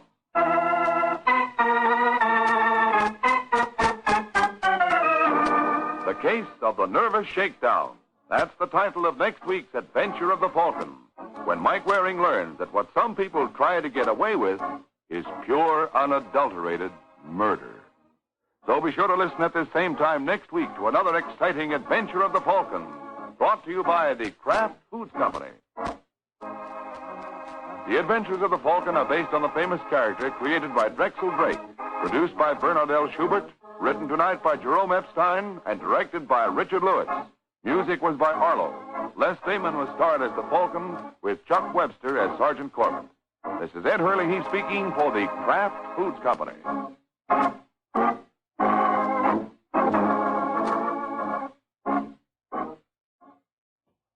Laugh with Groucho. He's next on NBC.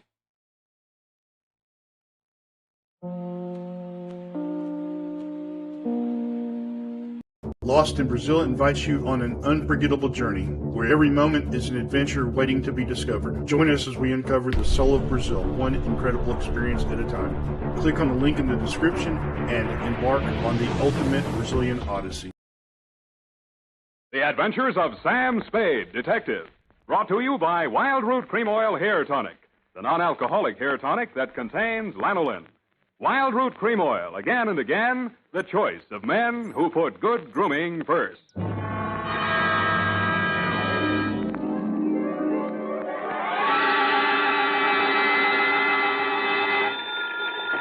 Sam Spade Detective Agency. It's only me from over the sea. Oh, Sam, how was it at the beach? Same as always, foggy. Did you go in? Well, I was up to my neck from the first rumble. If you mean did I go in the water, I did. Was it cold? I didn't notice. I was too busy landing a corpse. Oh, Sam, what a coincidence. I was just reading my new library book, and it's all about a body in the water, pushed over a cliff.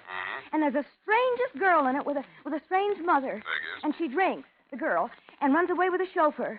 That rich people. They can't do that. They're stealing my material. Oh, no, Sam, no. It's by Owen Fitzstephen. He's very well thought of.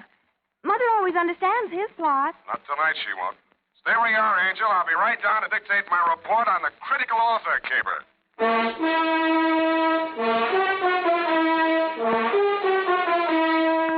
Dashiell Hammett, America's leading detective fiction writer and creator of Sam Spade, the hard-boiled private eye, and William Spear, radio's outstanding producer-director of mystery and crime drama, join their talents to make your hair stand on end with the adventures of Sam Spade. Presented by the makers of Wild Root Cream Oil for the hair. You know as well as I do, fellas, your hair is one of the first things any gal notices. So it's really important to keep your hair spruced up right all the time. The answer? Why, of course. Wild Root Cream Oil Hair Tonic. Wild Root Cream Oil grooms your hair neatly and naturally, relieves dryness, and removes loose, ugly dandruff. I have a hunch, fellas, she'll help herself to another look if you're using Wild Root. Get Wild Root Cream Oil Hair Tonic in bottles or the handy new tube. It's again and again the choice of men who put good grooming first. Later in this program, we'll have an important announcement. Listen for it. And now, with Howard Duff starring as Spade, Wild Root brings to the air the greatest private detective of them all in the adventures of Sam Spade.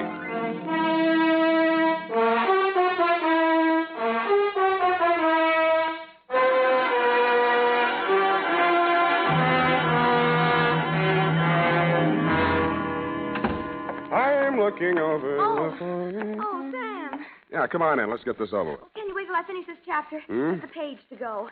The detective had just found this girl in a sordid rooming house. Mm-hmm. He had this fight with her boyfriend and boinged him. Boinged him? And now butter wouldn't melt in her mouth. But I don't trust her. What's the name of the book? Morgue Fruit. Morgue Fruit. His last was a spindly stiff. Mm-hmm. That was about this neurotic nurse who was in love with her employer. Effie, how And she long got have you been reading this kind of trash? What's not trash, Sam? Oh, he really makes his characters live. Hmm. And I love his detective. He's real hard-boiled, like in Dashiell Hammett. Ashel, damn it. Mark your place and come in. All right, Sam. Oh, dear. Ready? Yes, Sam. Oh, I can hardly wait. That's the way I like you, eager. To finish the chapter, I mean. Please. I wonder what she's up to. She's guilty, of course. Of course, but what of? You can read it when I'm finished. Oh, my goodness, we've got a report to get out, and here we are chattering about books. Date, August? I will give the date. Yes, Sam. Date? Fill it in. To Missing Persons Bureau, San Francisco Police. Attention, Sergeant Schwartz from Samuel Spade, license number 127596. Subject, Gabrielle Leggett. Dear Dave, I should have handed it over to you at the start, but you know me, I'm greedy. I cashed the check she'd sent me as a retainer without consulting my better judgment. Gave the money to Effie to pay bills without batting an eye. Borrowed a dime car fare from the corner newsboy without collateral. And arrived in front of the Leggett Mansion on Nob Hill without the foggiest notion of what I had been retained for. I'm Gertrude Leggett, Mr. Spade. It's about my stepdaughter, Gabrielle. She's been missing since the funeral. Whose funeral was that, Mrs. Leggett? My husband, Gabrielle's father. That was nearly 3 weeks ago. She came to me afterwards and said she was going down to Quesada, to our country place, for a few days, that she wanted to be alone with her grief. But I discovered that she never arrived at Quesada. Do I make myself clear, Mr. Spade? Yeah, except for one thing. Why do you want her back? First, she may do something to disgrace me. She'll undoubtedly try her best to do so. Secondly, unless I get her signature to some papers, in accordance with her father's will, I can't go on living in this house. Furthermore... That's okay. You've convinced me. Now, when she left, what did she take with her? Just one piece of light luggage, and her liquor case, of course. She drinks, you know. Well, it's not my place to disapprove. I merely thought it might help you to know. Well, we could case all the bars in town, but it'd take a lot of time and a lot of money. Besides, I'm on the wagon. Well, you might talk to Eric, my chauffeur. He drove her to the station, or says he did. Where do I find him? Let's see. 10 o'clock. He'll be loitering down the hall somewhere in the neighborhood of the linen closet, helping the upstairs maid fold the sheets. I'd knock first if I were you and avoid embarrassment. Thanks for the tip. Oh, mind if I have a look at your stepdaughter's room? Eric will give you the key. I'm not allowed one. Figures. Oh, Eric. Oh, baby.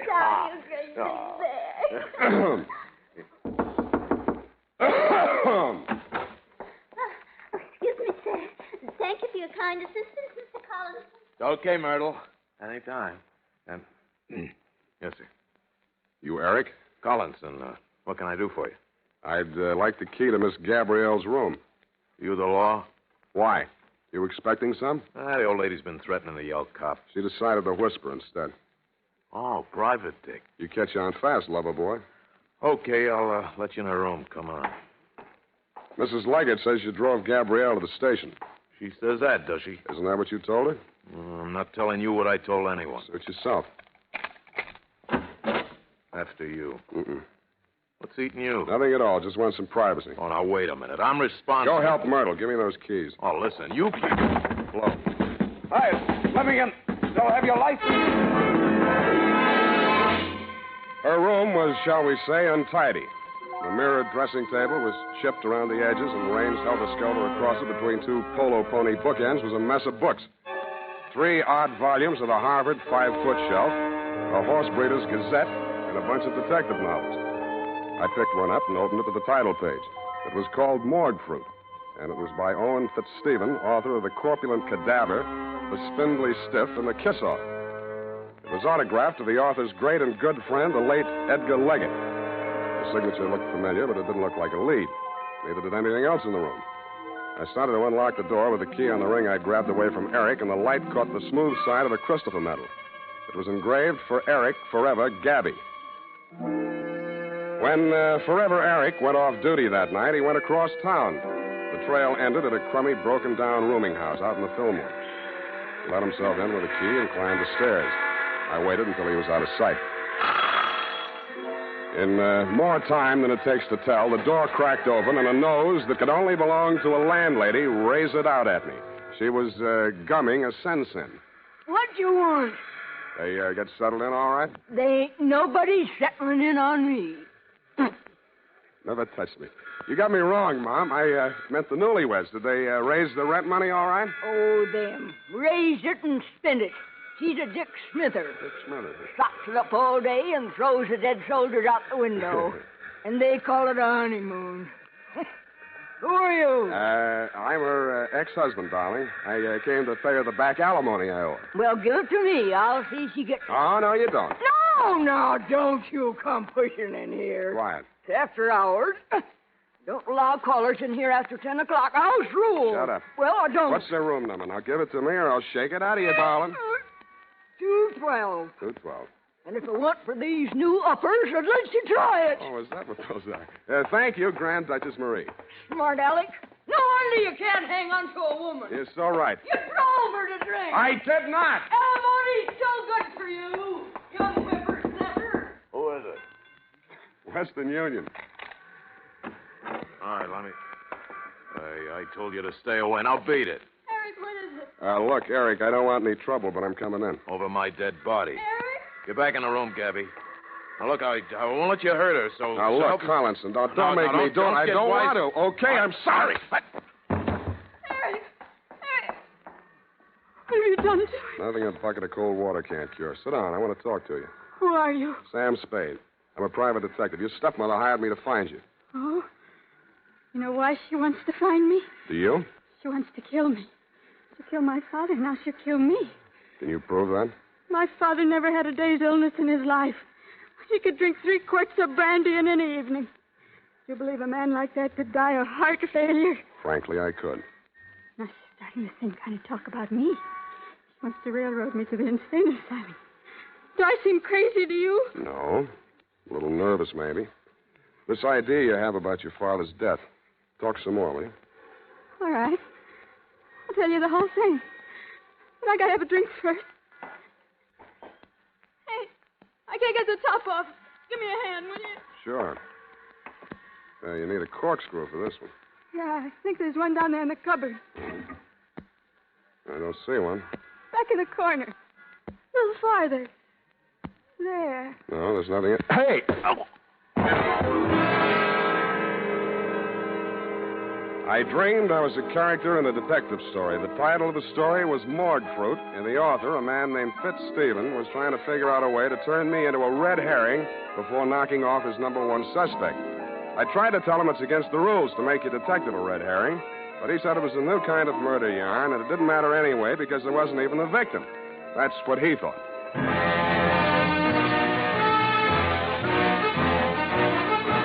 The makers of Wild Root Cream Oil are presenting the weekly Sunday adventure of Dashiell Hammett's famous private detective, Sam Spade.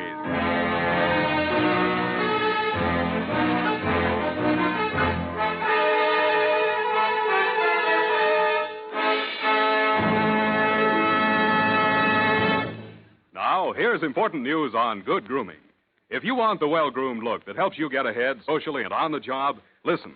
Recently, thousands of people from coast to coast who bought Wild Root Cream Oil for the first time were asked, how does Wild Root Cream Oil compare with the hair tonic you previously used? The results were amazing. Better than 4 out of 5 who replied said they preferred Wild Root Cream Oil. Remember, non-alcoholic Wild Root Cream Oil contains lanolin. And here's the announcement we promised you. Now you can get Wild Root Cream Oil, America's leading hair tonic, in a generous new 25-cent size on sale at all drug and toilet goods counters. It's also available in larger economy bottles and the handy new tube. Get Wild Root Cream Oil again and again, the choice of men who put good grooming first. By the way, Smart girls use wild root cream oil, too. And mothers say it's grand for training children's hair.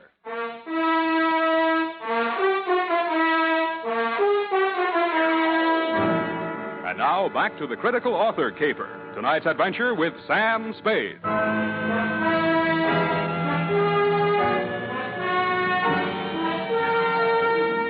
When I came to, it had came the dawn, and I was still a character in a detective story, and I felt more like a red herring than I had in my dream.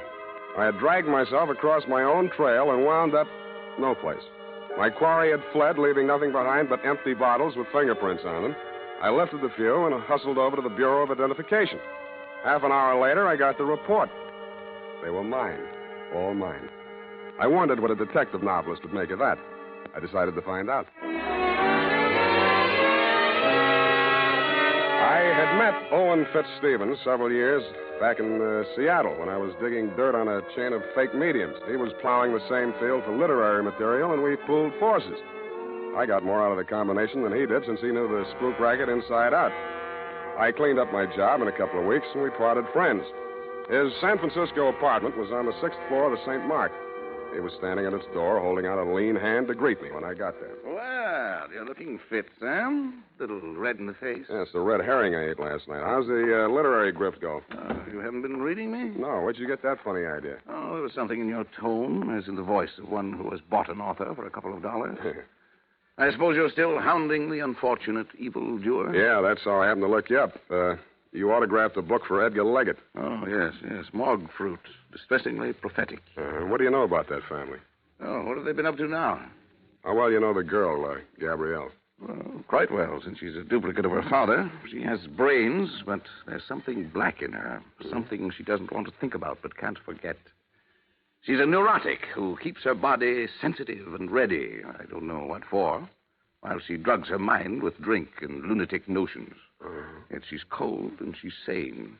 If I had something I wanted to forget, I'd anesthetize my mind directly, leave my body stay strong and ready. I hope you don't think any of this stuff means anything to me. Oh, yes. I remember you now. You were always like that. Tell me what's up while I try to find one-syllable words for you. You know the fellow that drives for him? Eric? Mm-hmm.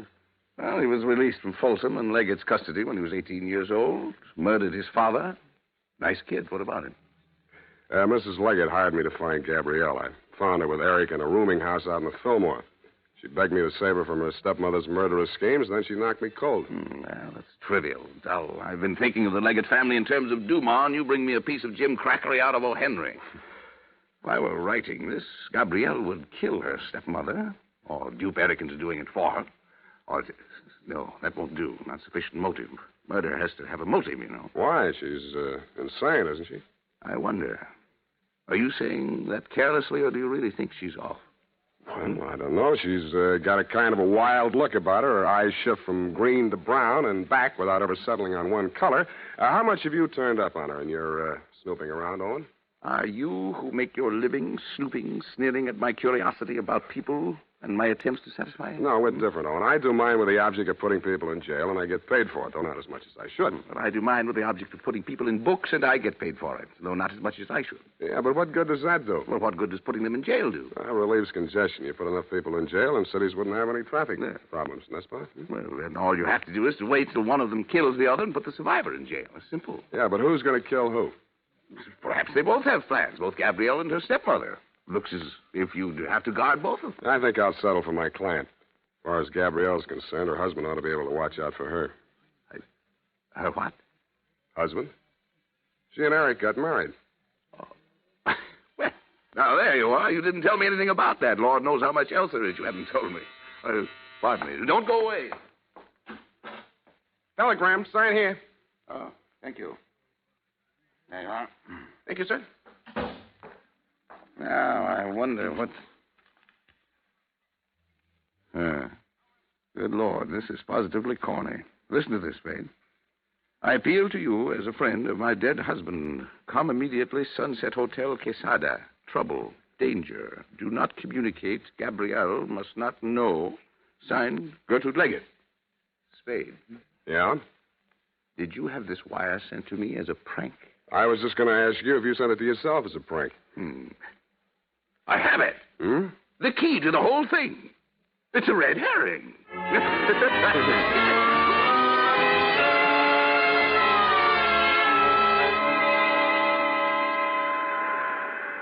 I didn't think Fitzstephen would be able to hold out very long against his professional curiosity, and I didn't imagine he thought I would. I caught the next bus for Quesada. Quesada is a one-hotel town pasted on the rocky side of a young mountain that slopes into the Pacific Ocean some 80 miles from San Francisco. I got there at 11-something that night, stepped down from the bus, and crossed the street to the Sunset Hotel. All right. Keep your shirt on. Mrs. Leggett registered here? What's your name? Owen Fitzstephen. Oh, she left a message for you. Said for you to wait right here and don't leave till she gets back. Yeah, she say where she was going? Oh, it's probably over visiting with her daughter and new son-in-law, over through the cove. How do you get there? Well, you'll never be able to find it at night unless you went all the way around by the East Road. Yeah. Then, I'm sure, unless you knew the country. Well, how do you get there in the daytime? Well, you go down this street. You take the fork on the ocean side and follow that up along the cliff. It's easily enough found in the daytime, but you never in the world. You yeah, won't be able to find it at night. Okay. Heard you the first time.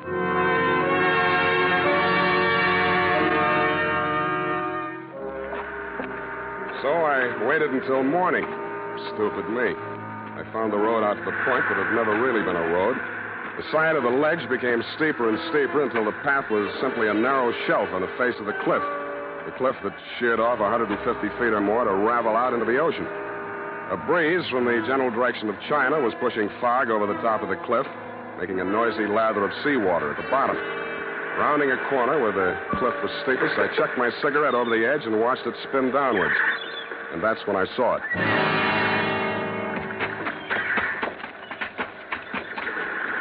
I had to go waist deep into the Pacific to lift the body. I got my hands under the armpits, found solid ground for my feet, and dragged it up beyond the high tide mark. It was Gertrude Leggett. Somebody came staggering down the beach to meet us.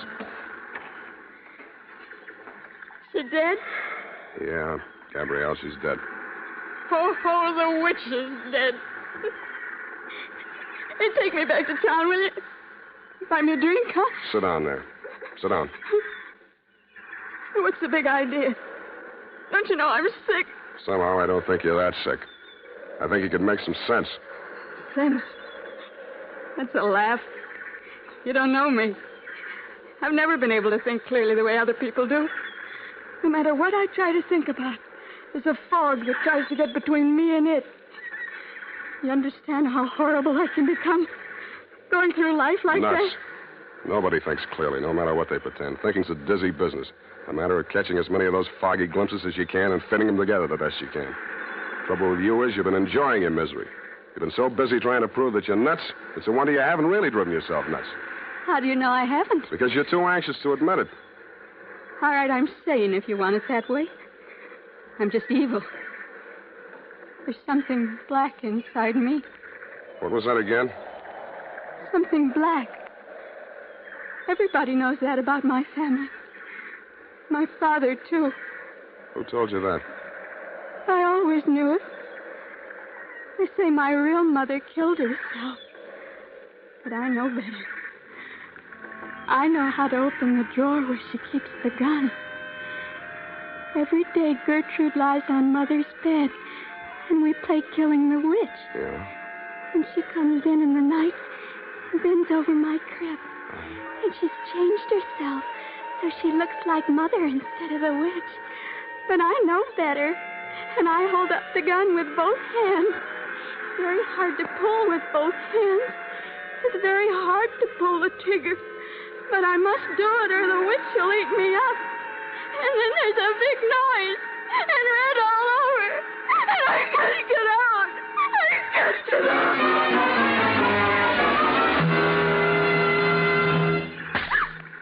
Now listen to me. You were beginning to make some sense. Now don't run away from it. Gertrude was lying on your mother's bed. That's your stepmother? Yeah. She was my nurse. She married Father. Not so fast. How old were you when your mother died? 4. 4.5. Did your father know about the game with the gun? No, I don't think so. Did anybody? Gertrude said I must never tell anyone, because they'd send me away. And I never did. Not till I grew up. I was with Owen Fitzstephen. I had a lot to drink. I told him. After that, he began seeing Gertrude. When finally my father died. But it didn't do her any good. Because Owen really loved me. Now, watch it. Now, let's get this straight. You'll have to straighten it out again later on with a doctor to help you. This is to help me. When you were a little child, Gertrude taught you that killing the witch game to use you as a murder weapon against your mother. Then she filled you full of ideas of guilt and fear so you'd keep quiet about it. When you told the story to Owen, he blackmailed your stepmother into knocking off your father. That made you feel responsible for his death, too, so you ran away. Now, Gertrude's dead. I killed her, too. You might, but I doubt it. Now, try and remember. Was Owen up here tonight? I thought I heard his voice. But I hear voices sometimes. I'm hearing it again. Listen. Do you hear anything?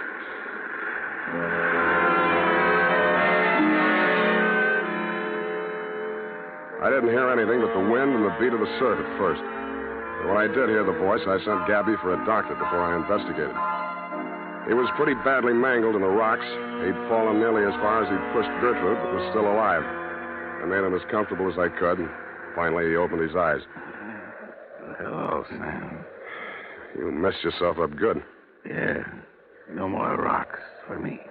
Not unless you make Alcatraz. You know, I had half an idea when you came to see me in San Francisco that you were secretly nursing some exceptional, idiotic theory. Thanks, Owen, but I never had any theory. Whole thing dropped into my lap. Don't be too sure of that. Understand at present, I admit nothing. Later on, if I'm forced to, the very number of my crimes will be to my advantage. On the theory that nobody but a lunatic could have committed so many. Oh, there's not so many. Only Gertrude, your co-author of the murder of the late Edgar Leggett. Nonsense. Crimes and crimes dating from the cradle. Even literature shall help me. Not your own books. Why not?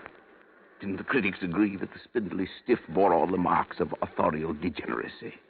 The evidence sung to save my sweet neck. And I shall wave my mangled body at them. A ruin whose crimes and high heaven have surely brought sufficient punishment upon it. Yeah, you'll probably make a go of it. Legally, you're entitled to beat the jump if ever anybody was. Legally? You mean insane? Tell me the truth, Sam. Am I? I think that's what they'll say. But that spoils everything. It's no fun if I'm really cracked. No fun at all.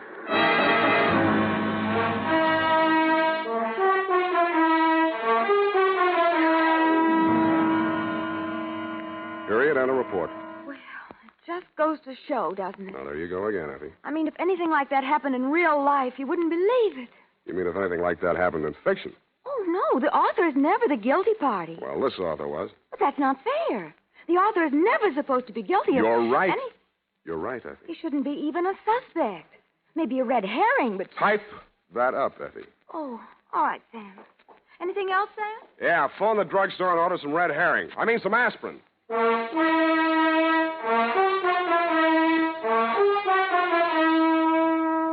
More and more folks are turning to famous Wild Root Cream Oil every day.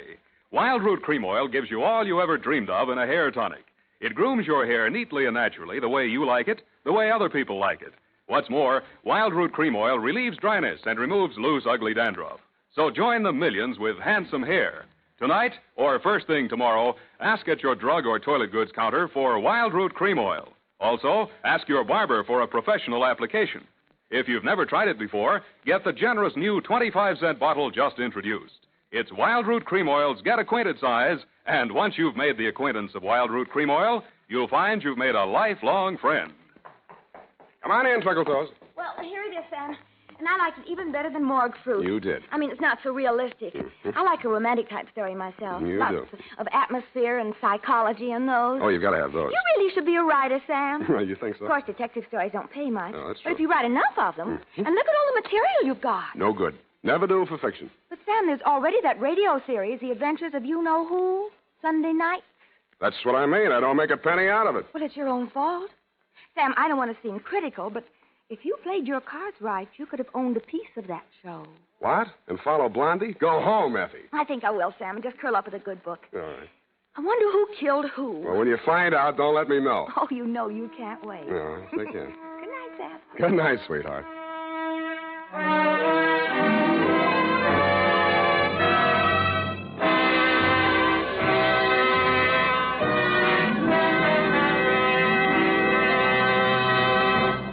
The Adventures of Sam Spade, Dashiell Hammett's famous private detective, are produced and directed by William Spear. Sam Spade is played by Howard Duff. Lorene Tuttle is Effie.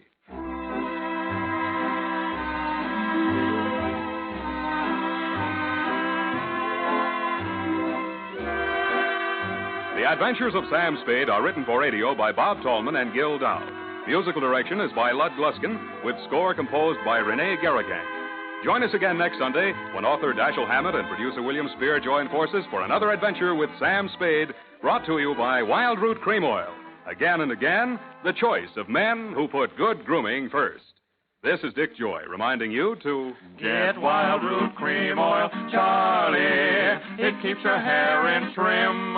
You see, it's non-alcoholic, Charlie. It's made with soothing lanolin. You better get Wild Root Cream Oil, Charlie. Start using it today. You'll find that you will have a tough time, Charlie. Keeping all the gals away. Hiya, Baldy. Get Wild Root right away.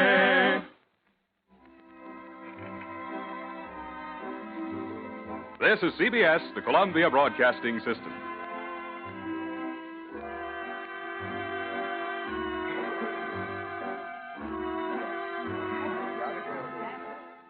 Lost in Brazil invites you on an unforgettable journey where every moment is an adventure waiting to be discovered. Join us as we uncover the soul of Brazil, one incredible experience at a time. Click on the link in the description and embark on the ultimate Brazilian odyssey.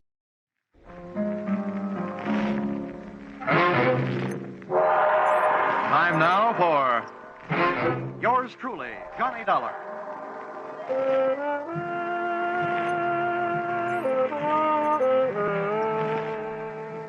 The next half hour has its baggage packed to take a trip with America's fabulous freelance insurance investigator, Johnny Dollar. At Insurance Investigation, he's just an expert. At making out his expense account, he's an absolute genius.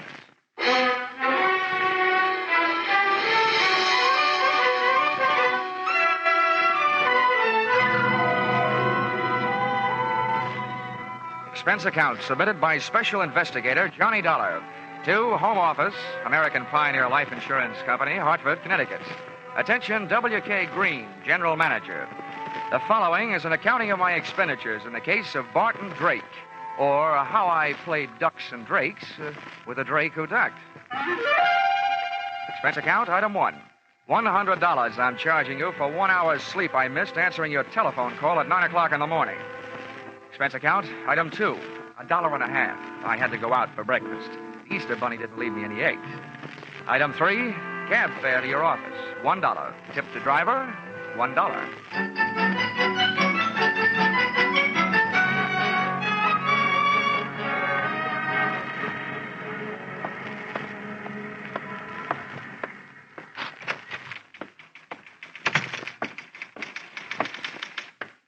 Good morning, Johnny. Why don't we make that good night sometime soon? Shall we, Chickie? Well, I've had to type up some of your expense accounts. I think maybe an evening with you might be fun. But business first. Old Stonewall's waiting for you. Hasn't he gotten out of that military kick yet? No, he still thinks he's a general. But to me, he's still just what he was before he ever went into the Army. His belts never stopped fighting the battle of the businessman's bulge, huh? Well, forward march.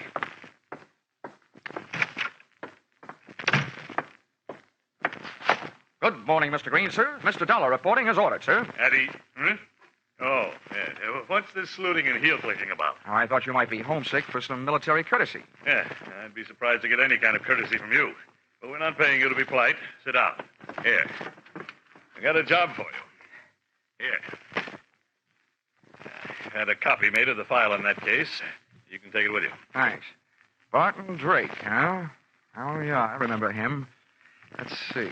Life insurance, $30,000. Beneficiary, Mrs. Barton Drake. Well, what is it? Is he dead or just dying? Neither, we hope. Well, if you'll pardon a little before-noon philosophy, just by living, a man is slowly dying of old age. We have a statistical department to worry about that, Dollar. Your job is to find this man, Barton Drake. Okay. What's the story? And as far as the company is concerned, the story started one night just short of 7 years ago. Oh, that would make it 1942. Yes, the same year I was called upon to fight for my country. Yeah. In the insurance division, Pentagon Building, Washington, D.C. Huh? But don't get me wrong. Those who served can be just as proud of what they did as those who fought. As you were saying. I merely used the word fight as a general term. Yes, General. Barton Drake, one night about 7 years ago? Yes. When we issued the life policy on Drake, he listed his occupation as that of hardware store proprietor. Hardware? As I recall it, he specialized in unregistered pistols, handcuff keys, and hacksaws. And if I'm not wrong, at the time he disappeared, he was under suspicion of grand larceny and wanted for assault with intent to kill a police officer. Yeah, that's right. At the time, he was suspected of a number of large robberies. Yeah. Refresh me on that cop shooting. How'd that happen? You remember. When the police arrived at the house to pick him up, he opened fire from the bedroom window, made a dash for it out of the back to his own car. There was a chase during which the car skidded and went through the rail of a bridge into the river. Oh, yes. Now I remember, yeah. They never did recover the body or the loot. All they got back was a wet Buick. Dollar, that was 7 years ago. At least it will be 7 years and 1 more week. At that time, Barton Drake will be declared legally dead by the probate court.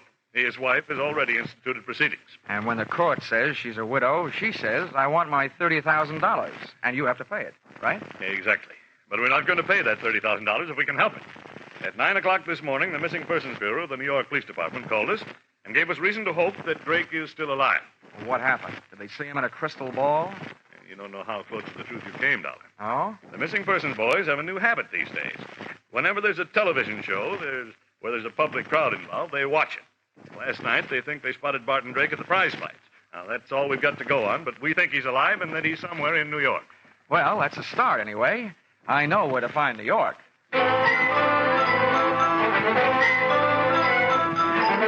Expense account, item 4, $7. Mileage, Hartford to New York. I stopped in Bridgeport to soak up a dish of coffee and whatever information there might be in the insurance file. Of the two, the coffee was the stronger.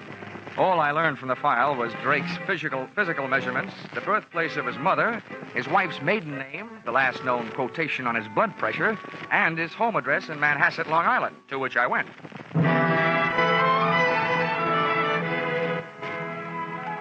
The house had a $40,000 look about it, and its grounds were being manicured by a gardener who had a $12 a day look about him.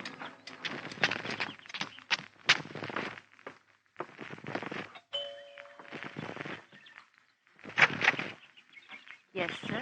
I'd like to see Mrs. Drake. Here's my card. Yes, sir. Step in, please. Thank you. If you wait here in the hall, sir, I'll go tell her you're here.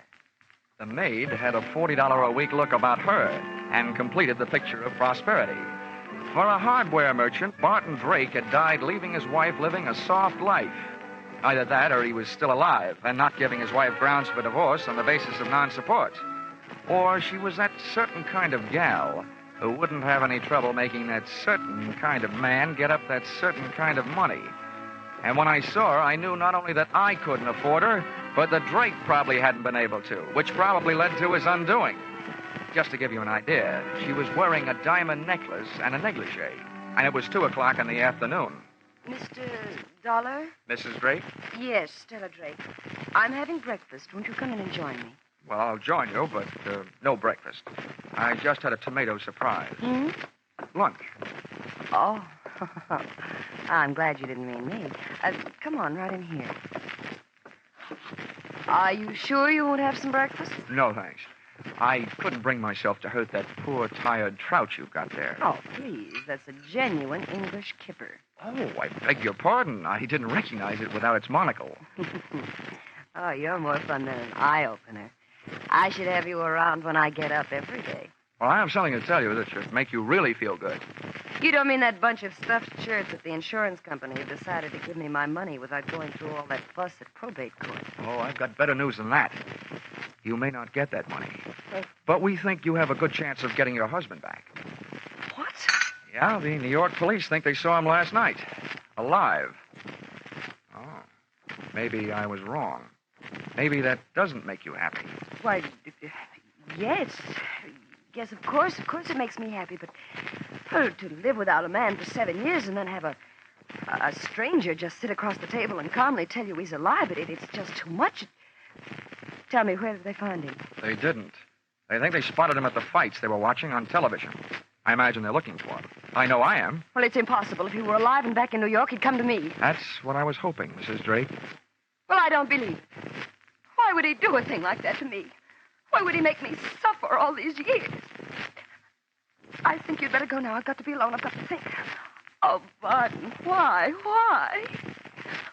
Please, Mr. Dollar. I want to be alone. I figured if she wanted to be alone, it was for a good reason. Because that lather she'd gotten into was strictly from soap opera. She flooded me to the door on a tide of tears. Once outside, I picked up the hedge clippers the gardener had conveniently left near the front walk and pruned the telephone wires leading into the house. Then I took a plant on the place from the other side of the street. I figured Mrs. Drake would want to share her troubles with somebody, and with the phone wires cut, she'd have to leave the house to do it, giving me a chance to follow her. And that's the way it worked out. She led me someplace, all the way into New York City, but not to Barton Drake. That would have been too easy. Once in Manhattan, she headed for a drugstore and a telephone booth.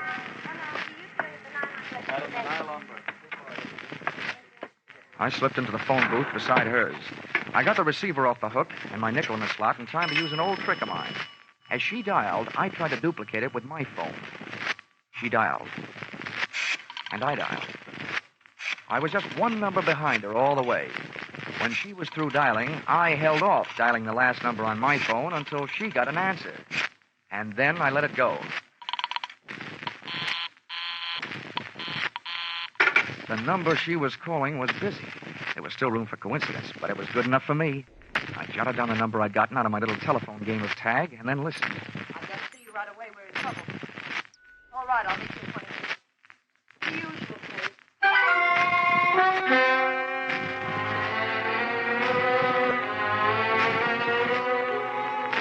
The usual place turned out to be the usual place to meet trains, Grand Central Station. But no train ever pulled into where Mrs. Drake went. As a matter of fact, no man ever did. Unless he was a plumber, maybe. That's right, where the ladies go to powder their noses and things. She came out 30 minutes later alone, but she never hit the street. Instead, she went through the tunnel into the adjoining Commodore Hotel and checked into room 407. The only room I could get was 1313. Expense account item 5, $10. Tip to hotel detective for keeping an eye on the Eiffel in 407. Item 6, $35. Purchase of portable phonograph. Item 7, 65 cents. Purchase of phonograph record, Frank Sinatra singing night and day. With this for ammunition, I went back to my hotel room and gunning for a bird I'd never seen. I set up the phonograph near the telephone, put on the record, and placed a call to the number Mrs. Drake had called earlier in the day.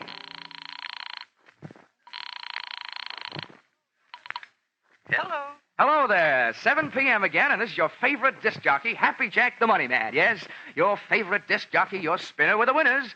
Tell me, are you listening to our show? My radio is not on. Goodbye. Oh, hold the phone, madam. A little thing like that doesn't make any difference to Happy Jack.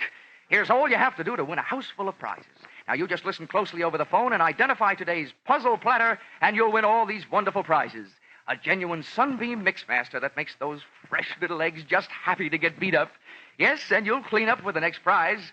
Make a real clean sweep with a Hoover vacuum cleaner with all attachments and no strings attached. And to send you tripping happily through life, you'll also receive a handsome set of easy-to-lug luggage, a pair of Gladiator bags. Are you interested? Why, of course I am. All right, then. Here's the tune.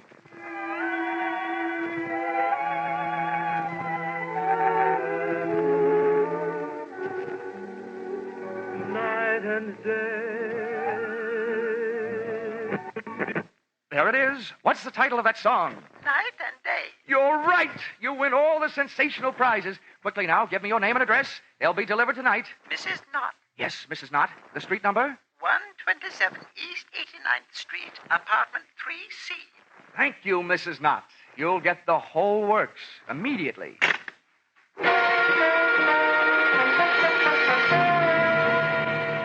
Expense account, items 8, 9, and 10. $39.50, purchase of Mixmaster. $79.50 purchase of vacuum cleaner, and $89.50 purchase of luggage. You may resent this expenditure, but there's one thing you must remember. Nobody can resist trading their name and address for something for nothing.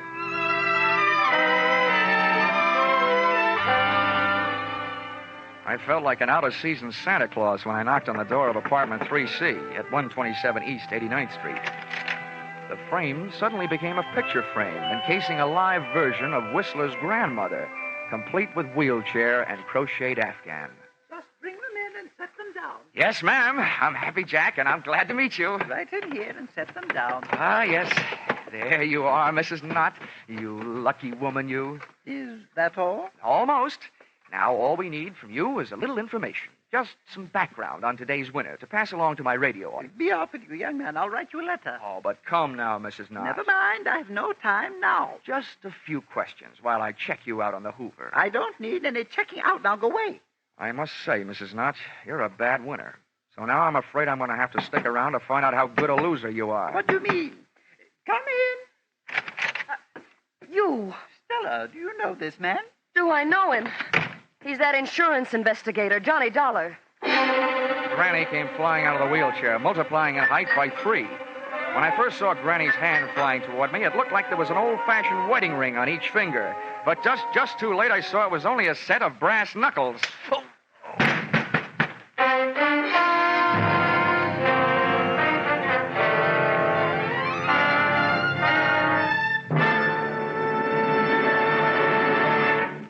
In just a moment, we'll return to the second act of Yours Truly, Johnny Dollar. CBS cordially invites you to hear the adventures of Philip Marlowe and the stories of modern crimes and their solutions as unfolded on Gangbusters when they come to you every Saturday night on most of these same CBS stations. Tomorrow night, Philip Marlowe will investigate the mystery behind the cloak of Kamehameha, and Gangbusters will deal with the case of the callous killers. Now back to Yours Truly, Johnny Dollar.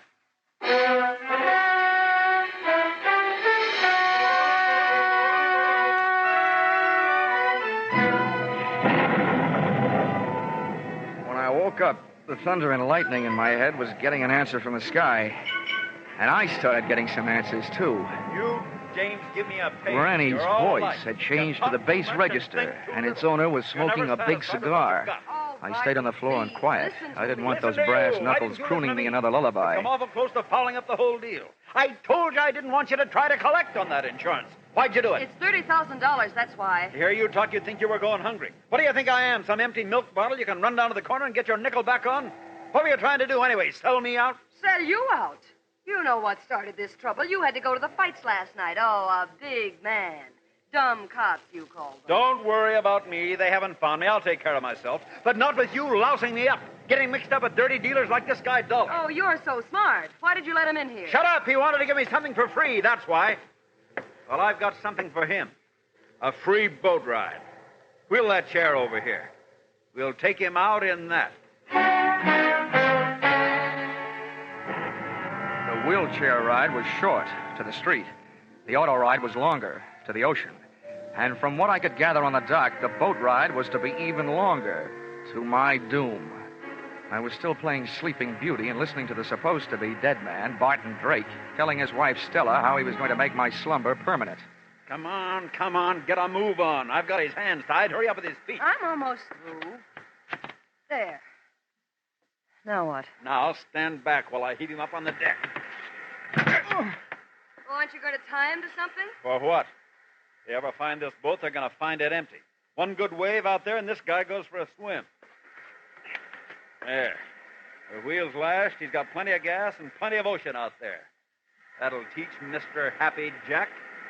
Now I'm giving him away.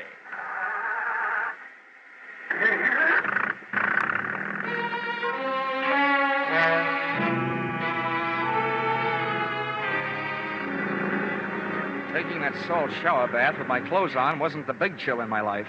I was scared. My heart was racing faster than the boat engine. And for the first 20 minutes, all I could think about was hanging onto that slippery deck with all I had to hang with, my hopes and my heels. I was on the thin strip of deck after the wheel. Hard by my hands was a deck cleat. With that for a starting point, I went to work, trying to out-navigate that rope, with which Barton Drake had lashed the wheel. I worked my tied wrists over the cleat and dropped my legs down over the side into the icy racing water. I had rigged myself into a human jury rudder to swing the boat off its course. I didn't know where it would take me, but I didn't care so long as it wasn't out to the open sea.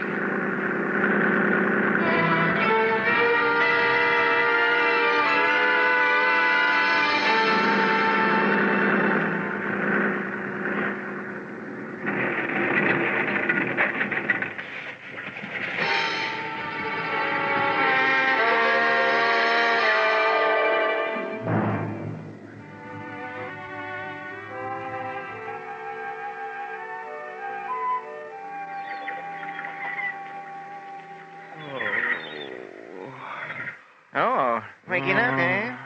Might as well tell you. Your boat sunk and you ruined my knock last night doing it. I have to pay for it. Oh. My name's Fred Kindly. I pulled you off the beach. I'm expecting to be paid for that, too. Will it cost me to find out where I am?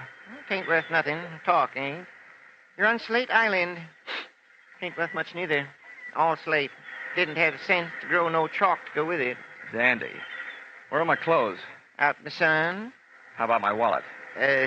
Fish must have got it. Mind if I feel your back for fins? Don't get funny, young feller. Might want to be getting off this island someday. Someday? Some minute is more like it. You got a boat? Of course I got a boat, but ain't got much food. Maybe if I could afford to buy some of supply canned goods when I got to the mainland, well, Well, how much would it cost? Much as $100, maybe? Okay, it's a deal. Let's go. Hold on now. Only said maybe. Come think of it, might cost $200. Oh, okay. You swindler. 200 then. Oh, swindler, am I? I say, fellows might as well have the game as a name. Makes my price $500 worth of grade A canned goods. And if you don't want to pay it, you can get out in this shack and wait for the mailboat. Maybe I will. When does it get here? Week from Tuesday. Okay. He'll get you $500 worth of canned goods. When can we start? I'll give you your clothes soon as you put it in writing and sign your name. Where's the paper? Right here. Keep it handy. Just fill in the amount here. $500 worth. It's my regular contract for shipwreck. Okay. Give it here. 500. And where do I sign? Right there at the bottom. There you are. All signed. That's a peculiar name. Ali Khan. I'd had more than my share of wind the night before, so I decided to throw caution to it. I went into the building at 127 East 89th Street and up to apartment 3C. First, I knocked with my knuckles and got no answers, so then I knocked with my feet. Well, what do you know? The lock broke. There was nobody home, and Barton Drake must have been out calling himself Granny at the moment because the wheelchair part of his disguise was also among the missing. The closet was empty, and the brand new Gladiator bags I had delivered the previous evening were nowhere to be found. Now, nobody could say I hadn't made it easy for Drake to make a getaway with my little giveaway. I'd even supplied the luggage. But all the traffic wasn't going. Some of it was coming. Well, Stella, there's one bad thing about kicking your way into places. You can't lock the door behind you. Well, now that you're in, you better come all the way in. What are you doing here? You should be asking me what I'm doing alive. The only answer I've got for that is I don't murder easily. Where's Barton? That was the next question I was going to ask you. Now that one's gone, I've got a couple more I'd like to ask you. And don't argue. I don't know anything. Well, then let me tell you something. If you're not guilty of anything else, you are guilty of attempted insurance fraud. That's in my department. The tougher you make it on me, the tougher I'm going to make it on you. Now, about those questions. How long has your husband been back here in New York? He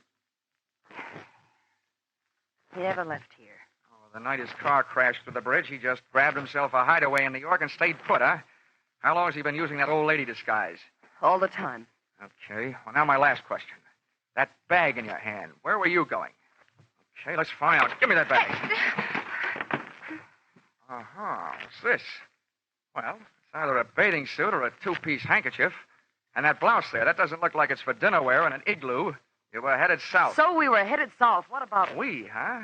If you ask me, and I doubt that you will, so I'll tell you anyway, your hopes just headed south. Lady, you've been double-crossed. Your husband took off without you. I don't believe it. If he left here, he had a good reason. That's your guess, but we're not playing your hunches. We're playing mine from here on in. Just where did he say you were going? I don't remember. Maybe it'll help if first you remember what I told you about insurance fraud. It's good for 10 to 20 years. Now, do you remember? Bought tickets on the Orange Blossom Special for Florida. It leaves Penn Station in an hour and a half. You got that little backwards. The Orange Blossom Special pulls out in half an hour. Huh? That doesn't even give me enough time to get down there. Get out of my way. Sit down.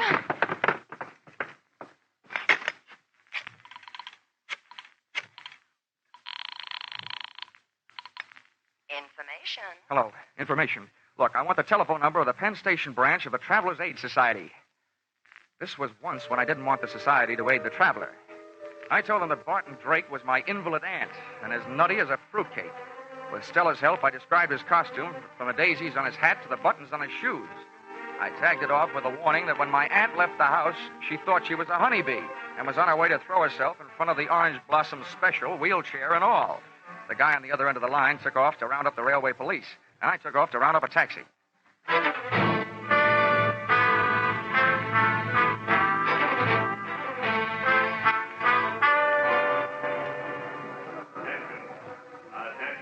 I rode the escalator into the main waiting room, and halfway down, I spotted Barton Drake in his grandmother getup.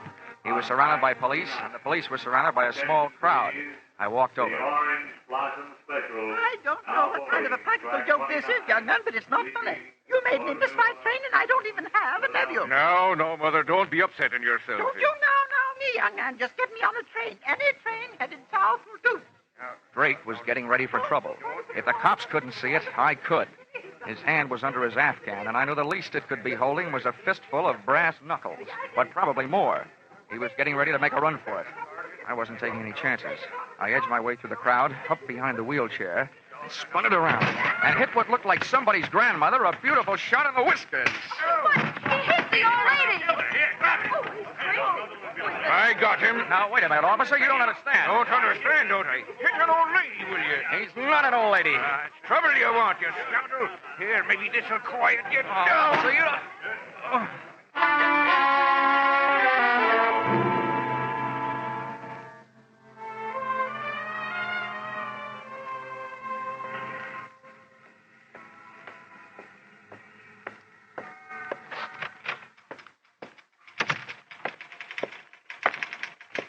Johnny. Hi, Chickie.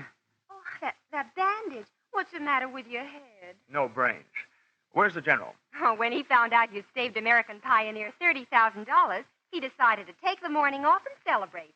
He's out playing golf. Oh, great. To celebrate my getting hit on the head with police clubs, he goes out and swings golf clubs. Oh, Johnny, I was sort of Now, hoping don't that... worry, Chickie. I've still got enough energy left for nightclubs. You want to help me with this expense account? I'll get it out of the way. Well, that's all that stands between us. Uh-huh. Expense account submitted by Special Investigator Johnny Dollar to Home Office, American Pioneer Life Insurance Company,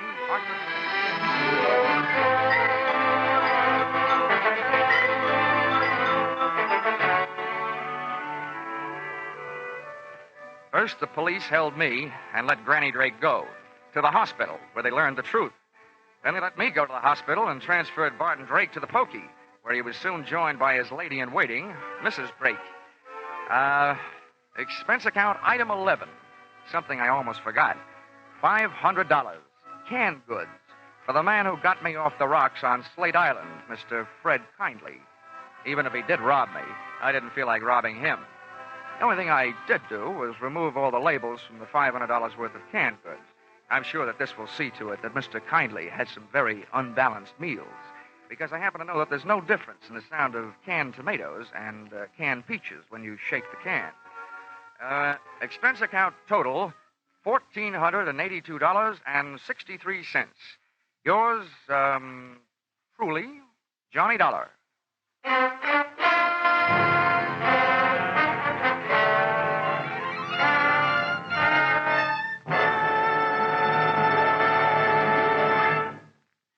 At last, mankind is facing up to one of its most feared diseases, cancer. Research scientists are working tirelessly, exploring every avenue that might lead to new treatments, new cures, and new insight into the causes of the disease. At the same time, the American Cancer Society is working to keep the public informed of all the progress that has been made, trying to reach everyone with the message that the sooner a diagnosis is made, the better the chances of cure. Together, this public education and research attack should bring great progress in the control of cancer. But both phases of this program are costly. realizing you are giving to a fight against a disease that could menace you. Give generously to the American Cancer Society's Drive for Funds this year.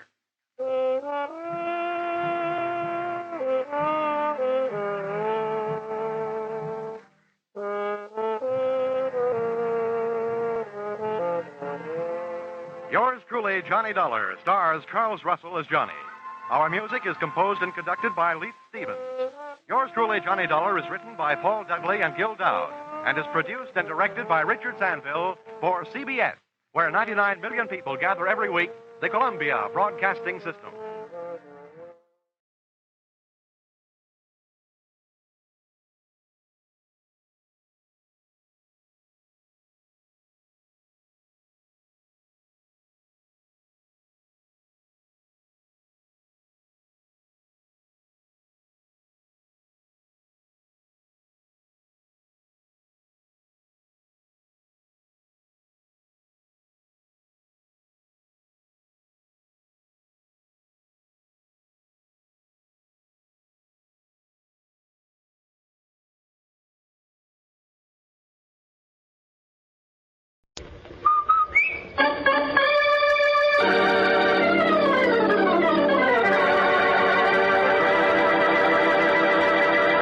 Lever Brothers, makers of Rinso, R-I-N-S-O, Soapy Rich Rinso, presents Boston Blackie, starring Chester Morris.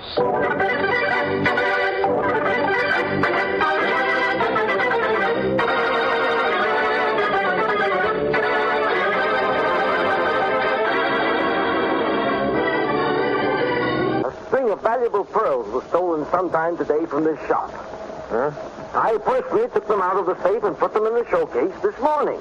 Might be an inside job. How about your employees, Mr. Gordon? Well, just those two women you see behind the counters, that's all. Huh? Mrs. Phillips, the short, gray-haired woman, has been here 20, came with us 18 years ago. And I trust both of them implicit bonded delivery service. And nobody came into the shop today except regular customers, eh? Nobody came in just to look around? Well, not today. And we always pay particular attention to strangers.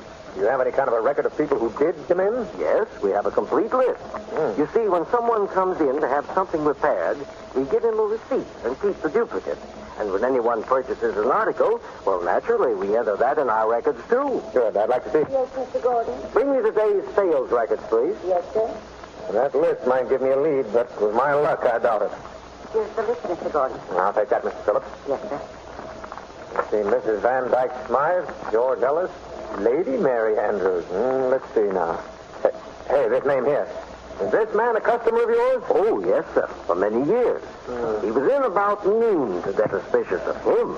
Mr. Gordon, when a string of pearls is missing from a certain store and a certain party was in that certain store and that certain party's name is Boston Blackie, I'm suspicious.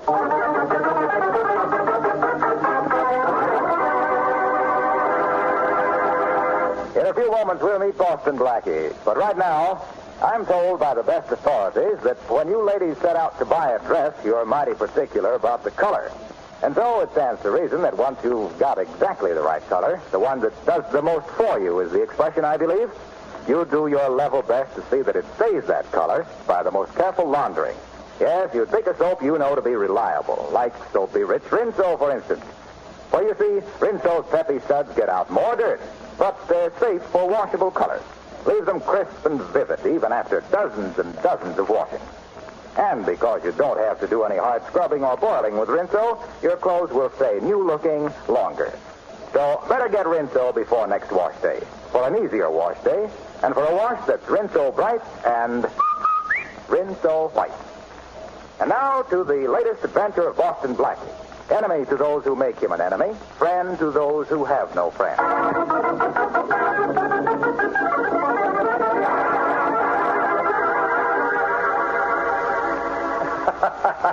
This'll kill Blackie Matthews. I'll have him so cold he could refrigerate a warehouse. Well, I don't know, Inspector. I don't know. Oh, you don't know. Of course you don't know. Get this set up. From Gordon's jewelry shop today when he left his watch to be repaired. You going to pick him up, Inspector? No, not now. But tomorrow. Tomorrow he's going to call for his watch, and there's going to be a tray full of very valuable stones, practically under his nose. And nobody will be watching him. Blackie will lift a trinket or two, and when he gets outside the store, we grab him. How does it sound? I don't know, Inspector. I don't know. But if it just wasn't Blackie. Oh, Matthews, you're fired.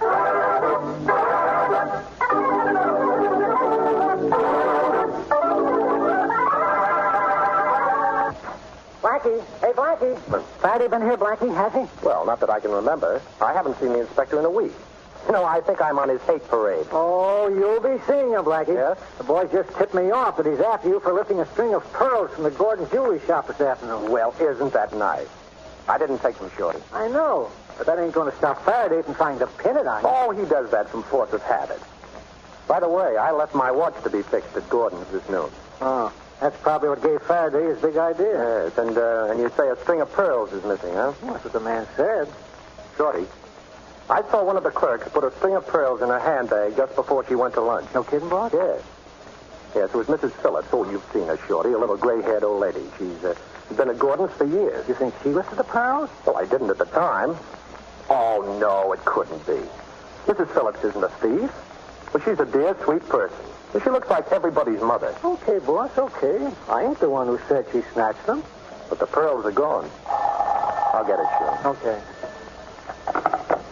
Hello, Boston Blackie speaking. Oh, Mr. Blackie, this is Mrs. Phillips from Gordon's jewelry shop. Oh, yes. Yes, what can I do for you, Mrs. Phillips? I must see you right away. My address is 722 Alden, apartment 4B. I'm definitely at your service. Be right over. Goodbye. Going before dinner, boss? But something's cooking. You're right, Shorty. And I'm going to find out what it is.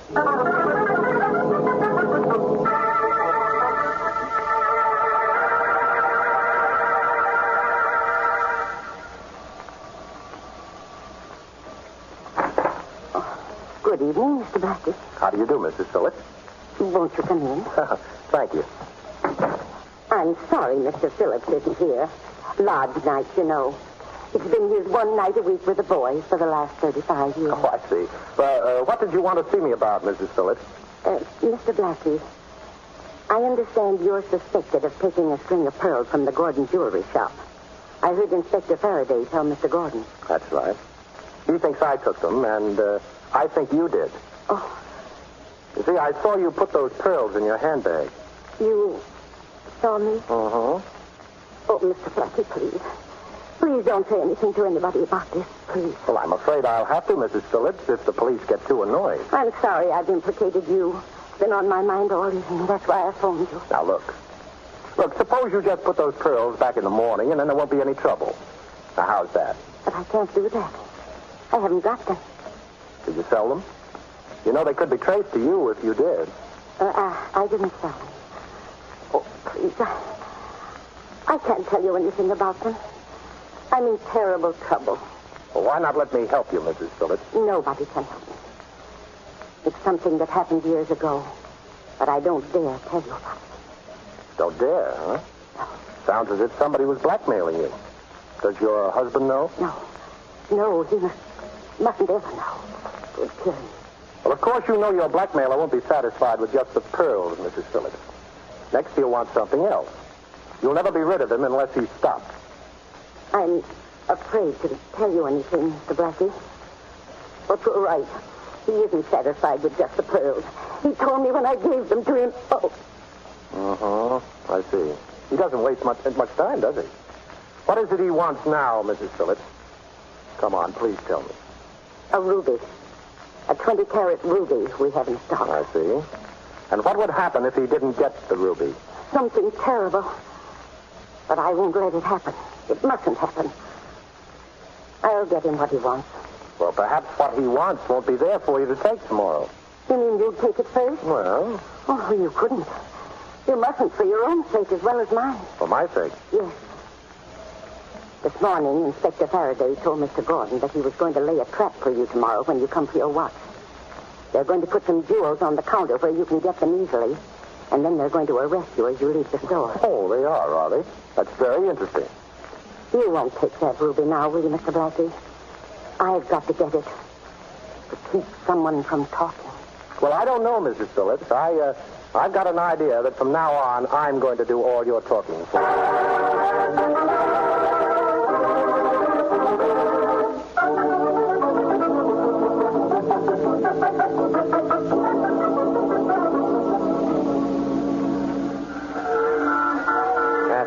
All your cops out of sight? Yes, sir. Hey, there's Blackie's car now, just coming along the street. You see it? Yeah, almost opposite the store. He's driving pretty slow. Come on, Matthews. Let's get out of sight. Hey.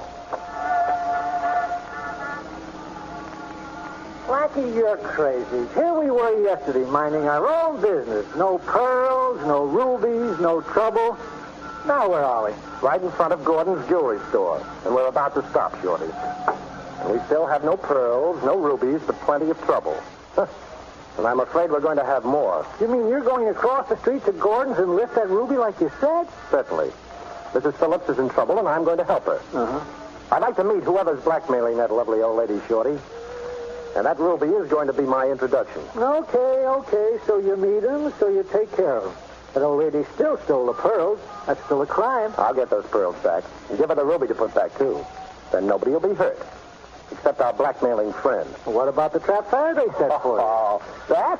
Well, that makes it more interesting, Shorty. You see this cigar? Yeah, sure, I see it. Well, look. The center is hollowed out. Uh-huh. That's why you're here. You brought me along because the center of the cigar has a hole in it? That's right. Now, when I come out of the store, I'll be smoking a cigar, and when Faraday grabs me, I'm going to be so surprised, I'm going to drop it. And you're going to pick it up. Me, boss? Mm-hmm. I'm going to pick up a butt just like the old days? That's right, Shorty. And you're going to take very good care of it. Because in that hole in the cigar, there's going to be a 20-carat ruby. So long. Okay, Blackie. Good luck. Thanks.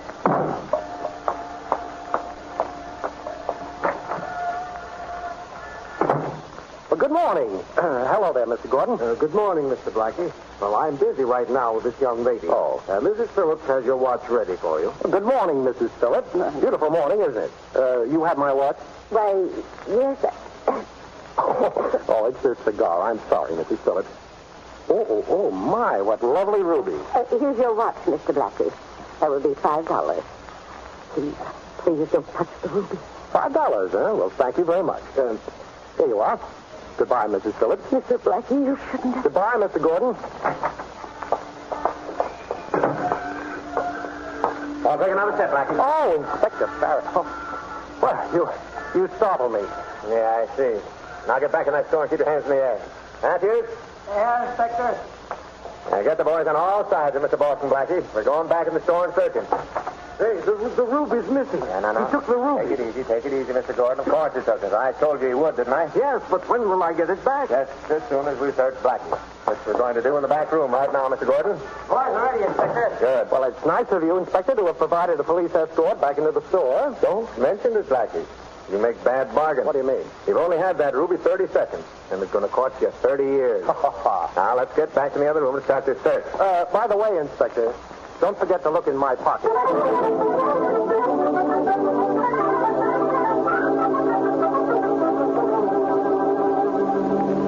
Well, what did you do with that ruby, Blackie? We've searched you from head to foot, and we can't find it. Well, he must have it. I saw it on the tray just a minute before he came in. And after he left, it was gone. Yeah. You arrested him before he could move from the door. He must still have it. Well, maybe I swallowed it. Very clever, Blackie. You're very clever. I've got an idea. Maybe you did swallow it. Are you kidding? Well, we'll soon find out. I'm going to see what you look like behind a fluoroscope. I see. You want to get the inside story.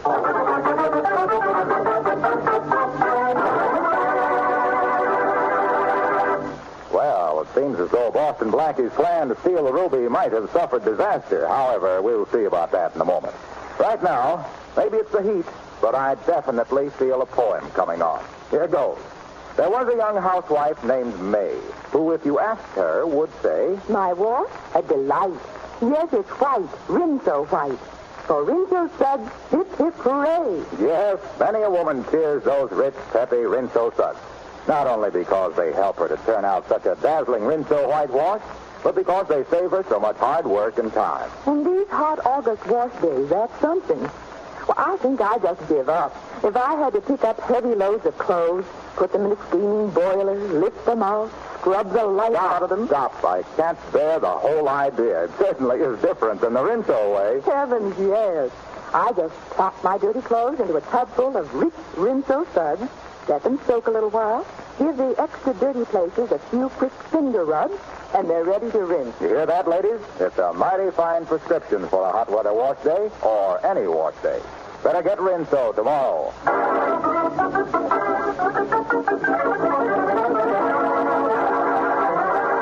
And now back to Chester Morris as Boston Blackie. In order to deal with the unknown man who is threatening aged Mrs. Mary Phillips, Boston Blackie has stolen a 20-carat ruby from the Gordon jewelry shop and hidden it in a cigar.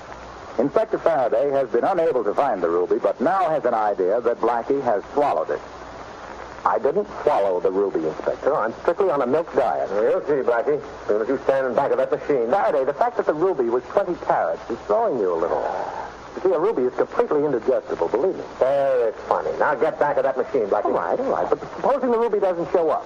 Am I excused for the rest of the day, teacher? Get back of that fluoroscope. All right.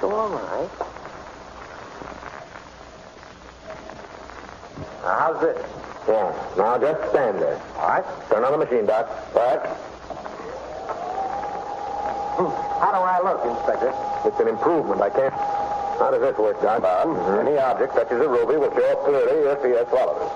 You see anything? Now, don't tell me you see a strange man and I'm going on a date. Me neither. Okay, turn it off. Come on out, Blackie. All right, put your shirt on and then beat it. I can't hold you. Oh, bless you, Faraday. Bless you. You know, it takes a big man to know when he's licked. I'm not licked yet. That's what I mean. Good day, gentlemen.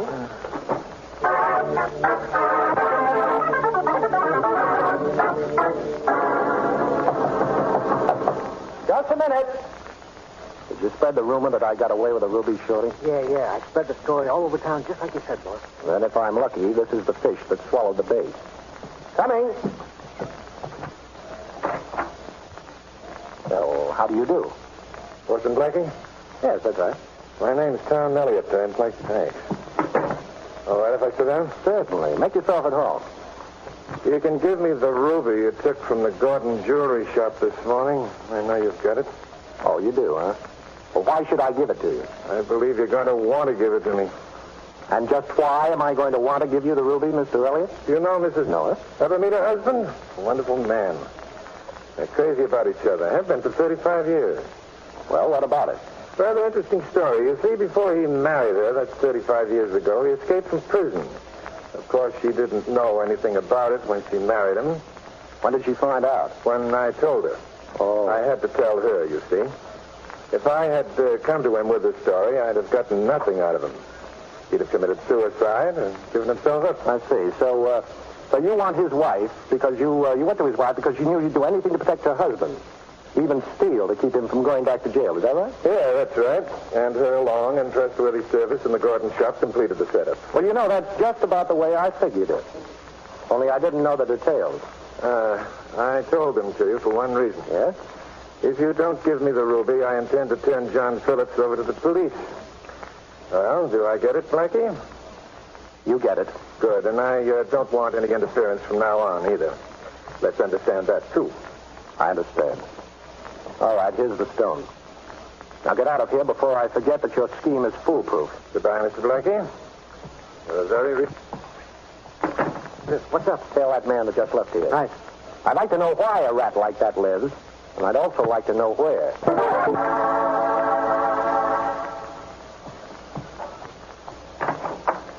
Mr. Blackie. Oh, hello, Mrs. Phillips. May I come in? Please do, Mr. Blackie. Thanks. The police didn't find the ruby? No, of course not. But your friend, Mr. Elliott, called on me.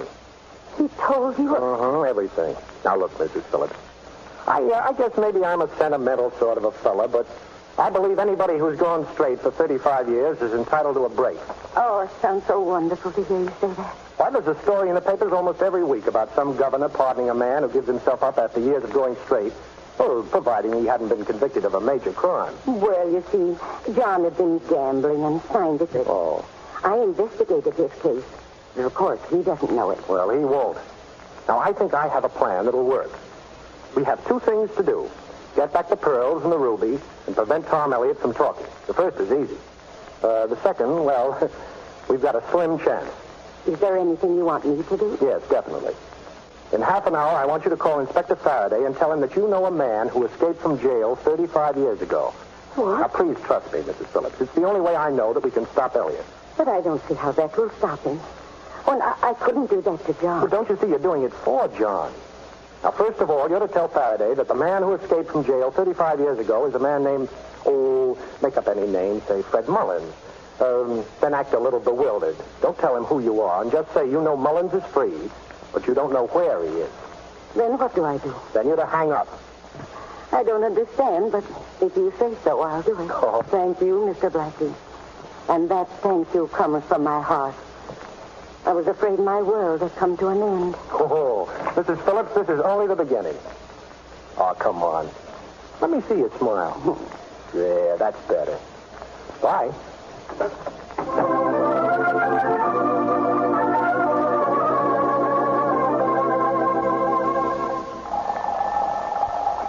Hello? Shorty? Oh, hello, boss. Hey, I got that guy's hideout peg. It's 1761 East 13th. Apartment 6B. Good. Now listen, Shorty. I want you to call Faraday. Yeah? Disguise you as Allenby, who happens to be in the city, and who also happens to have escaped from prison 35 years ago. Oh, who's this Allenby, boss? Gee, I thought I knew them all. Oh, I just made it up. Oh. Play dumb, Shorty, and we'll have Mr. Faraday good and confused. Won't be the first time. Yeah. Okay, Blackie, it's as good as done. Thanks. See you later.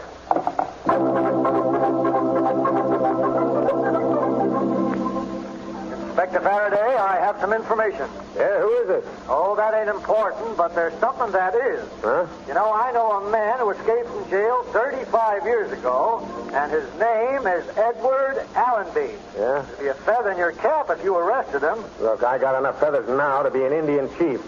Where is this Allenby? I don't know. What jail did he bust out of? I don't know that either. What is this, April Fool's Day? Goodbye.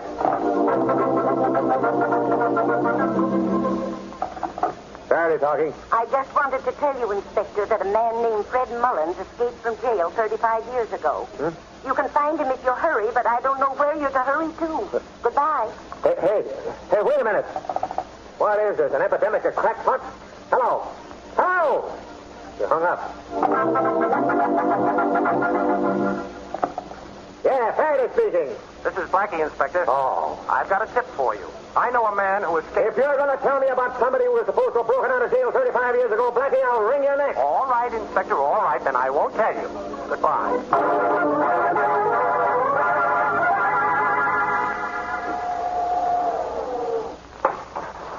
6, boss. Getting out, please. Thank you.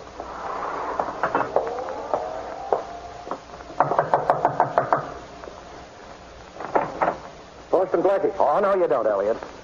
No closing doors in people's faces. It isn't polite. You mind if I come in? What do you want here? Well, I want that ruby I loaned you and the pearls Mrs. Phillips gave you yesterday. Oh, you do, eh? Uh-huh. You see, Mrs. Phillips is going to put them back in the store tomorrow morning when Mr. Gordon can find them. You'll think they were just misplaced. Your memory isn't very good, Blackie. You weren't supposed to interfere anymore, remember? And I was supposed to forget about John Phillips cracking out of jail? Yes, I know. Only that doesn't matter now. Now, let's have those pearls and that ruby, Elliot. Sorry, Blackie, but they're staying with me. And I'd advise you to stand still. Oh, a gun, huh? Pretty unoriginal. But I'd expect that from a small-time crook that blackmails old women. This gun has killed 2 men, Blackie. That's all. With me on the trigger.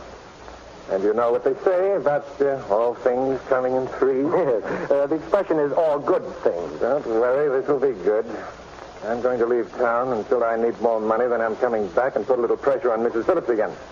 I know a fence out west who'll pay a fortune for those pearls and that ruby. My bag is packed and I'm on my way. But I'm afraid I've got to kill you first. Well, you know that 38 is liable to make a lot of noise. Yes, but this silencer will make sure nobody hears it. I see. Hey, keep your hand out of your pocket. Oh, I haven't a gun, Elliot. I just wanted to get my cigarette case. Okay? Yes. But it'll be the last cigarette you smoke. Well, at least this is one way of breaking the habit. Will you have one? Sure. Hey, that's an expensive case. Yes. I'll take it with me when I go. I have a lovely gold inlay you might like also. Now, don't get too close. Just stand where you are and hold that case out as far as you can. I can reach. Oh, you mean like this? Yes. Thoughtful of you, Blackie. I'll take this. Ow! Sucker! Oh! I don't know when I've enjoyed doing anything so much. Those pretty little fingers of yours are going to hurt tomorrow, Elliot. So you killed 2 men, huh? Well, I can't wait to tell Faraday. Now, come on, hand over that jewelry, Rat. I'm in a hurry. I can't wait till I see the expression on a lovely little old lady's face.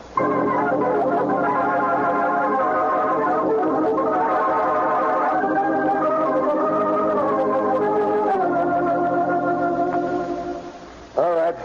Faraday, you've got me in jail, and I suppose you're sending my fingerprints out west. That's right, Elliot. Blackie finally got around to doing me a favor. You've got a little record in this city, too. You didn't tell Blackie that. I think we've got a priority on you. Doesn't matter where I go to jail. I just want to tell you this, Inspector. I've got a little information for you. Oh, yes? Yes.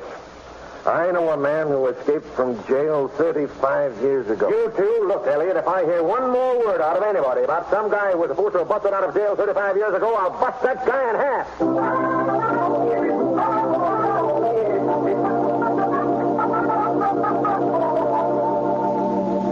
I sent for you, Blackie. On account of you've got a right to know. Oh, thanks. I sent this Elliot's fingerprints out west, and he's wanted for 2 murders, just as you said. Uh-huh. And for one right here in this city, too. No. Thanks for the tip, Blackie. How did you manage to catch up with him? Oh, a little old lady told me. Huh? Yes, so I put 2 and 2 together to coin a phrase, and I said to myself, dear old Faraday. He's been so nice to me lately. What better way of showing my appreciation than to make him a present of a murderer? Thanks, Blackie. Oh, not at all, old man. But by the way, now that you've looked inside my heart, certainly my stomach, did you ever recover the pearls and the rubies? Oh, yeah. Didn't you hear what happened? No. Well, Gordon called to tell me that they were right in the shop all the time. No. Yeah. Can you beat that?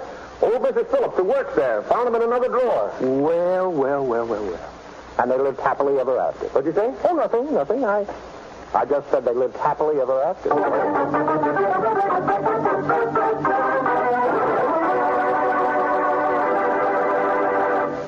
In just a moment, we'll hear a preview of next week's exciting adventure with Boston Blackie. Meantime, ladies, I have a real piece of advice for you about dishwashing.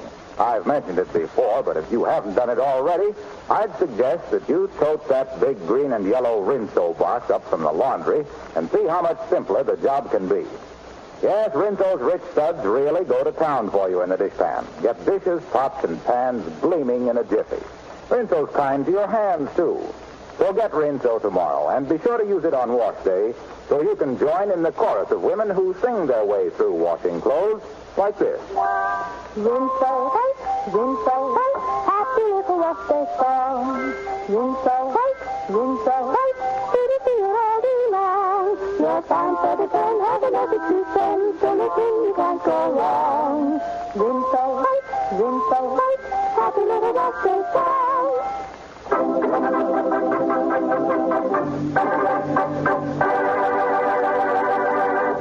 But, Inspector, how do you know Boston Blackie's dead? I told you, Matthews. All I know is some guy called me on the phone and said that after I'd come down here to Blackie's apartment, I could pick up the remains. Who called you? I don't know. He hung up on me. You think it's another one of Blackie's tricks? Well, we'll know pretty soon. If it is, I'll break every bone in his body. So here we are, 6th floor. He's in 6B here. Hey, Chief, look. There's a guy flat on his face right outside the door. Blackie, I don't believe it. Gee, thumped off right outside his own apartment. Yeah. He's a swell guy, Matthews. One of the best. Sure, he got me sore now and then, and I used to rib him, but when it came right down to cases, he was a swell guy. I'll get the guy who did this if it's the last thing I ever do. Writing my epitaph, Faraday? Huh? I hate to disappoint you, but that body isn't mine. Boston Blackie.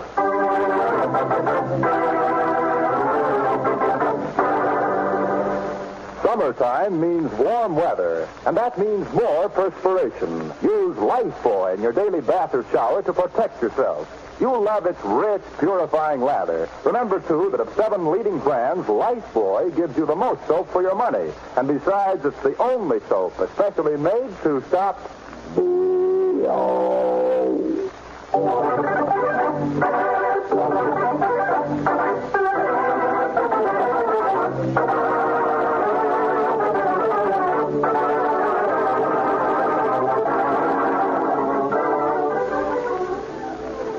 Be sure to listen at this same time next week for another exciting adventure with Boston Blackie. You can see Chester Morris as Boston Blackie on the screen at your favorite movie theater. Boston Blackie's latest Columbia picture is One Mysterious Night, soon to be released. Richard Lane appears as Inspector Faraday, music by Charles Cornell.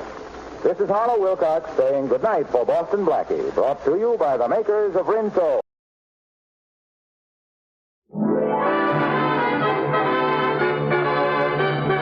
Your neighborhood Chevron gas station invites you to Let George Do It, brought to you by the makers of climate-tailored Chevron Supreme Gasoline and RPM Compounded Motor Oil.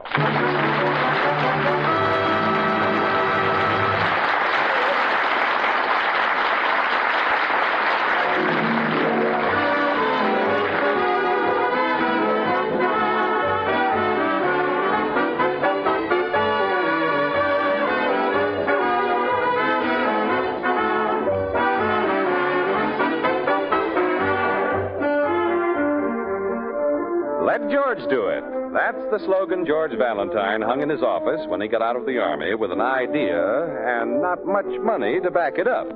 When a client shows up with a problem, George is happy. When no client appears, George is still happy. The worry department is handled by his secretary, Claire, and her brother, Sonny. Right now, George is sitting in his office when suddenly he hears a commotion outside. Claire. Hey, Claire, come in here. What's the matter, Mr. Valentine? Oh, what's all that noise about? Well, there's a crowd outside our office building. Really? Oh, I wonder what's I wrong. don't know. Must be some celebrity. Yeah, there. They're getting autographs. Golly, look at the mob. Well, it must be someone very famous. Maybe it's the president. Or Donald Duck. I'm going downstairs to see. No, Claire, you stay here. That mob will tear you to pieces. I got it. I got his autograph. Sonny. Sonny, look at your shirt. It's in shreds. Oh, what's a little thing like a shirt? I got his autograph. Look, see? Jimmy Jones. Jimmy Jones. Jimmy Jones? Jeepers, don't you even know who he is? Wait a minute. Don't tell me. Let me guess. I know. He's a fullback for Notre Dame. A player named Jones on the Notre Dame squad? Oh, now I know, of course. Jimmy Jones, he's an actor. He plays in cowboy pictures. He's not just an actor. He's a hero. Mr. Valentine, you know Thunderbolt, don't you? I don't think I've ever had the pleasure. Well, Thunderbolt's as famous as Jimmy Jones. It's his horse. Did you get his autograph, too? Well, the crowd's practically gone. Yeah, now maybe we can get a little work done in this office. That is, if you feel up to it, Sonny. I beg your pardon, but I'm looking for George Valentine. Well, you found him. Come right on in. Thanks. You're Mr. Valentine? That's right. Say, haven't we met before? Your face looks awfully familiar.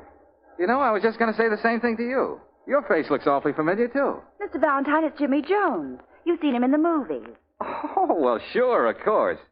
Sonny, is this your hero? Sonny. Sonny. He's petrified. Jimmy Jones. Standing right in front of me. He's one of your many fans, Mr. Jones. Well, that's awfully nice of you, Sonny. May I shake your hand? My hand? This is your hand, Sonny. Come on, put it out. Glad to know you, Sonny. I'll never wash it again. And this is Sonny's sister, my secretary, Claire Brooks. How are you, Miss Brooks? Don't shake her hand. Look what it did to Sonny. Oh. Mr. Valentine, I've heard about you, and I'm hoping that maybe you can help me. Well, I've never failed anyone yet.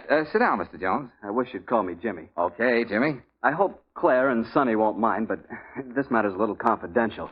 It's nothing I'm ashamed of, understand, but I've got to keep it quiet for business reasons. Well, you can trust us, Jimmy. Oh, you've nothing to worry about on that score, Mr. Jones. We won't say a word.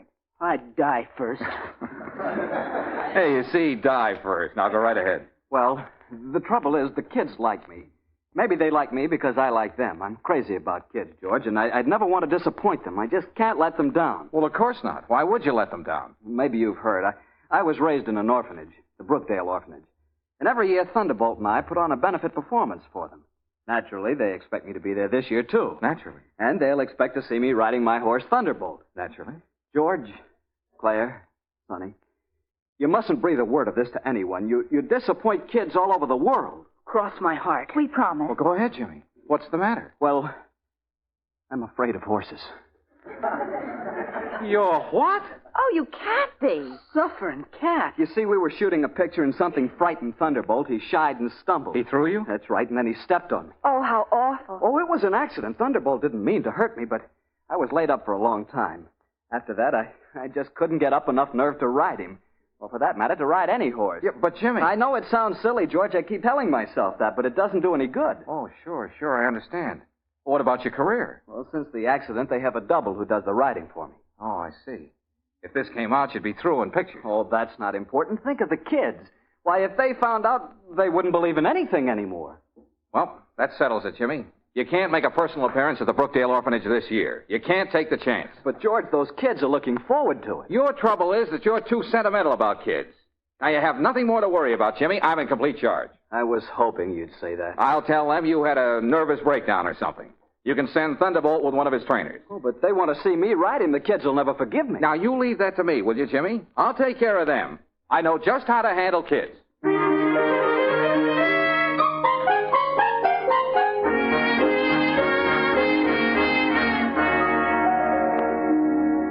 Mrs. Martin is the superintendent of the orphanage.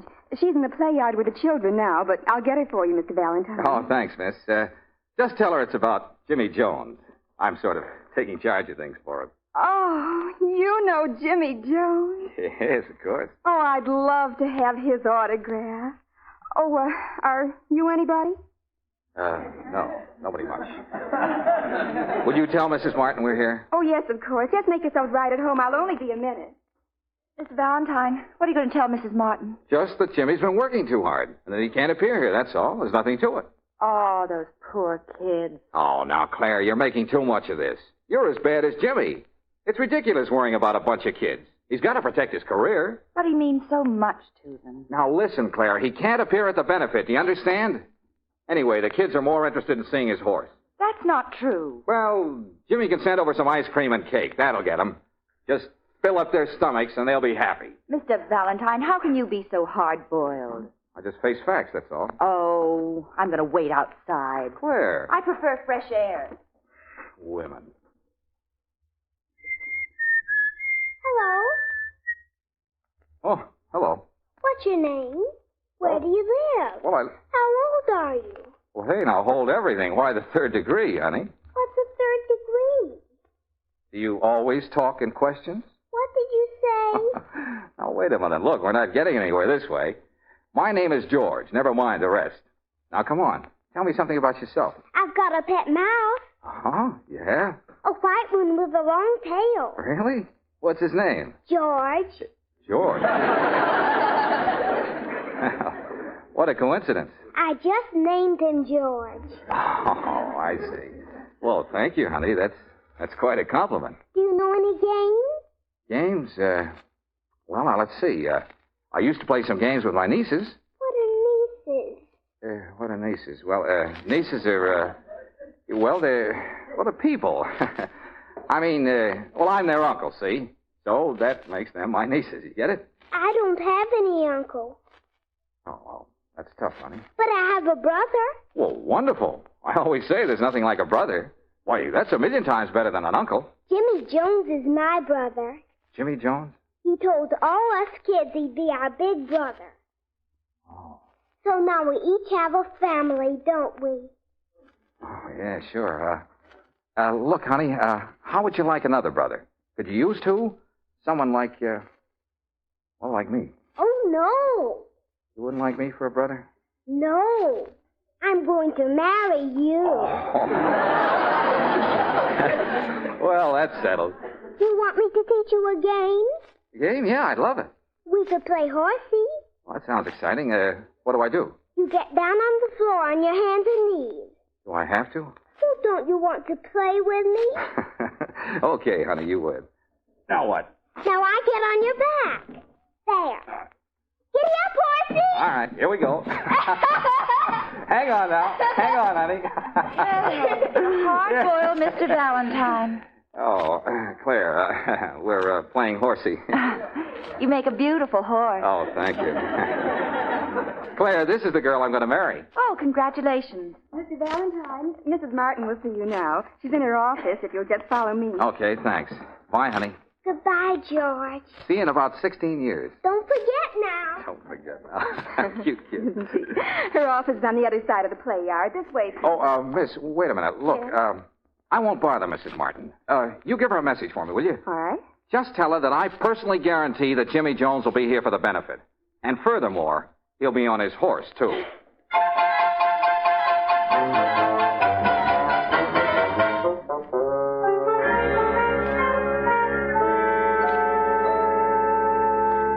Mr. Valentine, I have Mr. Jones on the phone for you now. Oh, thanks, Claire. Hello, Jimmy. Hello, George. What's on your mind? Now, listen, Jimmy, you can't let those kids down. Why, they believe in you. Why, they think you're their big brother. Sounds as though you've been out to the orphanage, George. Well, now, look, you know me, Jimmy. I'm not sentimental or anything like that, but, well, I can't have her disappointed. She named her mouse after me. Her what? Yeah. It's the first time I've ever had a mouse named after me. George, what are you talking about? Just this. You've got to ride Thunderbolt at the benefit. But, George, I told you since the accident, every time I see a horse, I shake. What'll that do to the kids? Oh, gosh. You're right, Jimmy. No, we can't let them see you that way. Hey, wait a minute. In the movies, you use a double, don't you? What about him? Oh, I thought of him, but it won't work. He's built like me, but he doesn't look like me. The kids will get wise. Well, then all we have to do is to find a double that looks like you. It's a cinch, Jimmy. Leave it to me.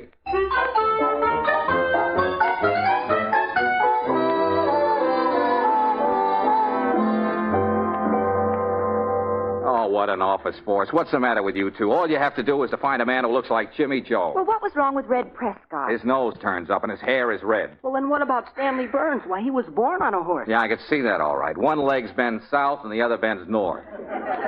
What about Mr. Manning? There's a similarity, even if his face is a little long. I told you to find someone who looks like Jimmy, not his horse. Oh, well, it's no use, Mr. Valentine. I give up. But it's just a simple little job.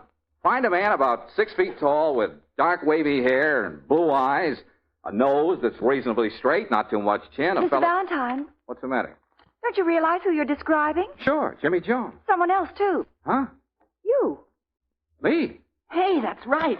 Mr. Valentine, you do look like him. I noticed it the first time I met you. Why, you could be brothers. Why, that's terrific. Claire, get Jimmy on the telephone right away. Tell him I found his double.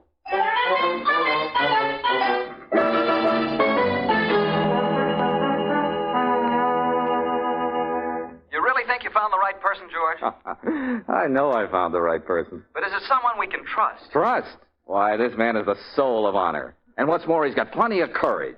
And a heart of gold. Pure gold. Say, sounds tremendous. Well, I don't like to brag, Jimmy, but if you were to pin me down, I'd say he is tremendous. Who is it? Me. You? Sure. Remember how familiar we look to each other? I look like you. Oh, that's where I saw you. Yeah, of course. Well, that's wonderful, George. You don't know how relieved I am. Well, I told you I'd come through with flying colors, Jimmy. Now be at my office tomorrow morning. Okay, thanks a million, George. So long, Jimmy. Well, it's all set. See, there ought to be a good fee in this for me. Oh, I'm sure there will be, Mr. Valentine. Jeepers, Mr. Valentine, I can hardly wait for the benefit.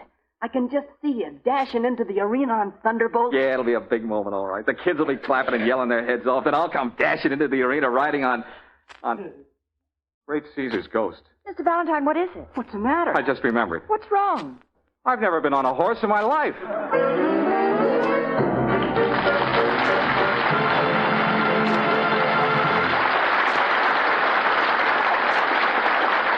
Well, it'll take George a minute or so to figure out what to do in this situation. Meanwhile, I wonder how many of you folks can be sure your cars are ready for winter. In many parts of the West, wherever winter means cold or rain, there'll be an epidemic of car troubles this year. Most folks are driving the same old cars, you see, and they're bound to be a little less reliable simply because they're another year older. So here's a good tip. Drop in at your favorite Chevron gas station and let the Chevron dealer check over your car.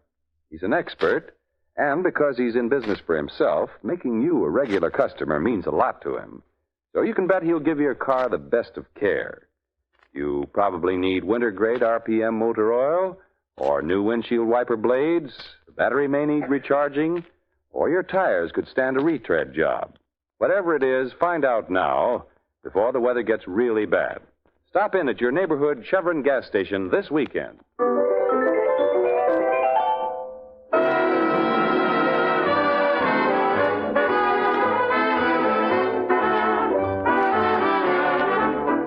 Well, George had to find a double for Jimmy Jones, someone who looked like Jimmy and could ride Thunderbolt. It finally dawned on all of them that George himself resembles Jimmy, But then he suddenly remembered that he's never been on a horse in his life. Now it's a few minutes later. Oh, that's fine, Mr. Valentine. That's great. You offer to take his place and you've never even been on a horse. Well, there's nothing to it, Mr. Valentine. I'll teach you how to ride. Sonny, you've seen Thunderbolt, haven't you? Sure, lots of times. Is he very active? Oh, yeah, he's a very spirited animal. Oh, a spirited animal, that's what I thought. You're not getting cold feet. Oh, no, of course not. But those kids will expect to see someone who can at least stay on the top side of the horse. You've got nothing to worry about, Mr. Valentine. I'll teach you how to ride. Sonny's really very good.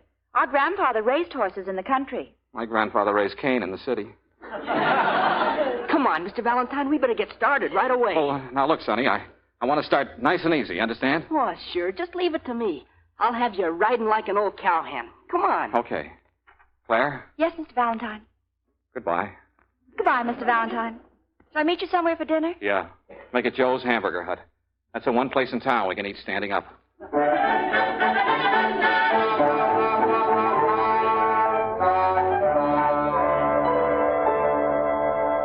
Yes, sir. Something in toys for the young man? Oh, no. Not for me. For him. For him? A toy for the gentleman? Yeah, he wants him. Sonny, not so loud. People are listening. Oh, I'll whisper it. Mr. Valentine wants a... He does? Yeah. Yeah, I just want him to get the feel of it. Oh, I see. Well, very well. Second aisle to the left. Tricycles, scooters, kiddie cars, and hobby horses.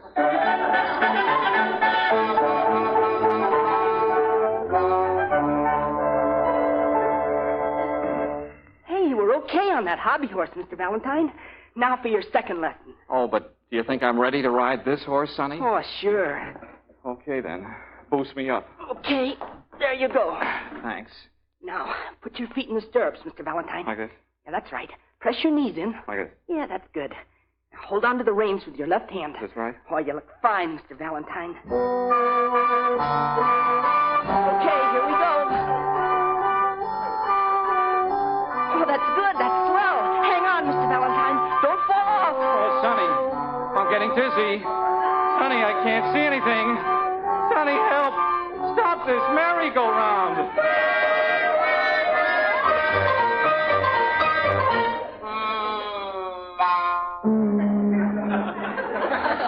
Oh, he's a beautiful animal, isn't he, Mr. Valentine? Yeah, cute. Very cute. His name's Tornado. Oh, you... How do you do, Tornado? Oh.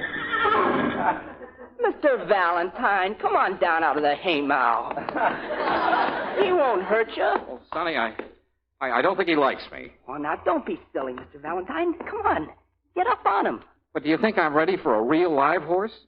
The only way we can find out is to try. Come on. Say, he's up awfully high, isn't he? He's no higher than most horses. Well, couldn't I try one of the smaller models first? Like that one over there? Mr. Valentine, that's a Shetland pony. You don't want to ride him. Why not? He has a very kind face. Come on now. Get up on Tornado. All right. Nice Tornado. Stand still, boy. I said, stand still. Sonny, tell him to stand still. It's okay. Just jump up on him. Well, maybe he won't like it. He's used to it. Go ahead, Mr. Valentine. Put one foot in the stirrup and swing the other one over. All right. Here I go. Mr. Valentine, wait. I think I'll make it. But, Mr. Valentine... It's all right, Sonny. Sonny, what's happened to this horse? Where's his head? Get down, Mr. Valentine. You put the wrong foot in the stirrup. Oh, is that it? I thought there was something wrong. Now, try it again. Remember, your left foot in the stirrup, your right foot swings over. Oh, it's no use, Sonny. You can't teach an old horse new tricks. He's not old. No, but I am. Come on, now, let's get back to the office. But, Mr. Valentine, what about the benefit? How will you be able to take Mr. Jones's place and ride Thunderbolt? Well, it's no use, Sonny. I can't do it. Jeepers, I wish I could ride Thunderbolt. Well, so do I. I'd like nothing better than to have... Sonny, why not? Huh? Of course. There's our answer. You'll ride Thunderbolt.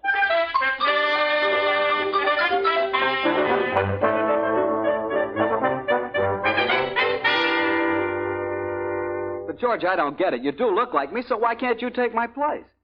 Why don't you tell him, Mr. Valentine? Now, Claire, I'll handle this in my own way. Jeepers, Mr. Jones, please let me ride Thunderbolt. I can handle him honest. Just ask my sister. Will you keep quiet, Sonny? You see, Jimmy, I'm afraid that someone might catch on that I'm not you. Oh, do you think so? Well, I suppose there'll be reporters there. Yeah, I imagine so. And what if they find out? It'd ruin everything. Please, Mr. Jones. I know Thunderbolt and I'll get along okay. Yes, Sonny's very good with horses. He's been riding since he was a baby. But how can we work it? Sonny certainly doesn't look like me. Well, Jimmy, I got this all figured out. Now, look, it's simple. You walk out and talk to the kids. You know, make a speech. Yeah? Then I imagine they'll begin yelling for Thunderbolt. Oh, you can count on that. Well, fine. Now then, when that happens, you say you brought Thunderbolt along, all right, but that you'd like to feel like a kid again and sit in the audience with them. Go on, then what happens? Well, then you say, how about one of you kids riding Thunderbolt? Who'd like to try it? Uh-huh. Now then, Sonny is sitting right in the front row. You can't miss him. And when you say, who'd like to ride Thunderbolt, Sonny jumps up and yells, let me, mister, let me. Let me, mister, let me. Yeah, that's the idea. And, Jimmy, no matter how many kids yell, you choose Sonny. Understand? Oh, of course. I wouldn't dare take a chance on someone who didn't know horses. Now, how does it sound, Jimmy? It sounds okay, George, but you're sure nothing will go wrong? Listen to him. Now, Jimmy, I tell you, it can't miss. Why, what could possibly go wrong?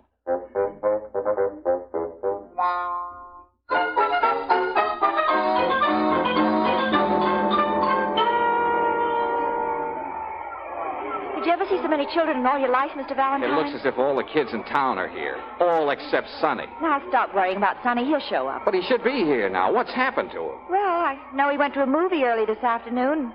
Then I think he planned to buy some riding boots. Riding boots? I can't save this place for him much longer. Why can't he be on time? Oh, just be patient, Mr. Valentine. But they're getting ready to start the show. Oh, where is that boy? Oh, it's not like Sonny to be late. Well, it's your fault, Claire. You should have brought him over with you. That's right. Blame me for it. I always get... Oh, Mr. Valentine, they're going to begin. Here comes Jimmy Jones now.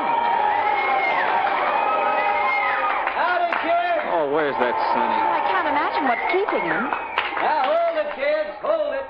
First, I want to tell you how much it means to me to be here again. You know, every year I look forward to my visit to the Brookdale Orphanage because it's just like coming home again for me. Where is he? Where's that Sonny? Hey, what if he doesn't show up? But I didn't come here to make a speech. I just wanted to say hello to all my friends, to all my little brothers and sisters. Mr. Valentine, you have to ride Thunderbolt. Oh, that's impossible. I don't even know on which side to get on. Now, is there anything I can do for you, kid? Mr. Valentine. Claire, think of something. You can't let one of them ride him. It would be dangerous. Well, it would be dangerous for me, too. Now, take it easy, kids. Take it easy. Take it easy. That's it. Thunderbolt is here, all right, but look, I'm sort of tired of riding. I want to sit down there with the rest of you, with my friends. Here it comes. How about one of you riding Thunderbolt? Mr. Valentine. Who'd like to ride it? Mr. Valentine. Come on, who wants to ride Thunderbolt? Mister, here's someone who wants to ride Thunderbolt. Go on, George, go on. Claire, stop pushing me. You've got to go now, George. There's no other way out. Oh, now, Claire. Come on, you've got to do it. What a spot you put me in. George. Hello, Jimmy. How do you feel? What's happened to Son? He just didn't show up. But, George, what are we going to do? The kids are waiting. Somebody's got to ride Thunderbolt. George will ride. Now, Claire. I guess you'll have to, George. I'm sorry, Jimmy. I'd like to. Really, I would. But I just can't. Now, George. What do you mean? What are you talking about? What's the matter with you, George? Nothing. Except that I've never been on a horse in my life. Oh, you've never been on a horse in your life? That's right.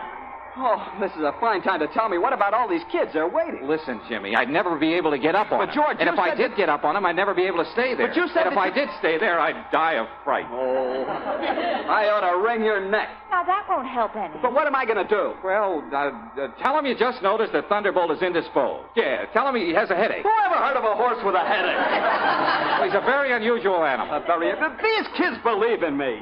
Why, they've been looking forward to this day for months. Then why don't you ride Thunderbolt? Me? Yes, you. All right, I will. Mr. Jones, you can't. I can't let these kids down. I'll ride him if it kills me. Mr. Valentine, stop him. Oh, Mr. Valentine, he's getting up on Thunderbolt. Mr. Valentine. Oh, I can't look.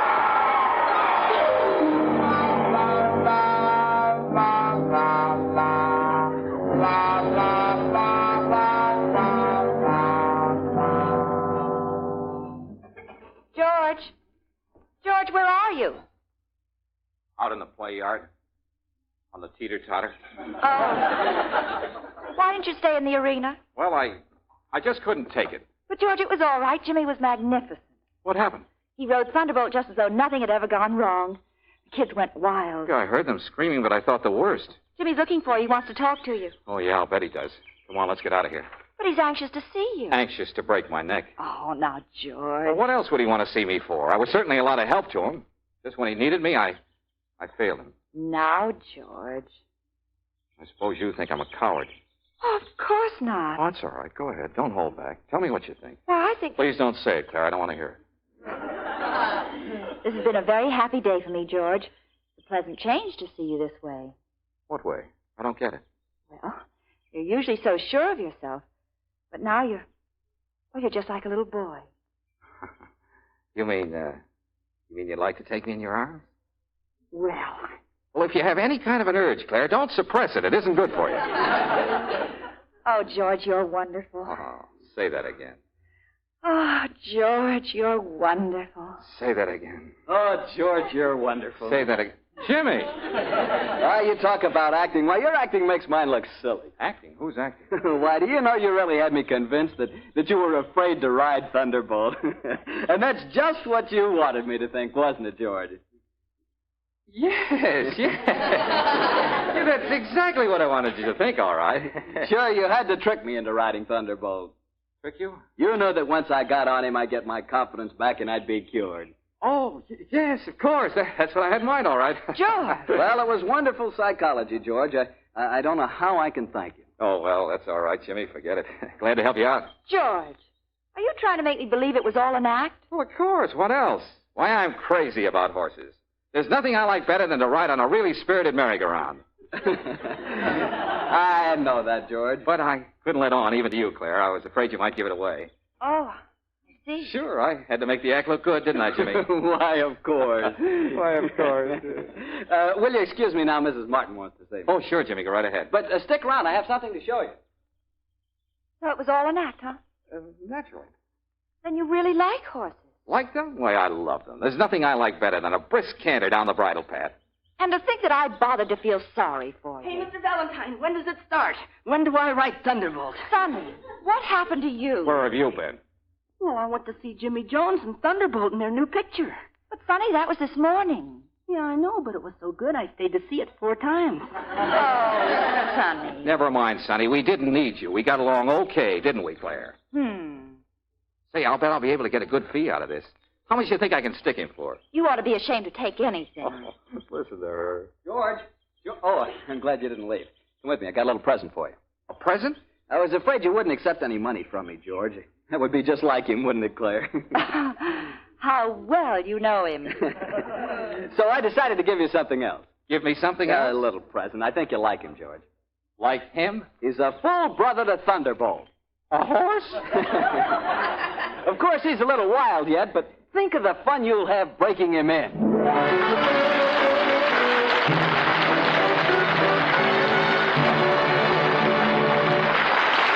George will be back in a moment. Meanwhile, neighborliness, it always seems to me, is as American as hot dogs at a ball game. Most of us can spot it right away and appreciate it, too. It's one reason, I think, why many motorists like to drive into Chevron gas stations. They're all locally run, you know. Since they're home folks, Chevron dealers are mighty accommodating. Every time you stop at a cream, green, and burgundy station, you know you're trading with a chap who's in business for himself, anxious to please you because his success depends upon it. And there's another point worth remembering. Every Chevron gas station carries RPM compounded motor oil and climate-tailored Chevron Supreme gasoline. They all honor Chevron credit cards, too. So just about everything a motorist looks for, he'll find at those neighborly Chevron gas stations. Try them when you're out for a drive this weekend.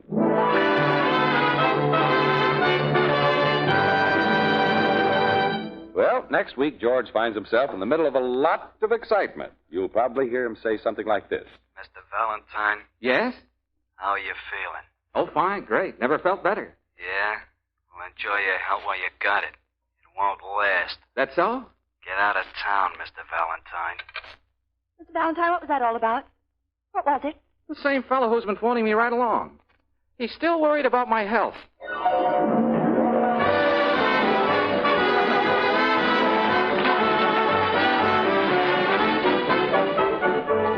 Chevron gas stations all through the West invite you to be with us again next week for another chapter of Let George Do It, brought to you by the makers of Chevron Supreme Gasoline and RPM Compounded Motor Oil. Let George Do It, starring Robert Bailey as George, with Frances Robinson as Claire and Eddie Firestone Jr. as Sonny, is written by Pauline Hopkins, produced and directed by Owen Vinson.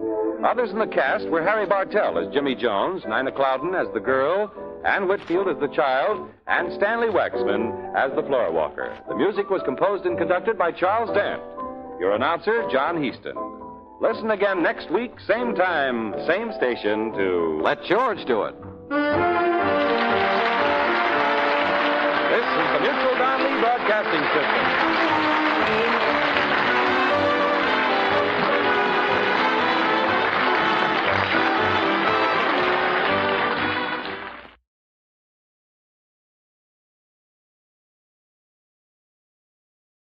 Excuse for join us on a thrilling journey through the vibrant landscapes and diverse culture of Brazil. Lost in Brazil brings you to captivating videos showcasing heart-pounding adventures, mouth-watering cuisine, and hidden gems of this incredible country. From bustling cities to tranquil beaches, our videos capture the essence of Brazil's beauty. Experience the warmth of its people, the rhythm of its music, and the thrill of exploration. Click on the link in the description to find out more. I would like to extend my sincere gratitude to Old Time Radio Research Group for their remarkable efforts in preserving and archiving the captivating world of old-time radio programs. Their invaluable contribution allows us to step back in time and experience the magic of radio history firsthand. Their link is in the description below.